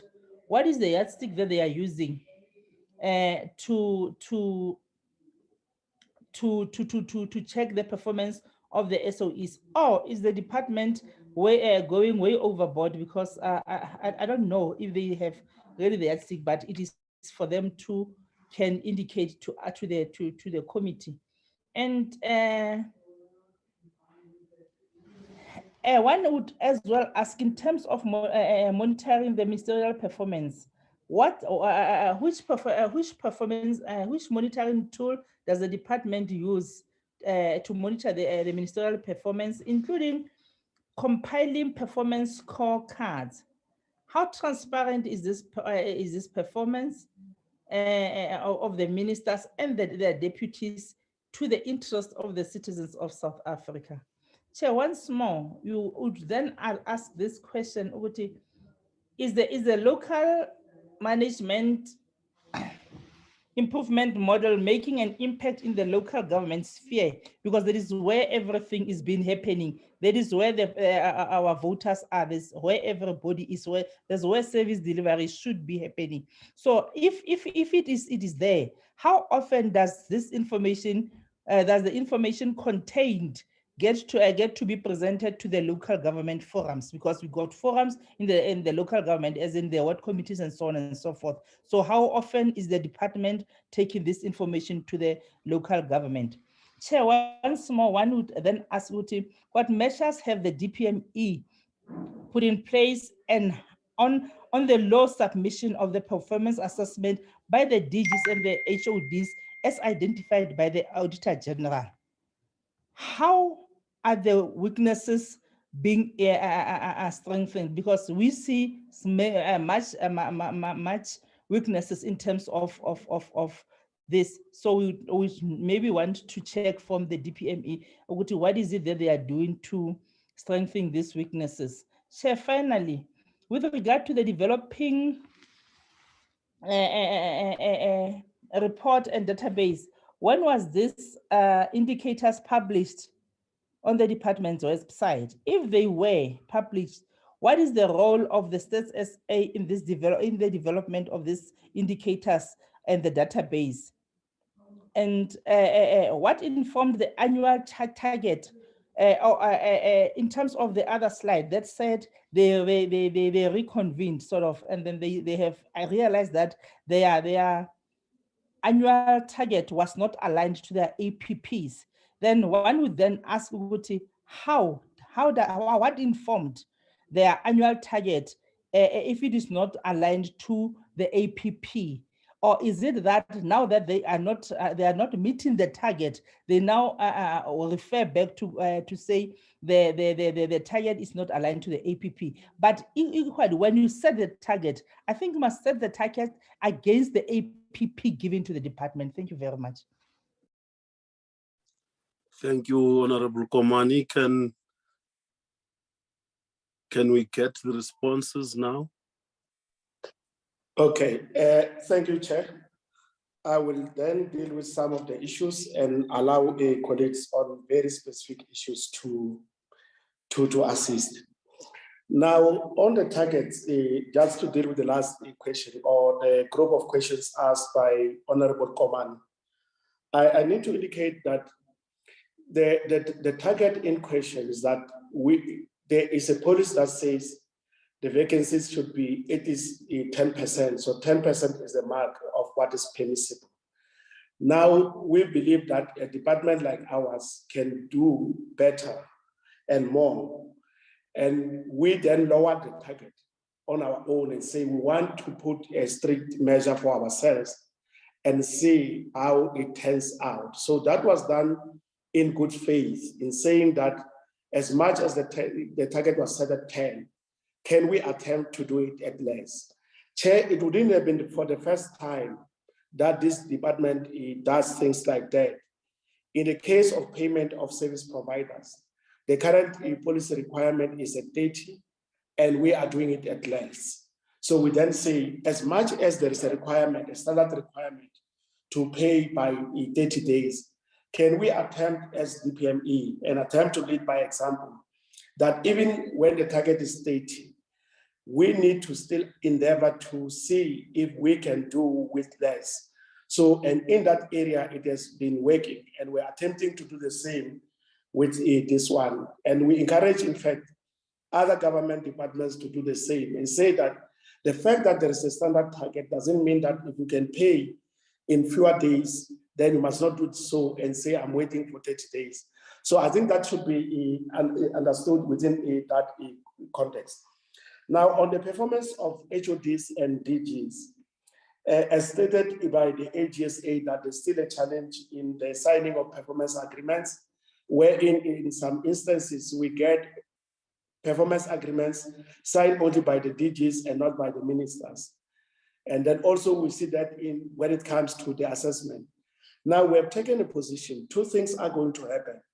One, now it has been included in the performance agreements of ministers that they must ensure that DGs and HODs, where necessary, have signed agreements and signed assessments, which have been signed by both parties and submitted on time. We do this to ensure that it is not optional whether one should have a performance agreement or not, or whether the agreement, there should be an assessment. Now, what we do lately is also to escalate to the president, so that as soon as we realize that a particular agreement has not been finalized or submitted, then we have to take it up with the president so that the president can intervene. And there are currently some areas where the president himself is intervening to ensure that we have a redress. So that has been institutionalized, and the institutionalization means that it's no longer just a DPME matter, but it's a matter that the president is responsible for, and we escalate to that level so that the president can also intervene. So that is being done by us. Then the issue of the SOC performance reports, we do at two levels. One, we look at departments that exercise oversight on SOCs. So honorable members, in the number of these key departments, there are branches that have been established to oversee the SOCs. So we have been doing assessments to have a sense on the extent to which those oversight departments themselves have capacity to exercise oversight. And this is an ongoing part of the work. The other part is that we go into the reports, the annual reports, financial reports of the different entities. We scrutinize them, we engage with the entities concerned, the oversight departments of those entities, to have a sense of what is actually happening. And I need to indicate that we are not really impressed with the state of things when it comes to the SOCs, whether it's from the point of view of governance or performance of state-owned companies. Now, when you talk about a developmental state and your SOCs are not performing, then that's not going to be realized. That's not going to happen. So what do we do with these reports once they are processed? We submit them to the team that is working on the Presidential Coordination Council on State-Owned Companies, so that even at the level of the head of state, in the presence of ministers, those reports can be presented. So we do that. There are areas where we attempt to make direct interventions on our own and see how we can assist, particularly when it comes to service delivery. We have not done this when it comes to governance. Just to give a quick example, recently we went to King Williamstown and we're inspecting the work that's being done on the N2 to construct an overhead bridge by Sandral. Sandral told us that they have been waiting for Transnet to give them a way leave to extend the bridge over the rail line. And this was done in 2017. So one entity sent an application to another entity, and 5 years later, there is no response. So when we come across those kind of realities, we also intervene. So this is just but one of those cases where we have intervened. We have been sending people to Transnet. We are worried about the situation in Transnet, that there is a decline in performance of that state institution, and going down with it is the South African economy. We have met with private sector companies that have indicated that they now prefer the port of Maputo because Transnet is no longer reliable. So we make interventions as and when we do monitoring in that area. On the issue raised by Honorable Maglua, these are the quick responses. Yes, we are dealing with the state of capture report. As indicated in our presentation, we started with the SIU reports, the assessment of the implementation of the SIU reports, and the minister once, twice came back to the committee to indicate that we are doing some work. What we find here is that the departments that are supposed to process this have not been doing that. And we want to make this a performance issue, that departments must also be required to implement the recommendations of the SIU, because up to now, it was left to the departments. But then we discovered that a bulk of the issues that we have to deal with when it comes to the SIU reports relate to prosecutions. And there we don't always have a leeway, given the fact that the NPA is an independent entity. But what has consumed us in our engagement with the Department of Justice and others is the current funding of the NPA, which has increased slightly. And we hope that we will see some improvement. Now, there are cases that all of us might have read about in the media where prosecutions are happening. People are being arrested, including high-profile individuals. So that is happening because from our own, from the surveys that are done by GCIS and others on public perception of government, this is a very sticky issue where we find that South Africans are saying that until and unless they see people in orange overalls, they will never be convinced that government means business. So this is a very big issue on the credibility of the state. And we take note of the interventions that the NPA is making. The Hawks is also coming to the party, people being arrested. We will deal with the issue of the hotlines. I will ask one of the colleagues to deal with it so that it's dealt with comprehensively. But going through the questions raised by Honorable Mutsepe, the consequence management for non-compliance is fairly straightforward, because first and foremost, each and every person must make a representation on why it is that they didn't comply with the requirements of policy, that they must disclose their interest. Now, there will be those who will say that it was due to system failure. And when you look at that, you would then ask, what did you do when you face the challenges of system failure? So the reasons are always varied. And given that reality, the sanctions that you will impose on people will not be the same. But I will need to, in writing, also indicate the kind of sanctions that were meted on different people who found themselves not complying with the prescripts. On managing staff turnover is a tricky one. Partly what SG said earlier on, that when people get jobs and they get higher pay, you will not be in a position to counter offer that. So some people, when they go to local government, for instance, you find that they will be paid much more than what they were paid by the department. So you will not be in a position to intervene. But the other issue is that there are certain state entities that are unique in government that exist only to carry a particular function that is also transversal.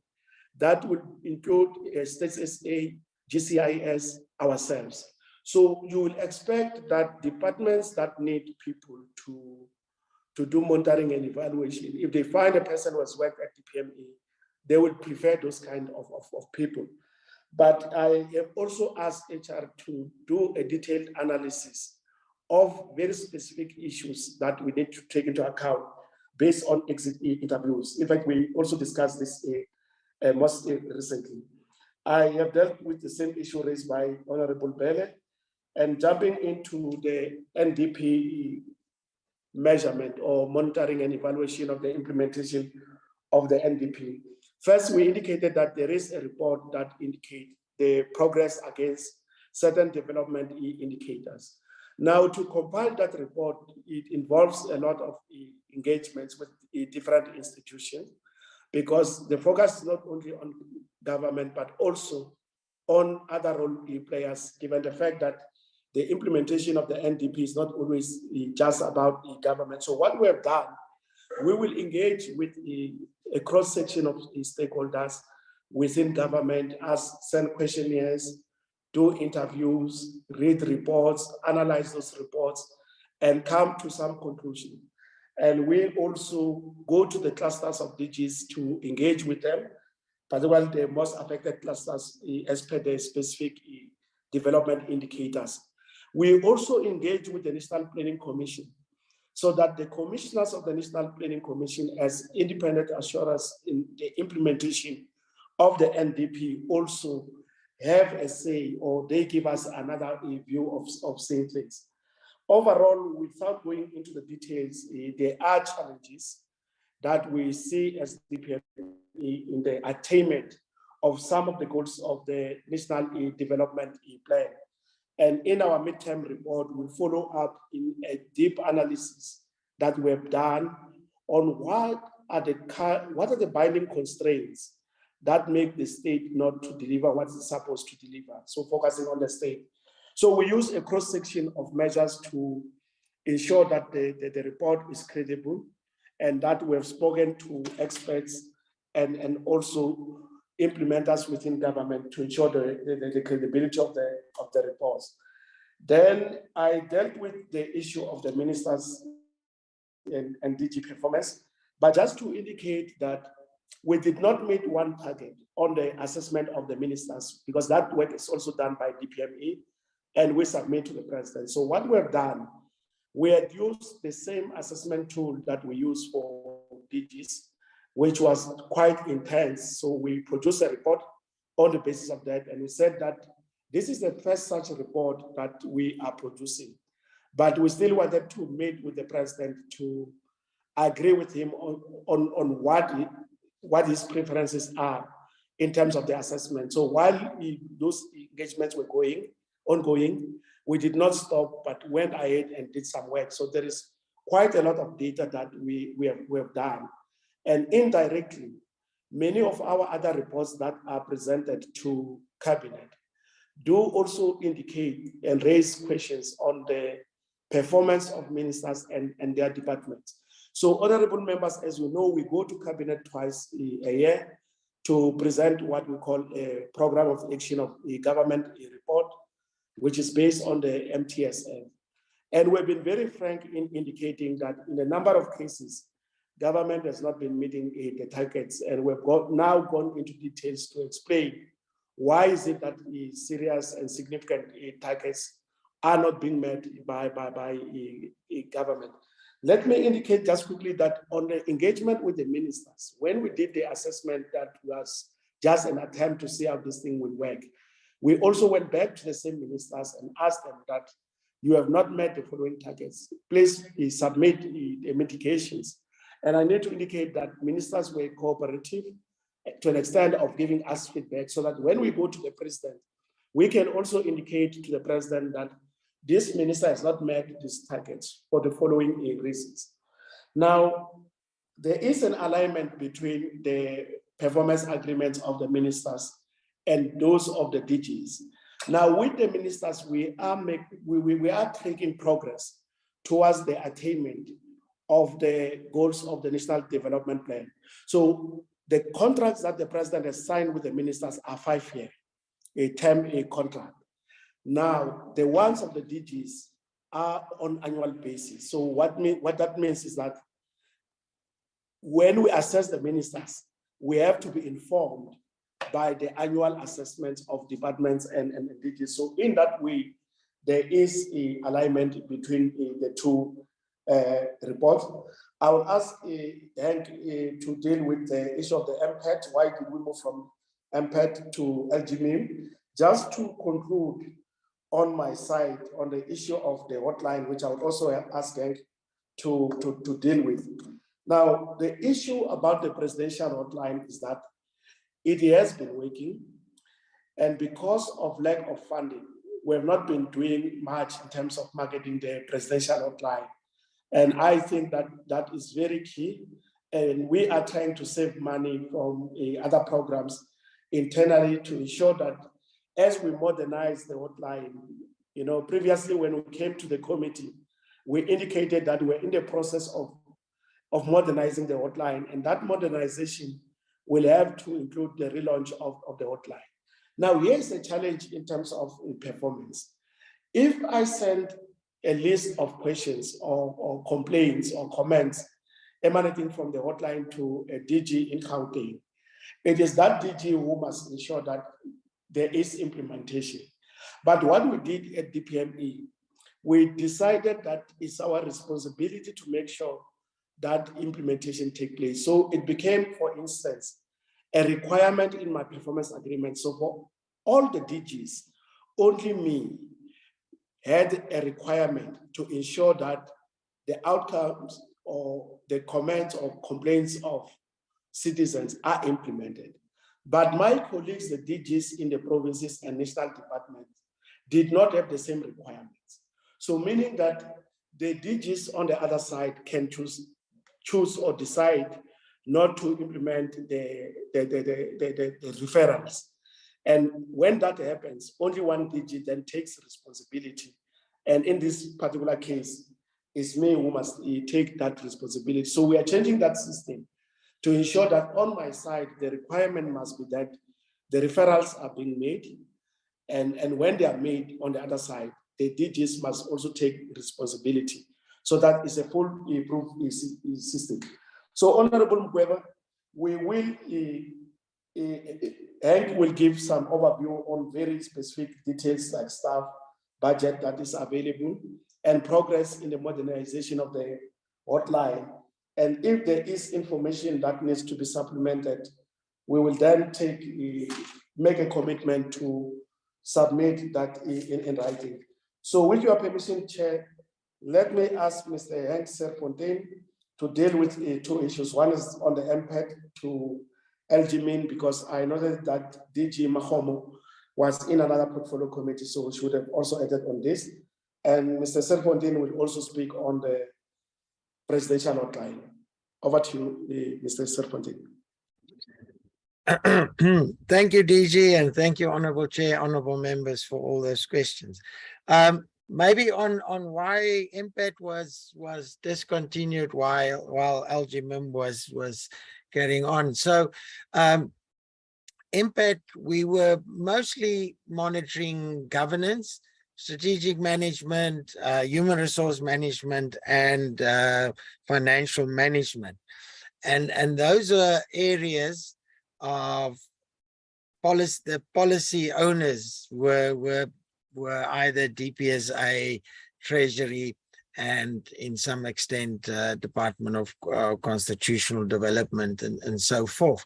So in MPAT, what we did is we then did the monitoring of the implementation against those policy requirements. And then over time, as the different departments started creating their own capacity to be able to monitor the implementation and requirements against their own policies, we then at some stage the decision was taken to say, okay, those departments, so Treasury set up their monitoring systems, DPSA set up their organizational functionality assessment frameworks and those things to be able to do the assessments that MPAT was doing.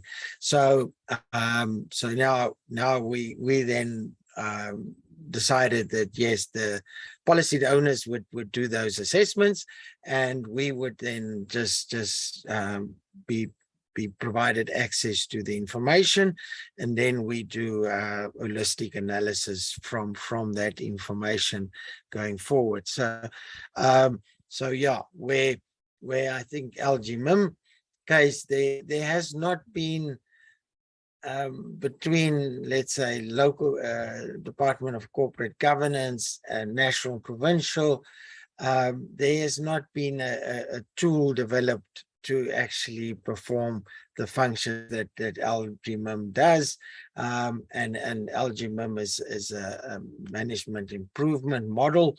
So it's a process to assist different municipalities to enhance their performance. So I think that since whilst the capacity is not anywhere else to actually facilitate some of those assessments, I think therefore LGMM is continuing. Then back on the hotline, yeah. So average, we get about 1,700 in that area of calls per quarter. We also get about 10,000 odd calls per month, but those are calls that would either be dropped calls and calls that are addressed at the first sort of interaction. So we have call centers manned by CETA. And so it would be a lot of calls that are just requesting for information, and then those ones are not actually logged into what we call our management system, which then logs. So on average about 1,700 complaints, cases that are logged, which cannot be addressed by the call center agents.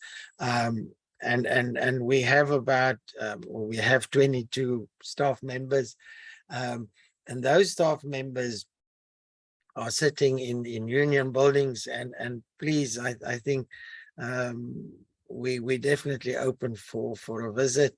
If the portfolio committee wishes to visit us, we can show you around and on the system. So those 22 officials, they would be tracking and trying to also assist with the resolution of those cases. So we do have some cases where your call center agents allocates it to the wrong sort of departments or institutions, and then we have to do reallocation and do follow-ups on those things. Our budget for the Chief Directorate, if we look at the goods and services part of it, is about 20 million for the year. But to also say it includes the frontline service delivery monitoring unit as well. But from the hotline itself, we pay over 15 million a year towards CETA for the hosting of the call center and that going forward. So and then there's probably only about 1 million or so left for the hotline itself to cover its other operational costs. So yeah, a big vast number part of our budget goes towards the CETA and that. And I think as DG was saying, we have admitted and acknowledged that the hotline as it is at the moment is not as efficient and effective as we would want it to be.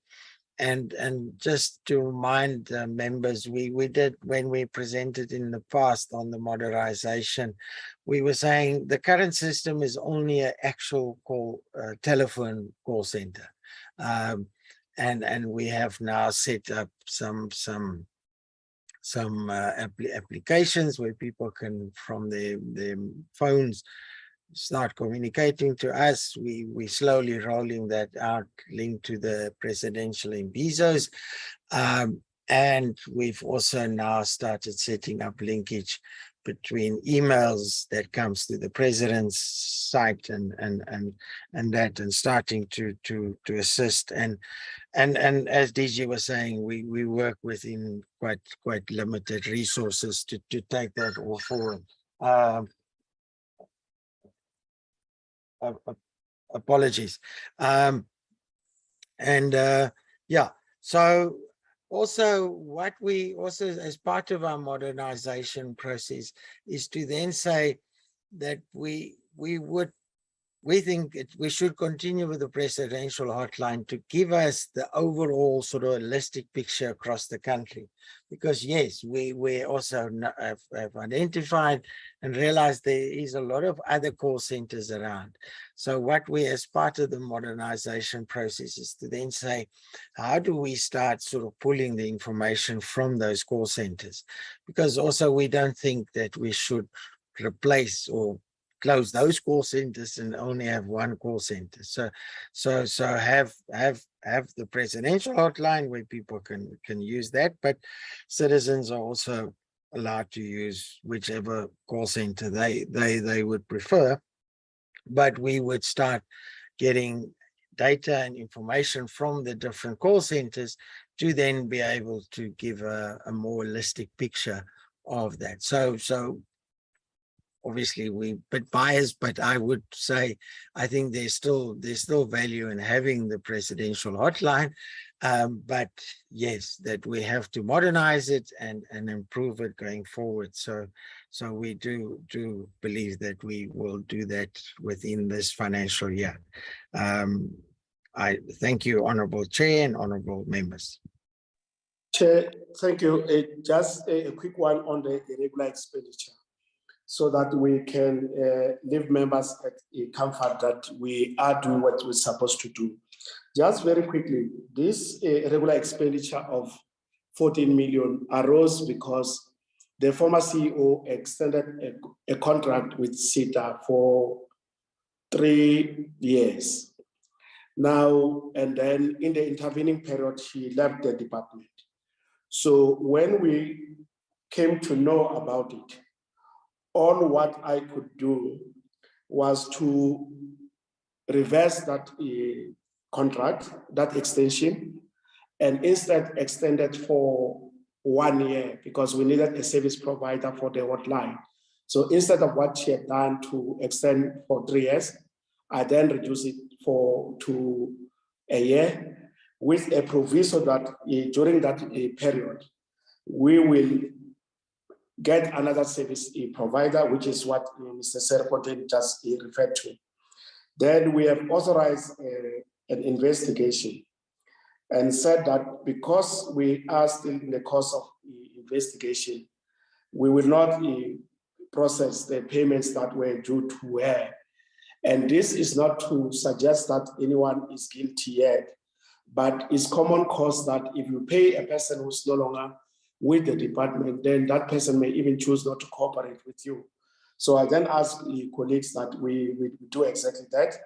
And I was advised that we needed an external specialist to do that work. So that work is ongoing, and I take it that the next time we come back to the committee, we will then be in a position to report on this one. So it is being taken seriously like other matters that we need to deal with. So once that is done and the report is finalized, and now there's a final briefing, we will engage with the Auditor-General so that there is a final determination on whether it is unauthorized, irregular, and and so on. So that is going to be informed partly largely by the outcome of that investigation. But we're doing everything to fast track this process. Thank you, Chair.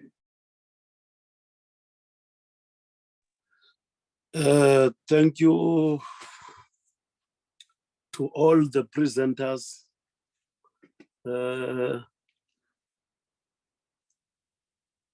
We welcome your presentation and everything and the manner you have responded to all the questions asked. Honorable Chair. Sorry, Honorable Chair, to interrupt you, please. What is it now, Honorable Mutsepe? Chairperson, I would like to bring this in record that I've been asked 2 questions for clarity seeking, and then my questions were not answered. And then we must know that some of the questions, maybe if it can be taken lightly, but they are from the Constitution that we are representing. So they would like to know the answer from the question raised. In future, please let the department answer all the questions accordingly. Although it can be light, how lightly it can be, but please, we need the questions to be answered. Thank you very much, Honorable Chair. Thank you, Honorable. I was not aware that your questions were not answered. I think you should have let me know so that asked the department to respond to your question. You should have let me know, let me repeat that you have asked such and such question and that question is not answered, then I let them answer the question you have raised. You can do that through the SMS or WhatsApp during the process of the meeting. But what you must do now, write your question back to them or write it to the secretary of the committee, and then the secretary will send it back to the department, and the department must respond in writing back to you. Thank you, Honorable Chair. Yeah, thank you. Let me thank everyone for availing themselves for this meeting. And unfortunately, all good things do not last. The meeting was so good and it didn't last long. Thank you once again for availing yourselves. Thank you to all the presenters for today's meeting. The meeting now stands adjourned. Long live the chair. Thank you, Chairperson. Thank you, Chair. Goodbye. Bye-bye. Thank you, Chairperson. Bye. Thank you, Chair. Bye. Bye-bye. Bye, Chairperson. Bye-bye. Thank you, Chairperson. Bye. Bye.